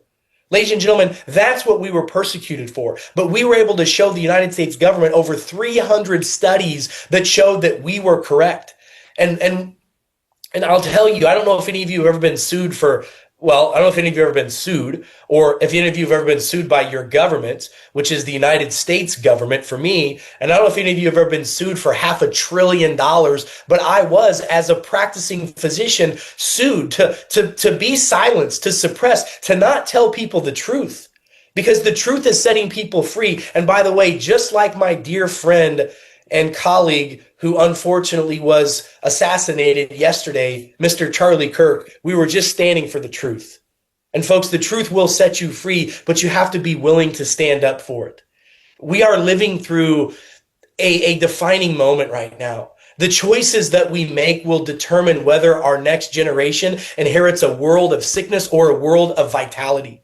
Standing up does not mean that we all have the answers today. It means that we refuse to stay silent and to face common sense, and we're not going to be ignored anymore. It means that we're willing to fight for prevention, for truth, and for people. Listen, I believe, and I believe that many of you watching right now believe the same, that we're on the edge of a global awakening. In fact, it's already happening. We're seeing the change going on. We just have to stand. The days ahead are not to be feared. They're to be embraced.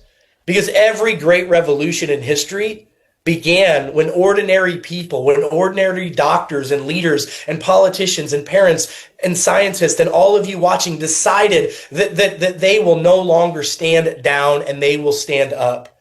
So, ladies and gentlemen, let us rise together. Let us stand for common sense in healthcare. Let us remind the world that real healthcare is not found in policies or politics, but in prevention, in truth, in courage. And folks, the future belongs to those who stand. And my friends, the best days of healthcare are yet to come. So ladies and gentlemen across the globe, thank you so much for your time. Thank you so much for your energy. Thank you so much for your intention, for all of us working together to make this world a better place. And folks, until we meet again, I'm Dr. Eric Naputi. God bless you. God bless America. And God bless this beautiful, beautiful world. Thank you all and have an amazing day and stay strong. Thank you. Thank you, Dr. Naputi, for your kind words, your wisdom and your energy. You empowered us. So we have a short break now, 10 minutes. So see you around and, well, again and again, thank you. It was so great lecture. God bless you. Thank you.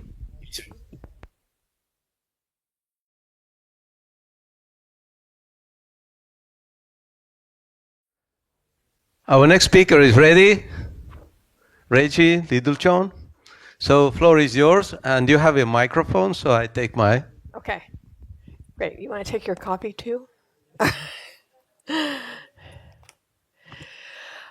Hello, I want to say thank you to the World Council for Health, Tess Lowry, who's sort of the head of the whole thing, World Council for Health, Estonia, Helen Lazen, and also to Dr. Lukes.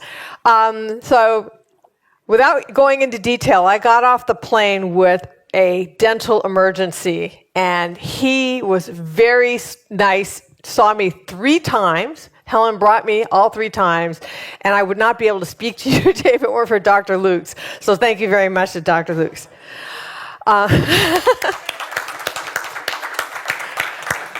By the way, the way he relaxes is by traveling around the world running marathons, and when the marathon season isn't happening, he does the same thing with what's that called? Snow skiing. Anyway, crazy.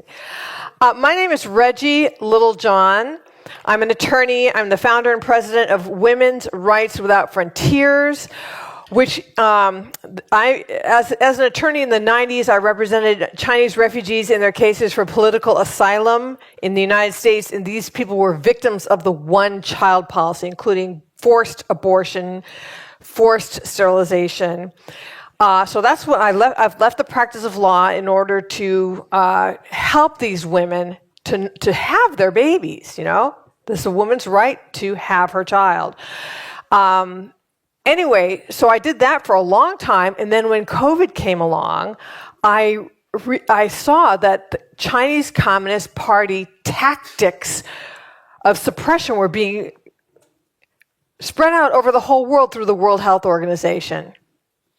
And so because of my background with China and fighting them, I saw that I had to turn my attention to alert the world to the way that these tactics were being used by the World Health Organization and others through COVID. Now, so I founded Anti-Globalist Alliance, founder and president of Anti-Globalist Alliance, and also in the United States, co-founder of something called the Sovereignty Coalition. I've been asked to speak about the dangers of the World Health Organization and also specifically about the pandemic treaty. But first I need to set a little context, which is that I believe that we are at war, and it's not a battle between right and left. It's a battle between right and wrong, between good and evil. We are living in a globalist coup, effectuated by a wealthy and powerful international elite determined to enslave humanity to its own advantage. The two entities that are at the forefront of this globalist coup are the World Health Organization and the United Nations. The World Health Organization can be used to establish a totalitarian surveillance police state through pandemics, and the United Nations can do the same thing through complex global shocks. Never before has humanity been so close to losing our freedom and entering a digital dark age or a digital gulag. So for all of those who would dismiss this as a conspiracy theory, I'm going to show you several videos and charts in which you can see the globalists talking about this themselves. So don't take my word for it, take their word for it. All right, so in COVID-19, I saw that the World Health Organization was basically repeating the lies of the Chinese Communist Party. So, as you might remember, the Chinese Communist Party started out saying there was no human-to-human transmission, okay? And so because of that, there was no need to stop flights from China. And they even sort of implied that doing that would be kind of a racist thing to do. They completely denied that this could have been a lab leak, and they said that it was from a bat or a pangolin. And then they used vaccine mandates, mask mandates, lockdowns as ways to handle this, and the World Health Organization basically parroted everything that they said, and now having completely botched the COVID pandemic response, the World Health Organization's solution is to allocate to themselves more power, and they've done this through the International Health Regulation Amendments and the Pandemic Treaty. Now, I just want to read you a quote from somebody named Brock Chisholm.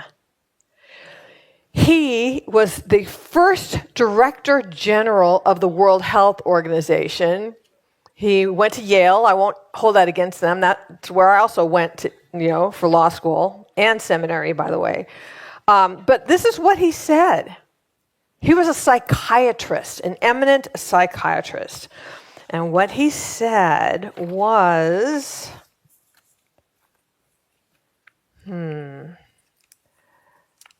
it is.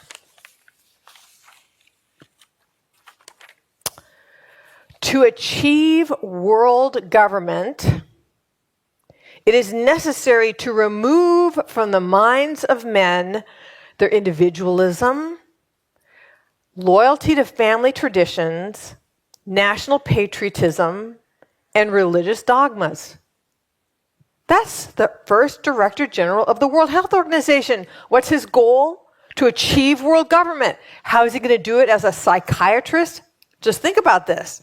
Removing from the minds of men our individualism, our loyalty to our families, our national patriotism, and our religious faith. So that was how the World Health Organization started out.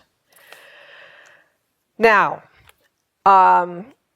if you want to understand the motive for pressing a vaccine into every arm, you got to follow the money. And so what I would like to do now is play the first video, which is a video of Bill Gates. It's an interview of him at the World Economic Forum several years ago. We're here today with Bill Gates. A lot to talk about what he's been working on. And thank you so much for being with us. I'd like to talk to you about your approach to vaccinations. You wrote something recently, and like you always do, you kind of looked at the problem from a scientific and business perspective on things. You've invested $10 billion in vaccinations over the last 2 decades, and you figured out the return on investment for that, and it kind of stunned me. Can you walk us through the math? We see a phenomenal track record. It's been $100 billion overall that the world's put in. Our foundation is a bit more than $10 billion. But we feel there's been over a 20-to-1 return. So if you just look at the economic benefits, that's a pretty strong number compared to anything else. The human benefit in millions of lives saved. So, we're here with a pretty strong message that although all these other issues are very important, let's not forget about the great success in global health and maintaining that commitment. All right, so Bill Gates, he donated more than $10 billion, and he's got a 20-to-1 return on investment, which means he got a $200 billion return on that investment. No wonder why he can just fund anyone and anything that he wants, anywhere in the world he wants. $200 billion minus 10 is $190 billion. $190 billion he got. Why does this matter? Why does it matter? It matters because the Bill and Melinda Gates Foundation and also Gavi, the vaccine alliance that concentrates on vaccinating children, are both heavy funders of the World Health Organization. And so we have these two Gates-related organizations being major funders of the World Health Organization. And so then in what world do we think the health organization is going to be a neutral body deciding whether or not we need vaccines when two of their major funders would profit hugely if the World Health Organization recommended vaccine mandates? This is called a conflict of interest, to say the least. Now, the fear around the coronavirus, COVID-19, and then this push towards vaccine mandates, like we have to, and it is the basis for the digital health idea. They called it a vaccine passport in the beginning, okay? And I co-founded something called the Stop Vaccine Passports Task Force, which I think had the effect not of stopping them, but of getting them to rename them, okay? They stopped calling them vaccine passports. Now they're just called digital health IDs or just digital IDs, all right? But the whole point is that you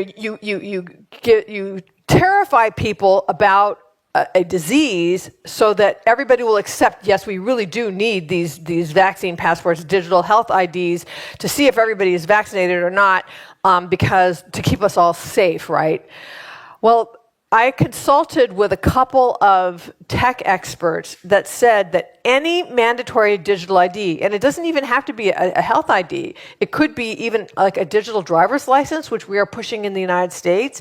Any mandatory digital ID can serve as the platform for the Chinese social credit system. Okay? And I was familiar with that from having been battling China since the mid-90s. And that was what made me decide that I need to really blow the whistle on this. So, what is the Chinese social credit system? The Chinese social credit system is, in China, they amalgamate everything about you that's in digital form is all in one place on your phone. So they've got they've got real-time geolocation, so they know where you are. They have facial recognition. It's tied to your bank account. It's tied to your credit card. It's tied to your social media posts, your internet search history. I mean, you can really know a lot about what somebody's thinking about by their internet search history. Your internet spending history, your medical history, your criminal history, anything that's in digital form is all just through AI is all put in one place, and they come up with a score about how compliant of a Chinese communist doormat you are. So if you never make any waves, you obey all the rules, you get all your vaccinations, then you can lead a life that looks kind of like a normal life, moderate freedom. But you know that if you step out of line, things can happen to you. So first, if you do something like criticize the government, okay, then they can do something like you lose your job. You won't be able to borrow money to create a business or buy a home. Your kid won't be able to go to a good school. You won't be able to travel, and I mean not even getting on the local bus, because you have to show a valid, okay.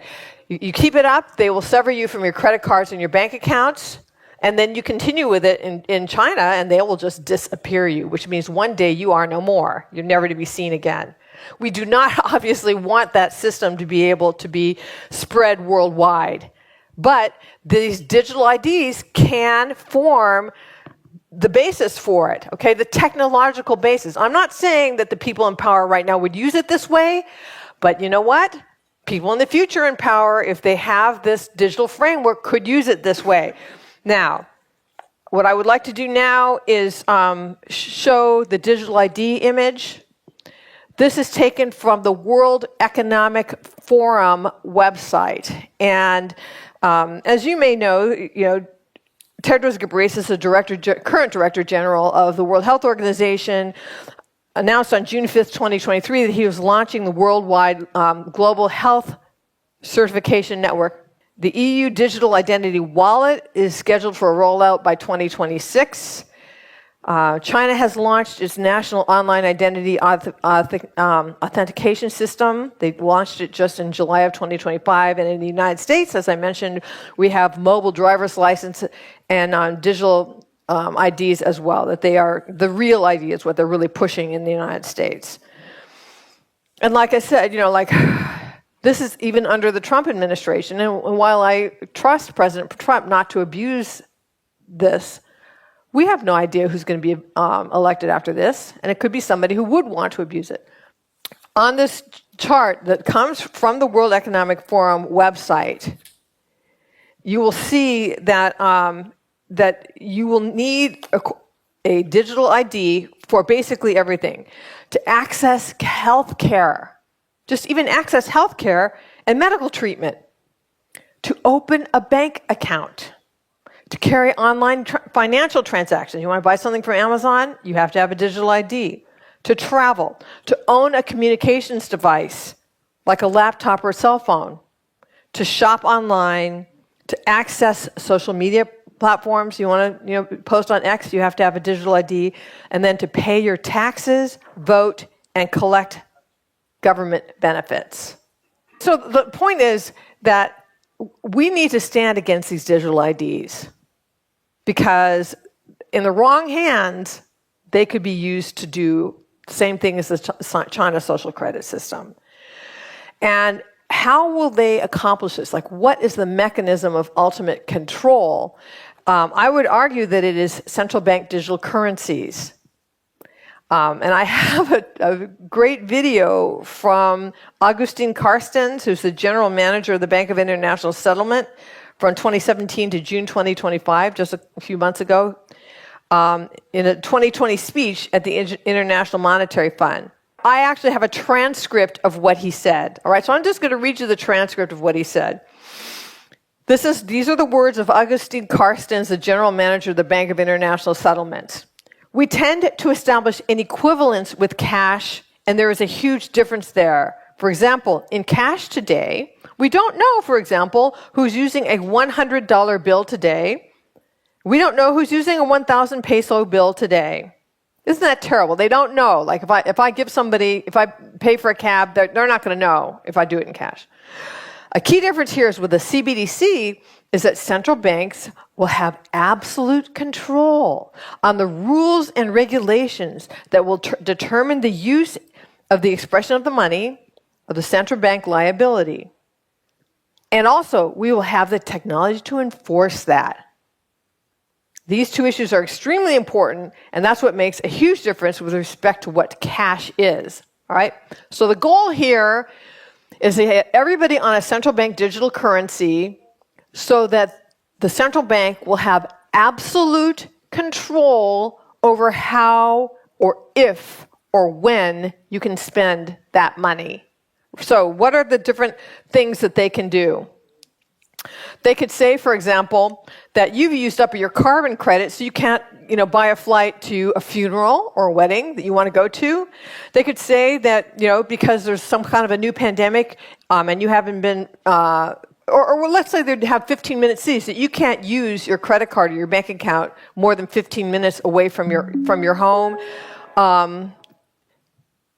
Or let's say that you belong to a disfavored political or religious group, or have criticized the government, or criticized the globalists, like I'm doing right now. Hello, globalists. They could just shut you off completely. And if you think that can't happen, it happened in North America. It happened in Canada when the Canadian truckers struck, and they cut them off from their bank accounts and from their credit cards. So most of the countries in the world are in the process of researching, developing, or deploying CBDCs. Now, in the United States, President Trump has said that he will not have any CBDCs, but we passed something called the Genius Act, which establishes something called stable coins. And stable coins carry the same issue of CBDCs, that they are programmable. It's just that they don't come from the central bank, but they can come from other, commercial or private banks, or they can come from a private company that's been, given permission. So it's still the same thing, where you can be completely tracked on every single one of your purchases, and that they can control what you're doing. So I don't see that the stablecoin is any better than a CBDC. I'm sorry, but that's my view. So what is the role of the World Health Organization in all this? Like I said, under the International Health Regulation amendments, they established this requirement of everybody in the world having a health ID, and in industrialized countries like ours, then these will be digital IDs, and these can serve as a platform for this China social credit system. That's one role. Then in the pandemic treaty, which passed in May of 2025. They have language in there, this is in the preamble, that the treaty requires nations, quote, to prevent misinformation and disinformation. Prevent it. Not censor it afterwards, but prevent it. So in other words, it wouldn't be a case of them taking the video of this conference down from YouTube. It would be preventing us from even having the conference, all right? So that's in there. And misinformation and disinformation is not defined, but we can see the way that it would be used as it was used in the pandemic, which is basically any information that contradicts what the WHO is saying, even though it's true, right? Like if you said there is human-to-human transmission, you probably lose your medical license and all kinds of bad things could happen to you, even though it's true, but it contradicts what the World Health Organization was saying at the time. And I would just say, restricting access to accurate data subverts national sovereignty and personal medical freedom. How can nations or individuals make sovereign decisions over their medical affairs if they cannot have access to correct information? Now, we also have One Health. This is Article 5 of the Pandemic Treaty. And One Health is basically, it's a mishmash of definitions, depends on where you look. Bottom line is, it connects human health to animal health, to plant health, to the environment, saying that they're all connected, which sounds so nice, and they make it look like a little poster that would be on a kindergarten wall, okay? But actually, it's very pernicious. Can I have the next slide? this is what I think One Health is. It's like the monster, One Health, One World, One Future, because what One Health does is it has given, I mean, this past, the WHO control over every aspect of existence on Earth. And the WHO has not said it's going to prioritize human health, but rather that it will balance human health with animal health and plant health, so that you could have a situation like we did in California, where the governor decides that because there's a little fish that is endangered, that he's going to let all the water from the rains flow straight out into the ocean instead of going into the reservoirs, prioritizing the fish, so that when we had the California wildfires, we had no water to fight them with, all right? Or I read about another situation where there was a farmer whose farm was just decimated because they said, oh, you're using too much nitrogen for your cattle. And so then, because there was some little kind of grass, like, I don't know, that didn't like the nitrogen. So this is a way of controlling the food supply. They even mentioned, like, your pets, that pets, your little dog or your cat, they come under the jurisdiction of the World Health Organization under One Health. And let's have the next slide, please. One Health Equity. This is from a journal, from the Lancet journal. It's called One Health, a Call for Ecological Equity. Quote, the consequences of this thinking entail a subtle but quite revolutionary shift of perspective. All life is equal and of equal concern. This understanding is fundamental to addressing pressing health issues at the human-animal environment interface. So that means your life, my life, the lives of our loved ones are equal and of equal concern to the life of a cockroach or a clump of grass, according to the World Health Organization. And, that's actually, is this just a perspective or is this a religion, I mean, my faith tells me that human beings are created by God in his image, and that's not something that we share with cockroaches, but not according to One Health. All right, now, perhaps one of the most chilling aspects of the pandemic treaty is called the Pathogen Access and Benefit Sharing System. Pathogen Access and Benefit Sharing. So what's pathogen access? What they're doing is they're encouraging countries to go out into their jungle or whatever they have and find pathogens with pandemic potential, PPPs, and then to share them with the World Health Organization. So they send them to the World Health Organization, and then the World Health Organization can then send them to labs all over the world, ostensibly to create vaccines or other therapeutics. But what could possibly go wrong, right? So the PAP system is, quote, to promote the rapid and timely sharing of materials and sequence information on pathogens with pandemic potentials. So this system will concentrate all the world's most deadly pathogens into the hands of unelected, unaccountable bureaucrats under the influence of the pharmaceutical industry. And to the extent that COVID-19 was a lab leak, this is going to greatly increase the chances of lab leaks. And not only that, but what are you going to do with countries that are at war with each other or hate each other? It's going to greatly increase the chances of bioterrorist attacks. And there are no effective restrictions on gain-of-function research in the pandemic treaty. So, I mean, that's something that we really need to call for, because this is really horrifying. And by the way, the WHO and Switzerland have already established a partnership for a global WHO biohub system, the purpose of which is to create a fast and reliable system for sharing materials that could cause epidemics or pandemics. Does that sound insane to you? I mean, why are we sharing these things? We should be quarantining them. I would say this. The pandemic treaty and the PAB system are not a done deal. They're in process. So the PABS system, which is Article 12 of the pandemic treaty, was so controversial that they just sort of put in the bare bones of it into the treaty, and now it is continuing to be negotiated in an annex. And the annex presumably is going to be voted on at the World Health Assembly next year, in 2026. And then only after the annex has passed will countries be able to sign the treaty and then go through the ratification process. So we have two chances. We can oppose the PABS annex, and we can oppose the ratification in each of our countries of the pandemic treaty. And that's a heavy lift. It's a heavy lift, but it's something I think that we need to get behind. And that's something that Anti-Globalist International wants to get behind. And by the way, I should circulate this while I'm talking for the last few minutes. If you want to be on my email list or my Substack, just sign your name here. Got a pen that can go around? Here's a pen that can go around. Oh, that's okay. I would love to stay in touch with you.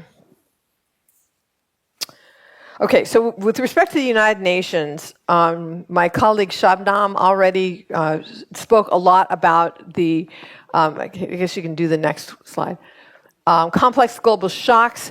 This is really terrifying.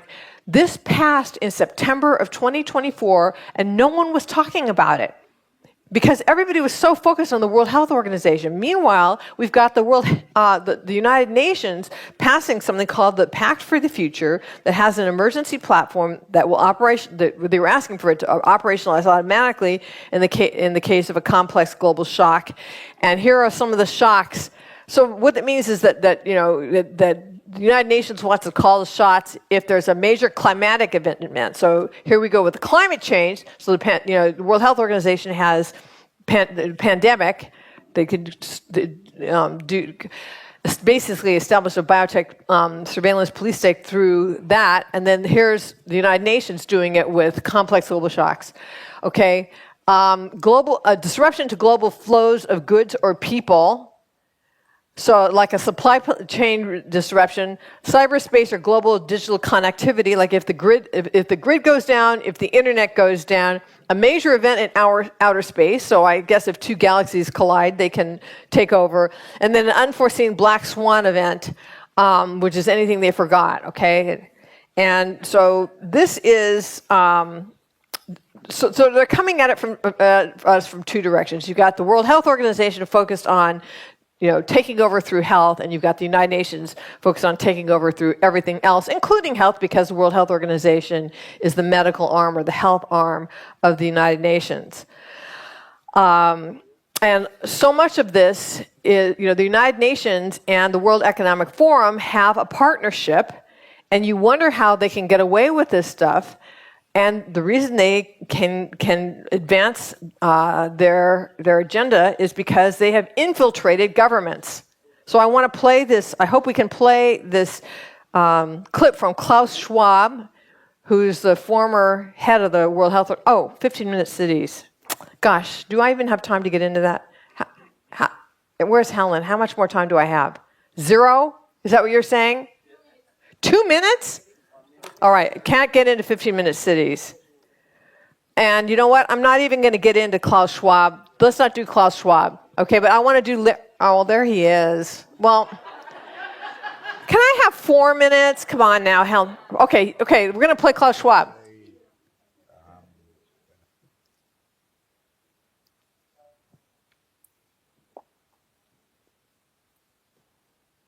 And I have to say... when I mention now names like Mrs. Merkel, even Vladimir Putin and so on, they all have been young global leaders of the World Economic Forum. Mm-hmm.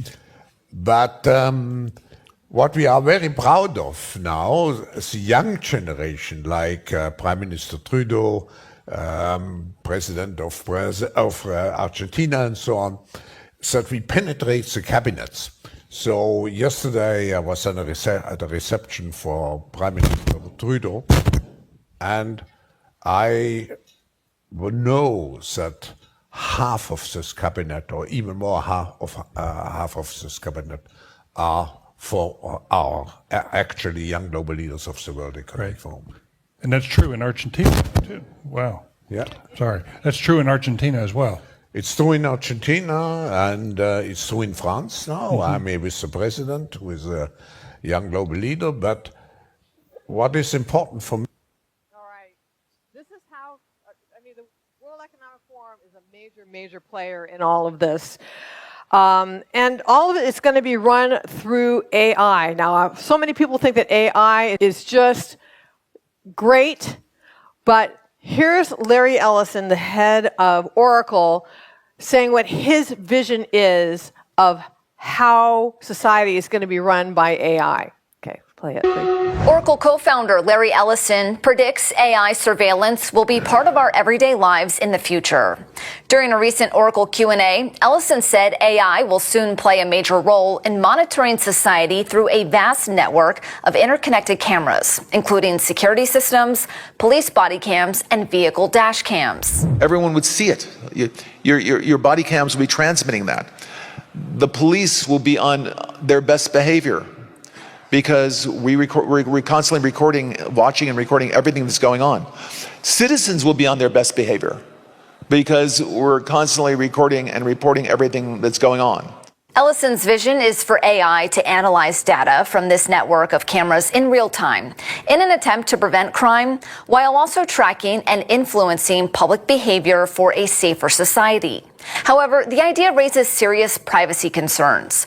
Critics argue it could lead to a surveillance state with constant monitoring infringing on personal privacy rights, while others say it could help solve crimes faster and provide transparency to citizens in cases of excessive force from law enforcement. We're going to have supervision. In other words, every police officer is going to be supervised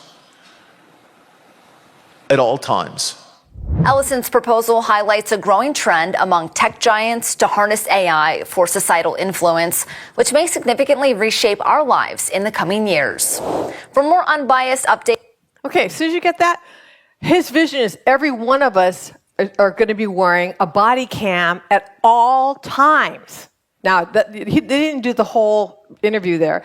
He said, so that we would be basically spying on each other at every conversation, every lunch conversation, everything. And if you want to go to the bathroom, you can ask AI to turn off, and it will say, okay, we're turning off, but it won't really turn off, because what if you're not really going to the bathroom? Or what if you're doing something in the bathroom you shouldn't be doing, right? But you can only get to that if there's a court order. And then he also said that this would really help with mall shootings, because with everybody wearing body cams, and that AI would pick up that there was an escalation, and then they can send in drones to break it up, because drones can get there so much faster than police officers. This is one of the tech titans of the United States and of the world. One of the visionaries. They say that this AI is to create individualized mRNA vaccines for everybody's individual cancer. Well, Dr. Robert Malone, who played a major hand in creating mRNA, says that's impossible. You can't do that. So what's the real reason behind this? I would argue that it is to create a Chinese-style social credit system for the world. And that's why they're building these massive data centers all over the country, including all over the world, including the United States, because you need these massive data centers to collect all this data on all of us. So, friends, we are on the cusp of a diabolical, totalitarian takeover.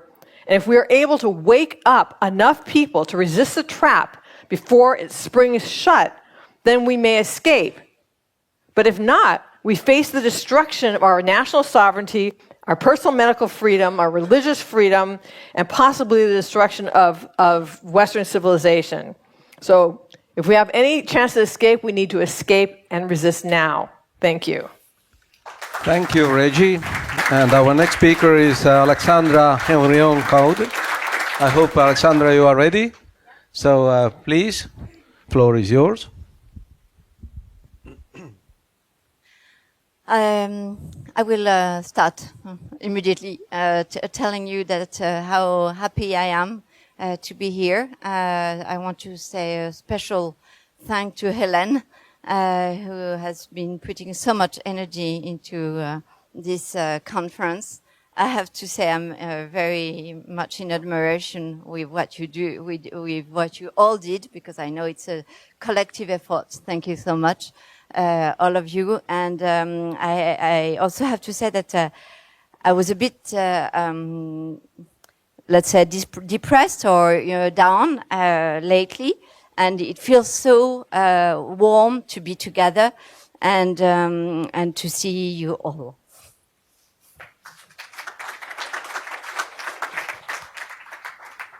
So I want to open the floor with Rainer Fulmich, because I cannot stop thinking of him. He's currently in jail, and this is the press release he delivered back at the end of last year in 2024, almost the Happy New Year, from the jail. And he summarized so brilliantly the situation. He said, first, how dangerous was the supposedly deadly new coronavirus was. And then he said, no more dangerous than the flu.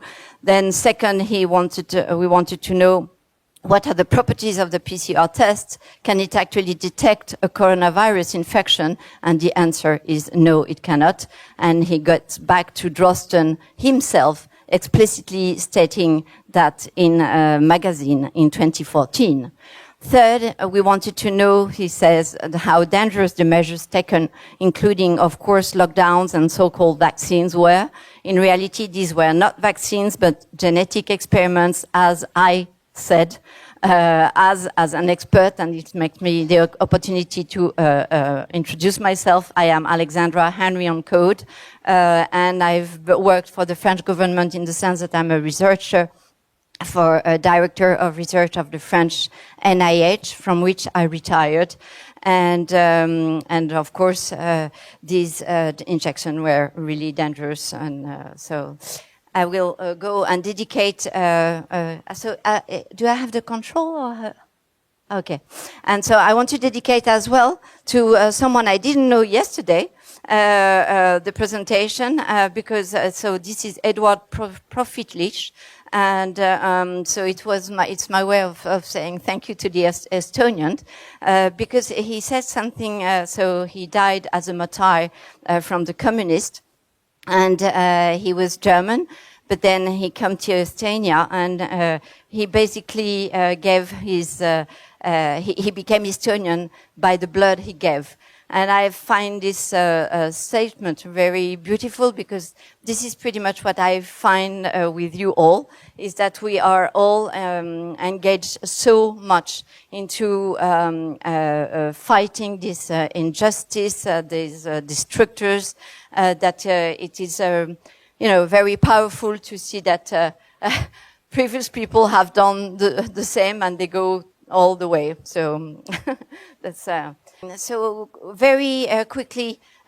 Still to introduce myself in numbers, it's very fashionable. So in numbers on X, I am followed by 191,000 followers. On Telegram, 40,000 followers. On YouTube, 82,000 followers. In library, I was the bestseller translated and censored worldwide book, which was called Les Apprentis Sorciers, and translated in Lithuanian. I was not allowed to play on Facebook. I created an account and I was kicked out immediately. I was suppressed on Wikipedia. Then they rebuilt my page saying only false things. I was banned from a number of boards, committees. I was responsible for the epidemics of demonstration in France. So, yes. And I had very few success, but we need to say them in New Caledonia, in Luxembourg, and in some French island, where we were quite efficient as to having the less possible people to get this horrible injection. And also, I want to say that I have been financially supportive of victims, the suspended in France. That is to say that all the money, the 100% money that I gained from the book, I gave it back to the people because they suffered so much. So in France, I was also the first to be censored by the media back in February 2020. So it's quite early. But it shows you how early I was in the fight, and this is probably why I am a bit exhausted and a bit sensitive now. I was the first to list all the symptoms of COVID, because at that time people said that you had cough and mild fever. So I said, no, it's much more than that. I was the first to propose azithromycin as antibiotics with antiviral properties, to warn about ADE, antibody-dependent enhancements against coronaviruses, against the risk on fertility. I was the first to warn about the madness of treating healthy people with gene therapy. That is all in 2020. Yeah? To publish, so that was in 2021, to publish on the excess of mortality in Israel youth, to raise the substantial contribution of spike to the disease thanks to tests. I remember that it was at the World Council for Health at the beginning, and to propose that the disease would be called spikopathy. To coordinate a number of opposition,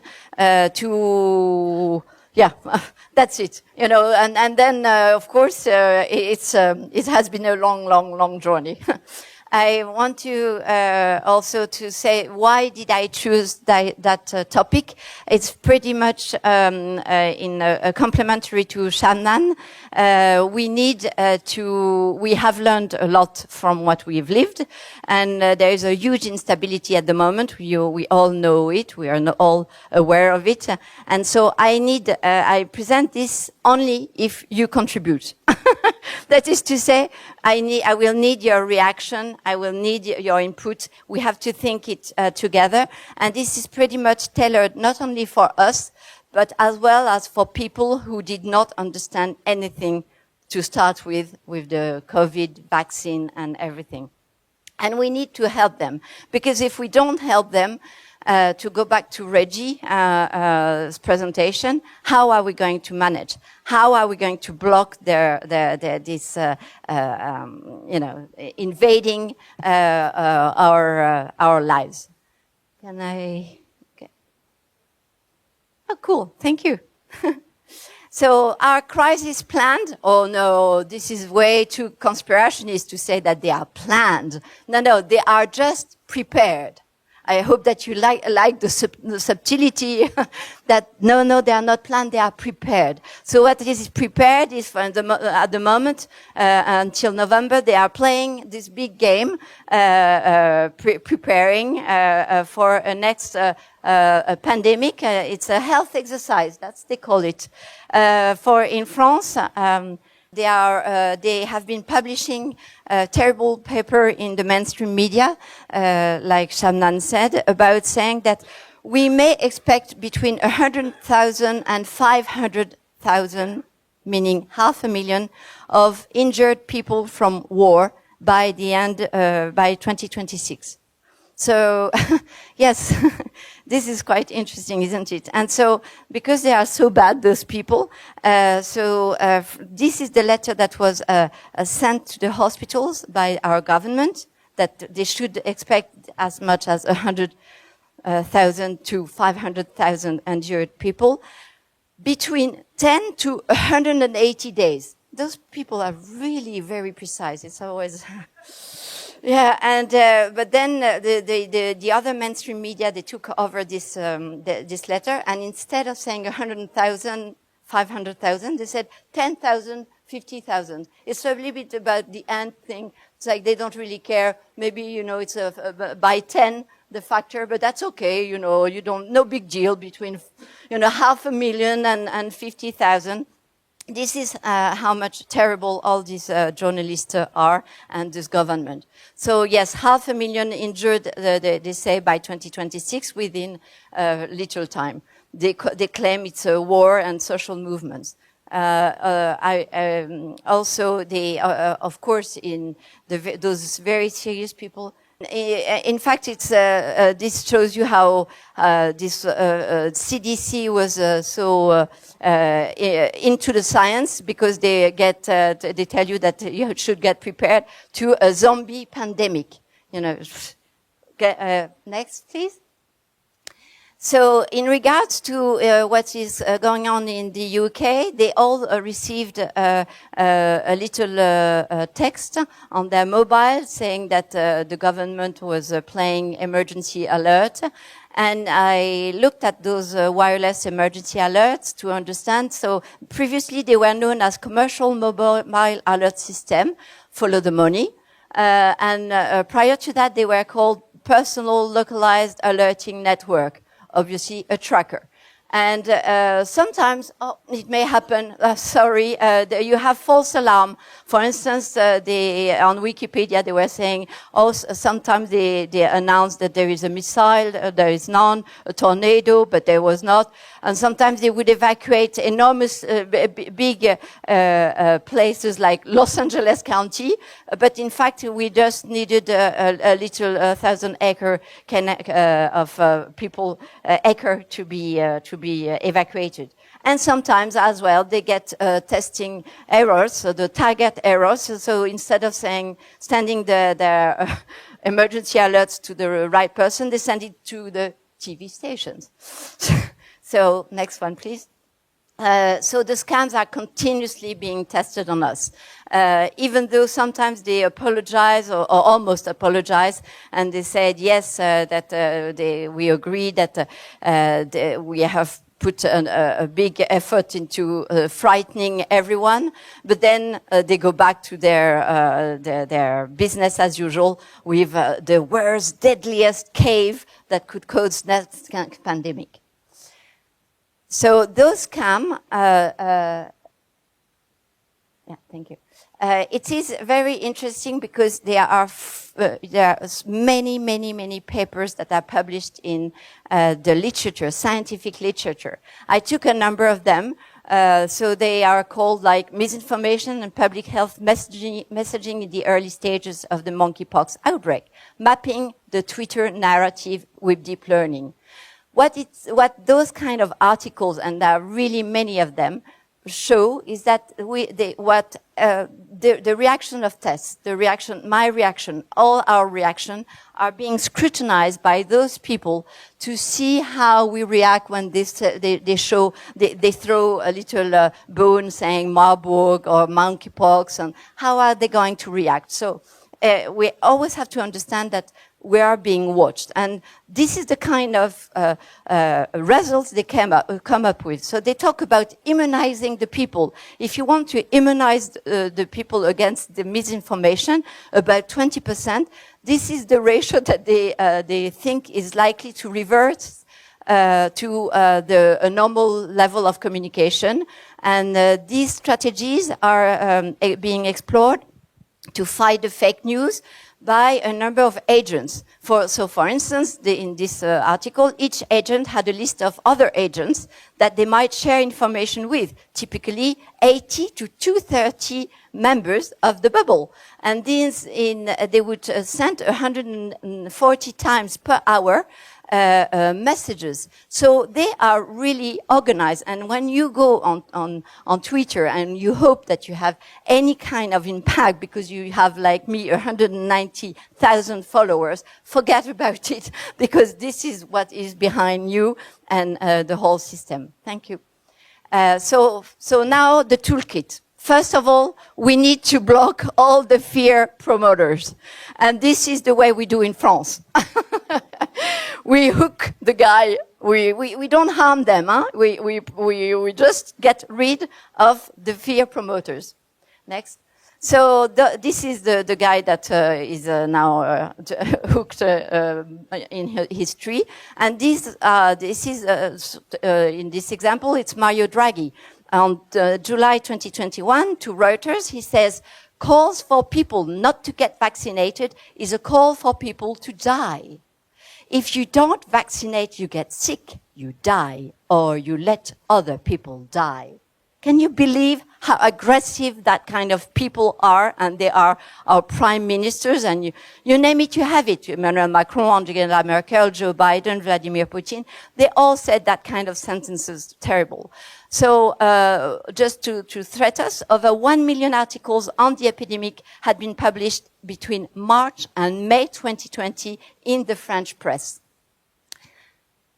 So we have also to watch for their agents, now that you know of them, because they are promoters of division. This guy is a typical agent. He is promoting the division with ego fight, and those promoters of divisions are never far from fear promoters. So we have to be really careful in the way we are completely infiltrated by now. The second toolkit is watch closely your environment. You have to become a public health expert. And how are you going to do so? By looking around you. You go at home, you look at your family. Is my family dying like flies? No, they seem okay. Then I go to work. Are my colleagues like dying, all of them? No, they seem all right. What about in my neighborhood, my neighbors? No. And then any change in the animal and pet behaviors. So what the nature gives us is beautiful example. Those starlings birds, they stay together within a flock, and they pay very much attention to the movements of 7 other birds closest to them. And I think this is a good way of, checking what is going on. Is there something serious or not, to worry or not to worry? Let's watch together. Let's watch. We see children in their square, but they seem very healthy. So what you analyze here is that people are mad in this school because teachers are really bad into putting all the kids in different squares. Here they see, you see a poor guy in respiratory distress, in a bag, so wrapped in a bag. So you say that you don't want to go to that kind of hospital. Here you are in Cannes. Wonderful Cannes. I don't know if you've ever been there. This is the beach. People are just, having their best moment. But this guy is spraying H2O2 on the beach to disinfect the beach. So train those who tell you that everything was fine, that they were so happy to get their 10 shots. Try to open their eyes with that kind of images. Become an expert yourself in infectious disease. And you have a great teacher here who is Fauci, because Fauci, when he looked at all the different pandemic, 1918, 1957, 1968, he had this very nice conclusion that, in fact, you do not die from viruses, you die from secondary bacterial infection. So the conclusion of that article was basically that pandemic planning needs to go beyond addressing the viral cause alone, because obviously the virus is not the cause of your death, which is interesting when you know what has been his policy. Next one, please. The third toolkit, use your words and your criteria and not theirs. And this is, I really want to stress that for you, all of you, because I kept on listening to you all. You use their words. You use their jargon. We should never use their jargon. This was not a pandemic. It was an epidemic of madness in a healthy world based on a PCR fraud. It was not a deadly virus. It was SARS-CoV-2 being a human-engineered bioweapon circulating since 2019. It was not a vaccine. It was false experimentation with poisonous products. It was not a lockdown. We were home gelled. And there was 5G blossoming everywhere while we were home gelled. This is not mRNA vaccination. It's the first mass genetic modification of human. This is not a call for solidarity. It's a call for the extinction of solidarity in a control-freak society packed with traitors. It was not about facing a health crisis. It was about enemies who became the health providers, the police, the church, the schools, the restaurants, the sport facilities, enforcing insane rules and laws. This is really important. Go and use your own words, but don't use their words, because then you understand what's going on.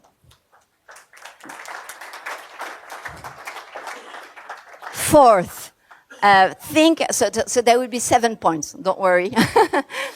Fourth, think about your first aid kit. It is good to remember what used to work as opposed to their health solutionism. So let's say we listen to the BBC and fighting the flu back in 1959.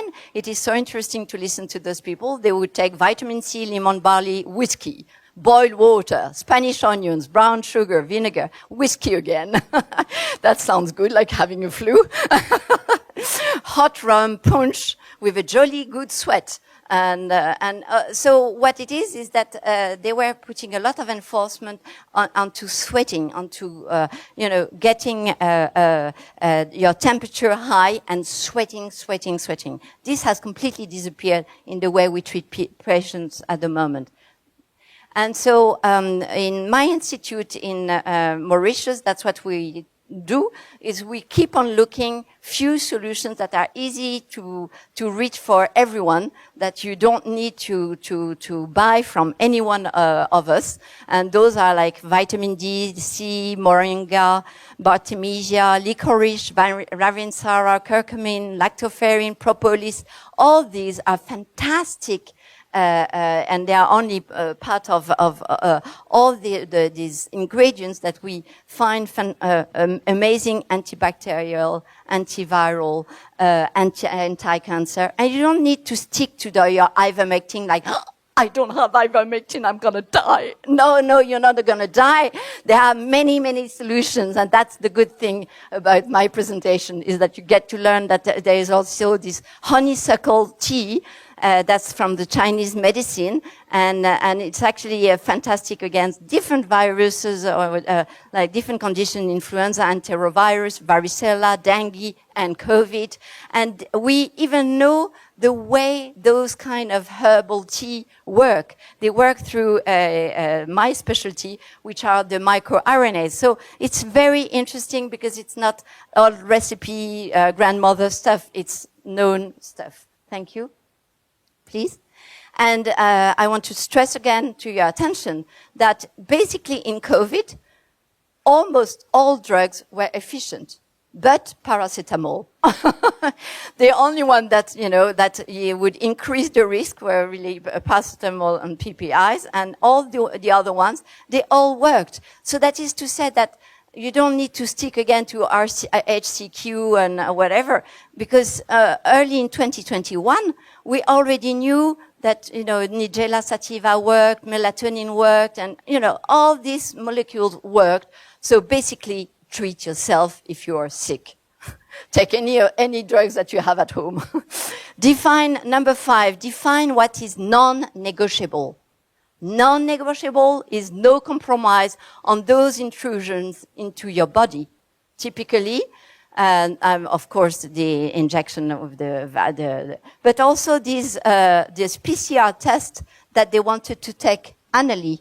And they did so they tried it in France, they did it in Britain, and then when I started speaking about it and making it loud, then they backed up and they say, oh, maybe it was not the right timing, we will do it another time. But yet, the intrusion of going, in this nasopharynx was completely crazy and mad, so no compromise on whatever intrusion they want to make in your body. And in Luxembourg, I have to test. The National Health Laboratory failed to confirm 80% of the tests that were carried out in the private laboratories. So that just shows you how fantastic these tests were. They are reliable. Never answer, never ask. What I mean by that, non-qualified individuals who are neither doctor nor nurses should ever know about your health status. You should not negotiate that. No one should have asked you if you took the test. No one if you were positive, negative, or your children if you had the jab, how many times. And you should never have asked. And I'm sure that in this room, a number of people have asked to, did you take the jab? How many shots did you take? This is, I think, completely wrong, because if we didn't answer and we didn't ask at that time, nothing would have gone because you would just stop the system. If suddenly the school asks you, but you cannot answer because this is about my health status, the whole thing collapsed. So it's just so easy as to say, I don't answer. Are you a doctor? Are you a nurse? No. So I don't answer you. And you stop the system. So never answer, never ask. And no compromise on intrusion into your genome, of course.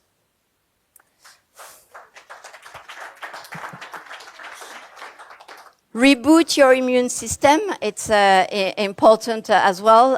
There are so many ways you can do it. I like this PNAS paper saying that biodiversity from the natural environment create an ecosystem that is so good for your immunological system, but also from your psychological system. That is to say, walk in the green space, dog walking, social interaction, sunlight, exercise, and all that. It's common sense, obviously, but it's so good to see it in a PNAS saying it works. And the same thing goes with the circadian rhythm. And we are, a number of us, we are a little bit, we work late at night and stuff. I want to stress how circadian rhythmicity is a factor in immune system optimization. Dysynchrony of the circadian rhythm and immune system may lead to increased susceptibility to infections. So this is really important to respect the circadian rhythm. Play collective. Yes. Build yourself a mini society of individuals that can help you and that you can help. What do I mean by that? I thought about myself and I said, okay, so, tomorrow if there is some kind of real crisis, it can be a fake, it can be a real one, I don't know, I will need food. Okay? So how do I get my food? I don't have a garden, I don't grow anything, so I need food providers. Okay, so there is this little grocery supermarket that I know the people. Have I ever took the time to explain them the situation? Never. Okay, so if now tomorrow they don't provide me the food that I'd like to have, or they close their grocery store, it will be my fault because I never invited them to take a coffee and to explain them the situation. So this is just your responsibility and it is mine to explain any individuals in this list, the food providers, the health support, the drug, the one, maybe pharmacy, maybe doctors, the water source, the one who will provide the water if you need it, the smile and laugh exchanger. Identified if I need to laugh, I need to smile. If you don't find a partner to laugh and to smile, you're in big trouble. So identify. Just like the birds will do with the 7 around them, identify someone, identify a compass for you. That is to say, in the days you are really down, you need a lighthouse in the darkness. Who is that person who brings you some light when you feel dark? Just listening to his or her voice, just being with him or having news from him or her. And a home refugee, that is to say, a refuge, that is to say, identify places that you would feel good to go to, and they may be not your home. Avoid virtuality. So this was in a Nature paper. This woman who looked nice, huh? She was just Catherine Jansen, the head of Pfizer vaccine R&D research and development department, and the title of the article was "COVID vaccine. We flew the aeroplane while we were still building it." Whoa! Did you really? Did she really fly this aeroplane? And how did people react? Are they happy? How dare they avoid virtuality, avoid that kind of persons? Who said we were facing a pandemic? So my question is, did those actors get paid? Because, okay, now we're facing the Guardian, the Telegraph, l'Express, French government. So they are just, showing the same kind of pictures.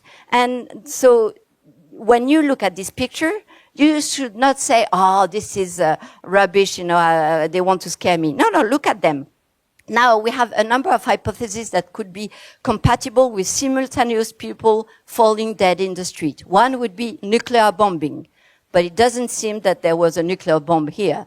Another one would be asphyxiating gas, but then those guys with their mask would fall down, wouldn't they? Lethal radiation could be poisoning, or maybe they were just actors. So you hear all the time during COVID, but that scenario is wrong. And too little people know about that. SARS-CoV-2 already circulated back in March 2019. I've presented that slide many, many times, but each time I think I need to repeat, because when they say, oh, it's the Wuhan thing here, the Wuhan. Okay, so March 2019, so 1 year before they declared this pandemic, in Barcelona, Spain, you had SARS-CoV-2 traces in the wastewater. And you go in 2019, in these different countries, Spain, Italy, France, Brazil, United States, with different cohort, with different techniques, whether PCR or antibody check, and you get the same information. SARS-CoV-2 was circulating in March 2019. So don't ever say during COVID. And now, in case you live in the city, are you okay? And you know where is your well, the nearest well? Yes, you have it. It's here. Don't worry. If you have no more water, you do have a tank full of your water. So the only thing is that you should manage is to get your whatever you do normally in that hole, to put it in the bag and not to flush, to close the bag so that it doesn't stink in your house. But you have a tank full of water. Same with a bathtub. It can contain a lot of water. So you have your own well, even in a city. And about food, you say, oh, I forgot to speak with the grocery store. I forgot to have my friends and my mini society. Yeah, but you maybe have some little things that you can grow, and you have your fresh vitamins, and it takes no time to get you grow your own vitamins. Now, in case you miss out completely, this is typically my case. I give advice to people, but I forget about taking care of myself. So don't worry, it's okay.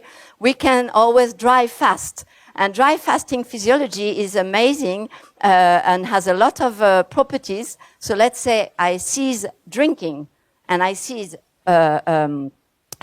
eating for 5 consecutive days. And in fact, it turned out that it has a good impact on a number of conditions.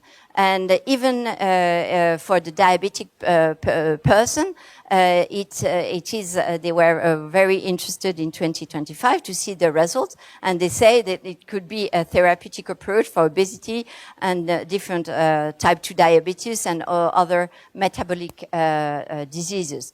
So I think this is very important, because they keep on telling you that if you do not have water, you die. So apparently, you don't really die.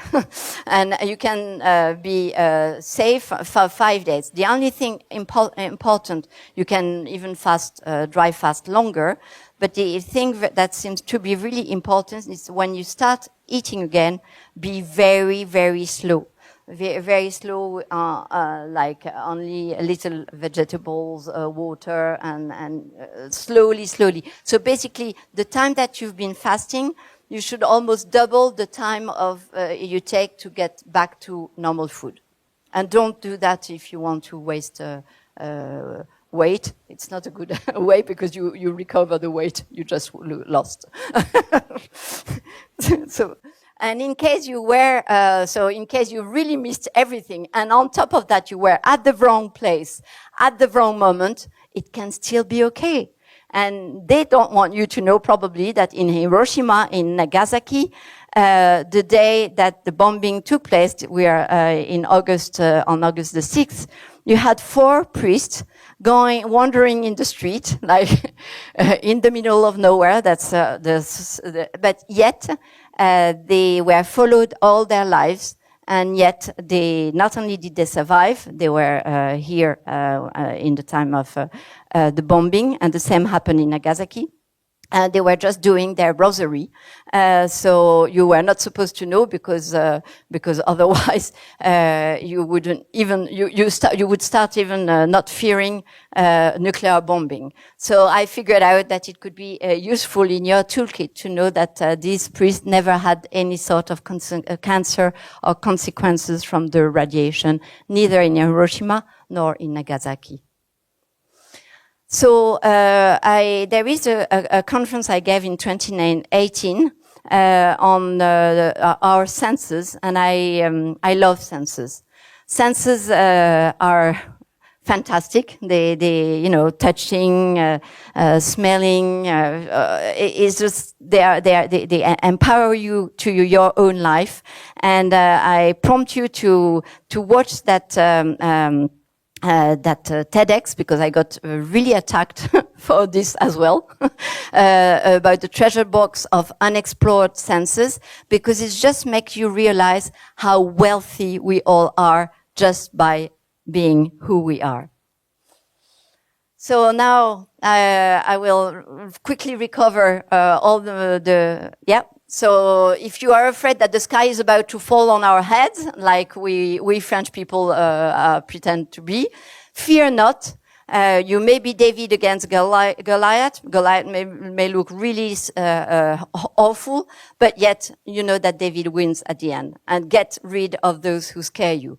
Watch closely your environment and your neighbors. Use your own words and not theirs, and not their jargon. Think about your first aid kit. Define your non-negotiable and be just like Caesar. It will be non-negotiable. Use your senses. Build your mini society. Avoid virtuality. Basically, have fun. Enjoy. Next slide, please. And it will be my last one. And let's play at defining the never again with those who are still happy with what happened. Never again guinea pigs. Never again in jail. Never again Muppets, never again GMO, but always together. Thank you, Alexandra. And I welcome our next speaker, Sebastian Lukomski. So please feel free, and you have a microphone, so enjoy the floor. Thank you.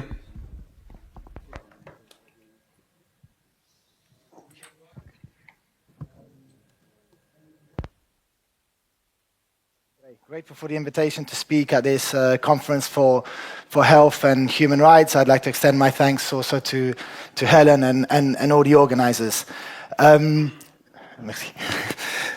It really is a privilege for me to address a forum here with all of you, where crucial topics of public health, human dignity, and individual freedom can all converge together. My name is Sebastian Lukomski. I'm a global campaigns representative at Citizen Go, and a correspondent and analyst specializing in the United Nations and EU affairs. Citizen Go is a grassroots organization made up of millions of citizens around the world committed to the defense of life, family, and freedom. Over the past years, we've been closely tracking the developments surrounding the WHO, the pandemic treaty, the international health regulations, and we've been deeply engaged in advocacy, activism, and analysis across the board at the UN. Today, I wanted to offer a perspective that is often missing from high-level discussions, from high-level political discussions, a perspective which I want to call from the real world or from day-to-day life. What I mean here is a perspective where the voice of the ordinary citizens is understood and, more importantly, heard. So the people who go about their daily lives, who place their trust, sometimes naively, in unelected officials and international institutions to act in their public interest, and who far too often are met with disappointment, as we all know. In the world of global politics and policy making, their opinions and their concerns are way too often ignored. But what happens when big government intrudes in the daily life of ordinary citizens? And more importantly, what can citizens do about it?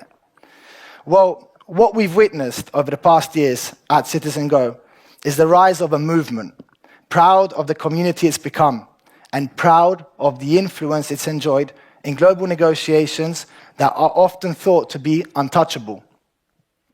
In a real democracy, real power must come from the people. That legitimacy in any system, be it at national level or global level, should not be manufactured top-down. It must rise from the bottom up. And globalist policies flooding the political scene are too often ruthless top-down approaches.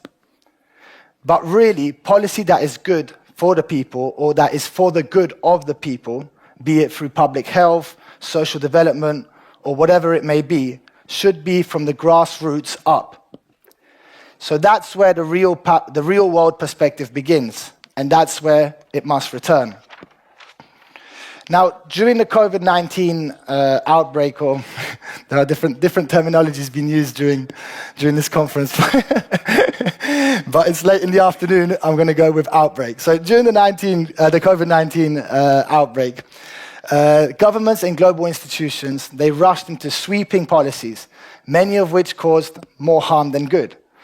Lockdowns shattered livelihoods, schools stayed closed for months, leaving scars on children, and real scientific debate was silenced, dismissed, and dismissed as misinformation when it was needed most. And many of the speakers addressed this point previously. And I want to go back to the issue of censorship. I want to go to the issue of censorship a little bit later on, but let's not forget the situation we saw ourselves in. I mean, censorship is one of the most important tools they use. So it was being weaponized during the COVID-19 pandemic. Even Mark Zuckerberg last year admitted that the Biden administration was pressuring Facebook and Meta to remove vaccine-related posts that did not align with the government's narrative or the government's official narrative. So this censorship issue is actually a stark reminder that it still remains one of the most powerful tools by authorities to not only suppress dissent, but also shape public perception. So, yeah, instead of admitting those mistakes and working to eliminate and not repeat the horrors of those last years, the WHO instead chose to build on them, doubling down through two key texts, which we've addressed also, the Pandemic Agreement and the amendments to the International Health Regulations. What began as temporary crisis management is now being reshaped into permanent centralized authority. As the world struggled to recover from the shock of COVID, both health-related issues, economic issues, social issues, a new debate started taking shape in Geneva. And the debate was, should powers over things like information, borders, supply chains, and personal medical decisions be really handed over to an unelected global authority? So Citizen Go is proud to be a truly global grassroots community, united by a shared commitment to freedom with the support of over 8 million active citizens worldwide. We don't cave to political pressure, globalist agendas, nor do we speak with the weight of billion-dollar budgets. We speak with the weight of citizens and act on the demands of citizens. So when the WHO launched its push for the pandemic treaty, Citizen Go responded with one of the largest grassroots mobilizations in our history. Over 3.5 million people in more than 30 countries demanded that their governments defend sovereignty, protect human rights, and avoid repeating the errors of the past. So our position has been clear and consistent from the very start. Cooperation, yes, but centralization, no. I mean, we all agree that sharing information and standing in solidarity during whatever crisis it may be is important and necessary and almost natural. But centralizing major decisions into the hands of distant, unelected bodies with limited democratic accountability is a seriously dangerous path. Preparedness, yes, but a permanent state of emergency, no thank you. Emergencies must end and not begin. Tools created to manage a crisis must never become the foundation for everyday governance. And last but not least, human rights and sovereignty always. No treaty or regulation should ever undermine our fundamental freedoms. Freedom of speech, expression, freedom of conscience, personal privacy, or even our country's right to decide its own path. The pandemic treaty and the IHR amendments represented threats ordinary people could recognize in their daily lives. The possibility of mandated medical interventions, digital passes, which we spoke about also, that conditioned freedom of movement, and censorship built into government frameworks. That is why our call to resist resonated and continues to resonate so widely. When negotiations began, we took action and we mobilized from Argentina to Canada, from Portugal to Poland, from Australia to the Philippines and beyond. Over the past 3 years, more than 3.5 million citizens from over 30 countries joined in rejecting the centralization of global health power through the Pandemic Treaty and the International Health Regulation Amendments. These signatures represented a coordinated global appeal for sovereignty, transparency, and the protection of our civil liberties. These have been consistently hand-delivered by us to heads of state, health ministers, and diplomatic missions across multiple regions. Throughout the negotiation period, Citizen Go maintained a visible and consistent presence in Geneva, including repeated public demonstrations outside the WHO headquarters, the deployment of message buses, and targeted visual campaigns designed to ensure that delegates and officials do not ignore our public opposition. In parallel, we also held meetings with WHO representatives, UN ambassadors, and national delegates. In May 2025 of this year, ahead of the World Health Assembly, authorities attempted to suppress our visibility. Citizen Go's freedom buses, which many of you might have seen, which carried the message "No to the Pandemic Treaty, Yes to Freedom," lawfully permitted, registered, peaceful, and compliant, they were intercepted at the French-Swiss border a day before the World Health Assembly began. Drivers were threatened to substantial fines, and entry into Geneva was blocked. This intervention clearly indicated an effort to limit our public exposure and their public exposure, and prevent critical messaging from circulating near the UN compound. The pressure generated by sustained grassroots mobilization is what I'm here to emphasize, that through visibility, engagement, and policy scrutiny, it all contributes to a shift in possible negotiation dynamics. The Pandemic Treaty, originally intended for earlier adoption, ended up being delayed twice and technically still lacks completion. These delays have not occurred in isolation. They reflect growing resistance, increased political divergence, and a broader recognition that international health governance cannot be advanced without democratic legitimacy and a civil oversight. But the WHO's missed deadlines and all these things, they're not its only setback. One of the most decisive moments came in January of this year, on President Trump's first day back in office. He signed an executive order initiating the United States withdrawal from the World Health Organization. And a few months later, that decision was followed by a move to reject the IHR framework. We thank Secretary Kennedy for his leadership in driving this process forward. And it also sent a powerful signal to the world that health freedom and national sovereignty must take precedence over unaccountable global control. In Argentina emerged another clear example of how grassroots mobilization can influence national decisions. In early 2024, our petitions were circulated across the country, signatures were gathered, and direct engagement with lawmakers was strategically executed. In June 24, Congressman Beltrán Benedit introduced a formal declaration in the Argentine Chamber of Deputies, raising concerns about the implications of the WHO Pandemic Treaty for national sovereignty. In a subsequent meeting, he acknowledged to us that materials circulated by Citizen Go played a crucial and direct role in informing and motivating this initiative. Citizen Go Argentina remained consistently engaged, submitting petitions, meeting with legislators, and requesting government hearings. In April, a formal audience was requested, and by May, the Secretary of Health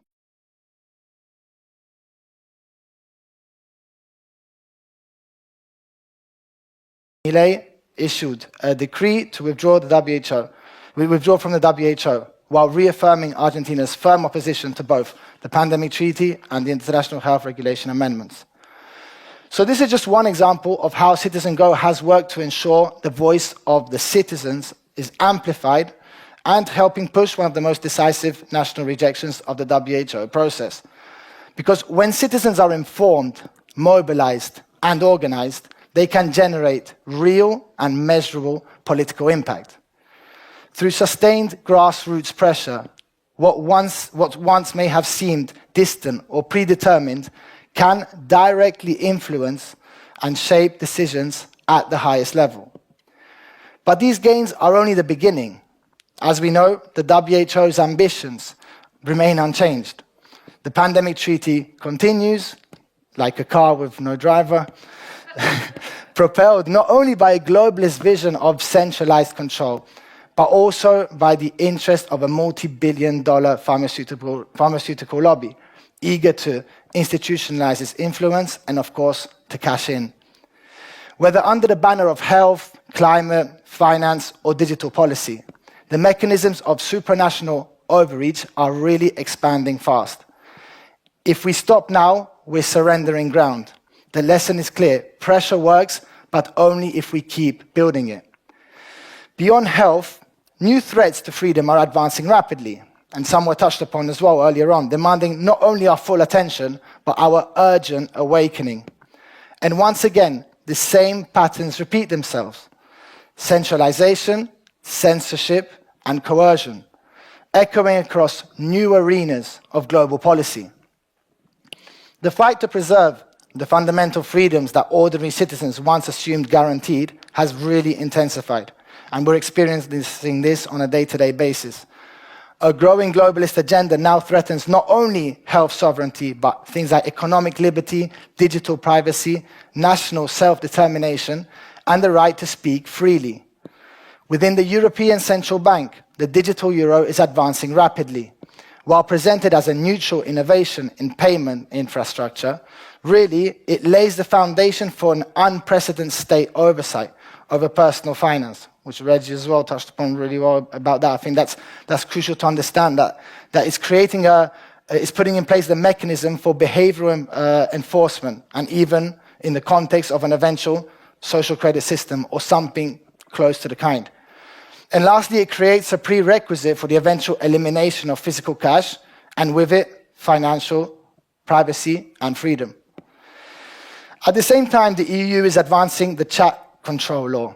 It's going on right now, actually. I think they're meeting tomorrow. Legislation that would mandate the scanning of private digital communications. So any platforms that that we see are encrypted, such as WhatsApp, iMessage, Signal. What's happening is that they want to install an AI software in order to control the messaging platforms. And it signals a dangerous shift towards mass surveillance and preemptive monitoring of citizens. Meanwhile, censorship laws are basically exploding everywhere. The UK, I was just covering some of the things that were going on in the UK. I think the UK is a perfect example of how far things have gone with regards to censorship laws right now. But they're spreading rampant across multiple countries. Vaguely defined hate speech and misinformation regulations are being used to silence debate, stigmatize dissent, and punish those who have views that are outside the mainstream. And of course, more broadly, UN Agenda 2030, marketed as a roadmap for sustainable development. It's in fact a cornerstone of a wider global agenda. Beneath its polished language lie far-reaching ideological goals that seek to re-engineer society, centralize decision-making, and standardize values across nations. Its implementation risks sidelining national sovereignty, democratic pluralism, and the cultural distinctiveness of our societies. Citizen Go is actively campaigning against all these threats as they accelerate towards critical decision points in the months ahead. So our movement is proud evidence that sustained civic pressure, when applied strategically and consistently, can have far-reaching impact and even shift the terms of global debate. But all this is not the final chapter. In fact, far from it. Just yesterday, Ursula von der Leyen warned of a new global health crisis and proposed that the EU should lead the charge on a new global health resilience initiative, whatever that may mean. The point is that the narrative is familiar, the narrative is repetitive, to be honest. The patterns are repeating, and the implications for governance, transparency, and individual freedom for us remain deadly serious. We have seen how quickly emergencies become pretexts and how easily frameworks intended for coordination can drift into centralization, surveillance, and above all, control. That is why our work and that of all of us here must continue with clarity, resolve, and long-term vigilance. Because beyond health, the same principles are at stake across a growing number of domains. And because the defense of freedom today requires more than slogans. It requires structure, strategy, and commitment. Policy must be influenced, institutions must be held accountable, and national decisions must reflect the will of the people. As a people, we want freedom, not conditionality. We want cooperation and not centralization. And we want dignity and not managed compliance. If these past years have proven anything, it is that freedom does not defend itself. It depends on people, ordinary citizens, who are willing to take that responsibility seriously. Thank you to everyone here. Thank you.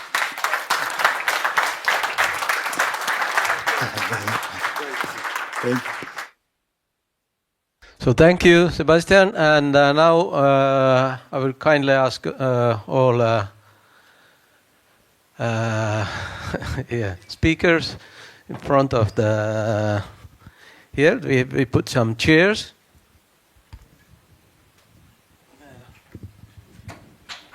And Antti lead the panel discussion.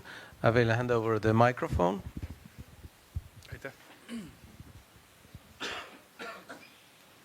By the way, where's the yellow pad that I was circulating? Does anybody have it? Can somebody give it to me? I'd like it. I want to make sure I get it. This is the first advice I give you. Share your addresses, information, and networking is highly important. And first, thank you for everybody. And we have some 20 minutes to share our experience, our emotions, or understanding, or takeaways. Shortly, what we got from this conference, and I use the chance to begin. And I am very, very fulfilled with very valuable information and very different angles for the similar questions. So really, I have maybe weeks and months to work with this material. And then probably after a few weeks, I start to feel I must contact this person and ask something more. And I must follow her for Twitter and so on. And this is so important. I carry on, and I can use in debates. When I need additional information, I immediately look. Rimas, please. Rimas, give me this data, this information. This is for longer term. This sharing is caring.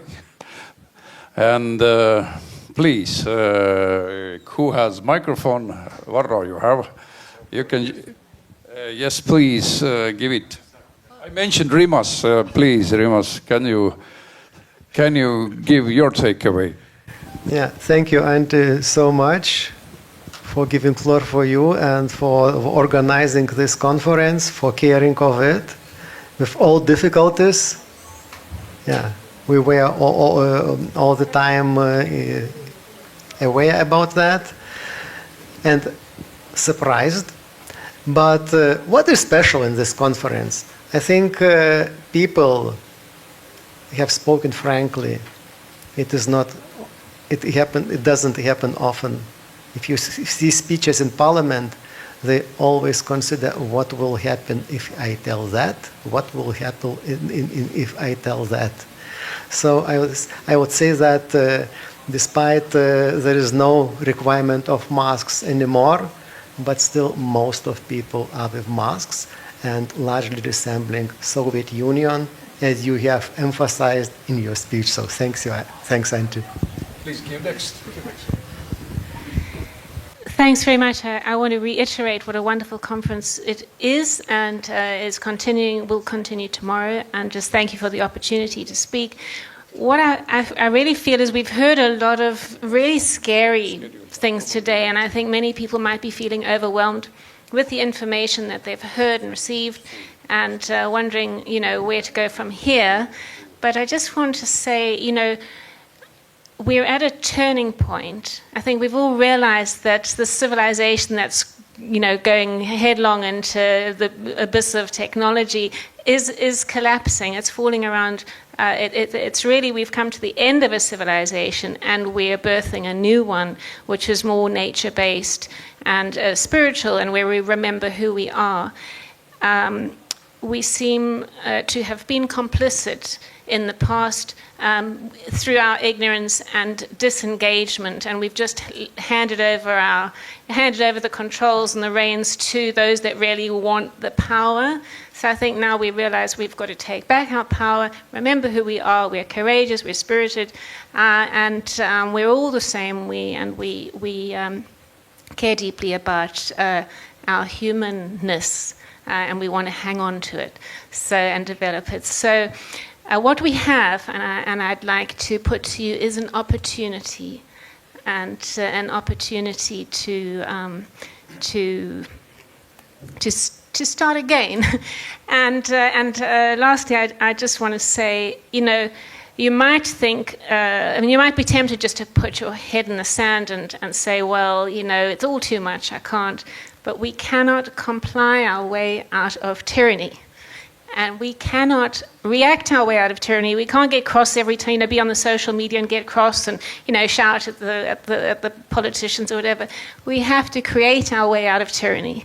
So we're in a very creative phase now. We've got to really think about how we can engage our fellow human beings on these really, really important topics, like the digital ID, like the destruction of our farmlands and the wind turbines and the solar panels and all of these things, the electrification of everything. So, we're going to get creative now, and this is the way we get out of here. And we're going to work together and unite. So I just want to thank you once again and hand the mic over. Thanks, Tess. Wow, day one has been an absolute enriching experience. So thank you very much to the organizers and everyone who came to remember who we are, again, essentially.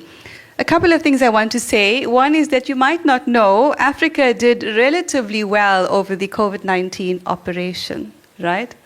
Where's Alexandra? She here? Okay, it's an operation, that's what it was. And so, lowest uptake of the COVID-19 injections and lowest mortality in terms of the number of people that had passed away. So that tells you something. Why then should we be taking advice from the WHO or anyone else, right? We relied on natural medicines, and I'm sure you have natural medicines here in Estonia and Europe as well. So these are very important for us to explore and to harness the power of. I also want to say it's extremely important to challenge authority, false authority. Authority with titles when you intrinsically know that what they're saying or doing is not right. And that's even when it comes to your politicians. I know we have some ethical ones here, which is great. But be able to challenge them, which is something I tried to do in South Africa on the ivermectin issue, and discovered that the Gates Foundation is funding not only the Regulatory Products Authority, but all government departments in our country. So we're very much occupied, but people's eyes are opening, which is great. I also want to say using boycott as a strategy is important. Follow the money, find out who benefits from violating your rights, and use your power of the pocket. Sometimes it's hard, but at this point, if we're still using Microsoft we have a problem, right? So that's one of the first strategies we have to do, is to stop using these technologies. And I'll close here for now because I'm sure we have lots more to say. Remember the 10 types of emergencies on that list? We have to do everything we can to make sure that those emergencies don't happen, real or not. That includes the pandemics and the wars and all of that. And that's how we ensure the UN doesn't get standing authority. Last but not least, remember the children. Who's the youngest person in this room? Maybe I shouldn't ask that question. But we need to arrange opportunities to empower our children, because these are the people who are going to lead us into the kind of future that we want. Thank you very much. I also want to thank the organizing committee. It has been a brilliant conference, and I have learned a lot concerning the mRNA. Well, maybe I shouldn't call them vaccines. Actually, I think it is a bioweapon because so many harming ingredients are in that juice, that means we are in war, we are being attacked, and if you look at this as a war, it means we have to stand together and work together, put egos aside, and no matter what organization you are in, we have to connect and work together. I also think that these, our enemies, are only a few people.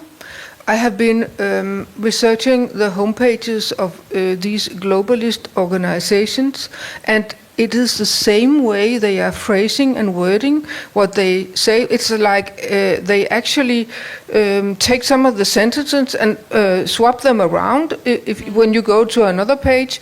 And it seems that I think only a few people are behind this. And if somebody know how to, well, I shouldn't ask people to do anything illegal, but if anybody know how to go behind this, I think we could find out who are these people.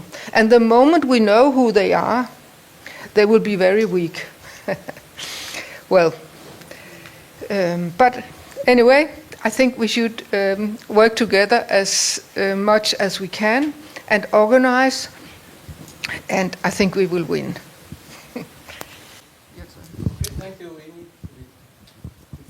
Yes. Well, thank you also from my part to the organizers. You have done a fabulous job. But to share with you some thoughts of mine, which have been confirmed throughout the day. Oftentimes people ask me what gives me hope when we see that things are getting worse and worse around us. And I always tell them that what gives me hope personally is the conviction that all systems based on lies will collapse sooner or later. That's the universal experience history gives us. All systems based on lies will collapse sooner or later. We know that the Soviet Union collapsed because it was a system based on lies, and the globalist system will also collapse because it is exactly the same way, in a different way, but in a principled way, the same manner, a system based on lies. But to be successful in our fight against systems, dictatorial systems based on lies, I think there are two important things. The first thing is to speak the truth. A system based on lies, by definition, fears the most people who speak the truth. Fearlessly, without counting the cost. That's the first thing. And that's what many of us did here today, which is why it is so important. And the second thing, we should not allow this dictatorial system to kill our imagination. That's something I have been thinking about a lot recently, that imagination is incredibly important in the fight against dictatorial systems. Because what dictatorial systems try to do, they try to take away the understanding that things could actually be organized in a completely different way. And I see it around around me all the time, that people don't practice the imagination. They are complaining about details. They are saying that the system should be organized in a different way only as concerns details, but actually it should be organized completely in a different way. And that's again something I saw today, that people are expressing the view that we need to build a completely different society, and we don't need to be afraid to say it out loud. Thank you.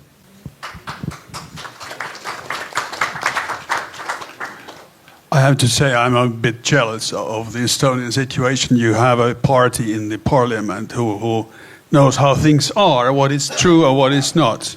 And they are not afraid to say this. In Finland, it's a totally different way. Maybe we should build up a World Conference of Health organization in Finland too. There is no one. Nothing yet, but there is another organization which has about 50 doctors and scientists who have spoken several years of this. So maybe we just merge these two organizations together. I can see there are 2 doctors at least here from Finland. Maybe you should take the lead of this suggestion. Just say yes. Okay, nothing more. Thank you. Well, when people ask me what gives me hope, it is, and I look at the globalists, the way that they are closing in on us, it's my faith that with God, all things are possible. And it seems to me that what these globalists are doing is that they are creating a new Tower of Babel. It's the same impulse. They want to build this towering structure where we can all communicate, all these digital IDs, all the data and everything is interoperable, international, readable by any nation. It's a Tower of Babel. And I think that God's going to take it down. And you might have seen that I had Joan of Arc as the patron saint of Anti-Globalist International. She always had her feet on the ground and her eyes on God as she carried the sword of a warrior. She was a fierce warrior. And one of my favorite scriptures is, be bold, it won't make you burst.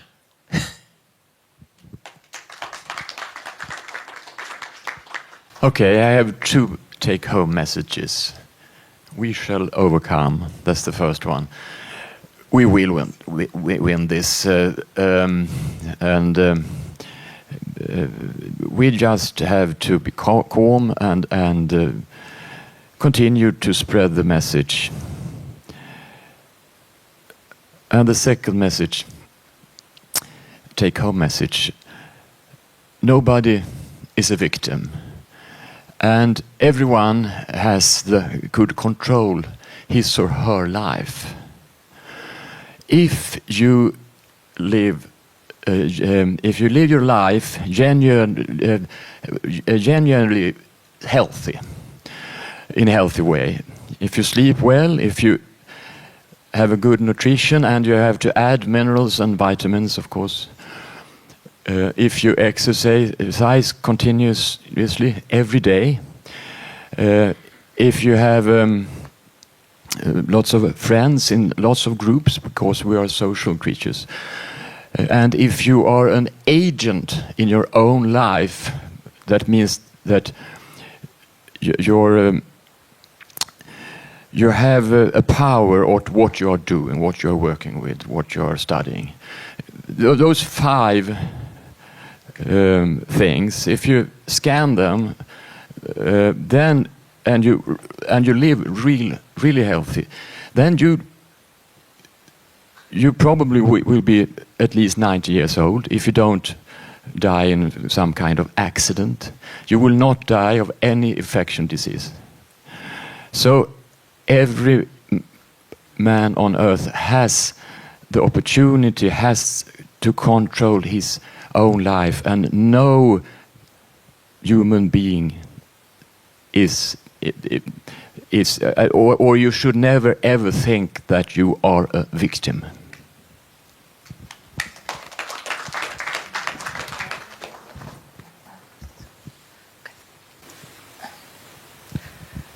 Well, I first want to thank Helen and her team for organizing this wonderful conference. I was so impressed, with the whole thing, like how it developed, and to be so courageous to do it. So, and also with everything that happened with in the parliament and here, and it just shows so much the courage and the true spirit that we need. So, thank you so much. And I thought it was a wonderful conference, very inspiring and very wonderful. And I think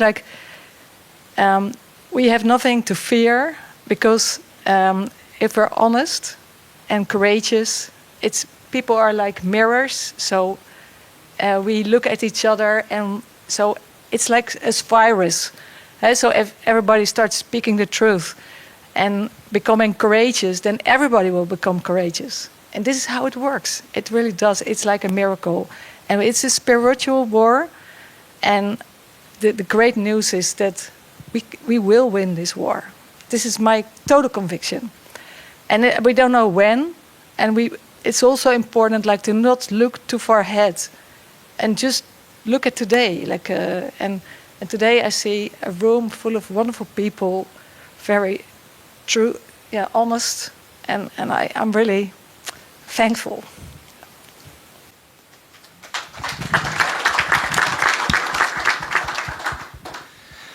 Also to extend my thanks to Helen and the organizational team to have come out with this incredible conference and deeply insightful panelists and attendees and everything. I think it was a crucial conference to have to come together, each one of us from perhaps a different perspective, but all fighting for the same goal. To second a little bit from what Reggie said, I think faith at the forefront, because we know it's a battle for good against evil. And I think the world, or let's say global policymakers, have put us through a testing ground over the last, let's say, few years. And I think the good news here is that we've passed it, because we know what's going on. We're awake. Not everyone can say that. Some people are still sleeping. And I think another important thing to recognize here is that we all have, from listening to the experiences from many of the people here, we've all had similar experiences. We've been censored, we've been stigmatized, we've been called all sorts of things, conspiracy theorists. So all this means that we're definitely doing something right. And just to finish off maybe on Edmund Burke's famous quote, I think for tyranny and evil to succeed, all it takes is for good people to do nothing. So it's good that we're there doing something. Thank you.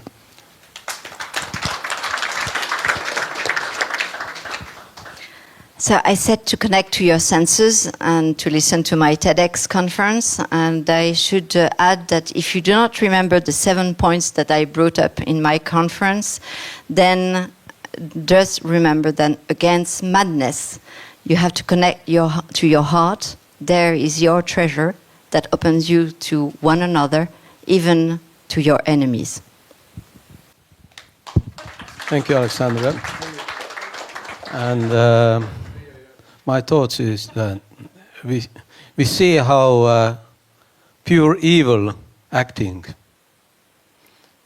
and it's a demiurgic crisis now. And we should not fight. We should learn, and we should hear our heart. We should hear our intuition. From what comes inspiration, and from inspiration comes innovation. And we should be creators, not fighters. And to show that love wins evil, love wins all bad things. So make love, laugh, hug, smile, make great things, and let evil disappear from our societies all over the world. Make world great again. Thank you.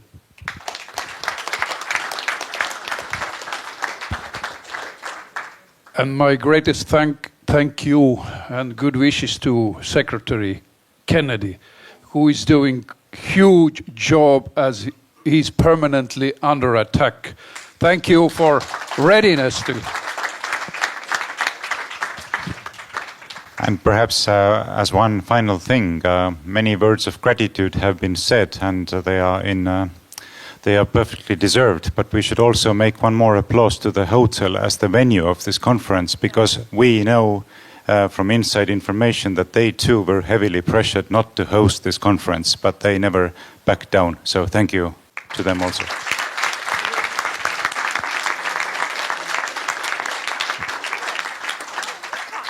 And the last thing, all participants, listeners, you donated for others.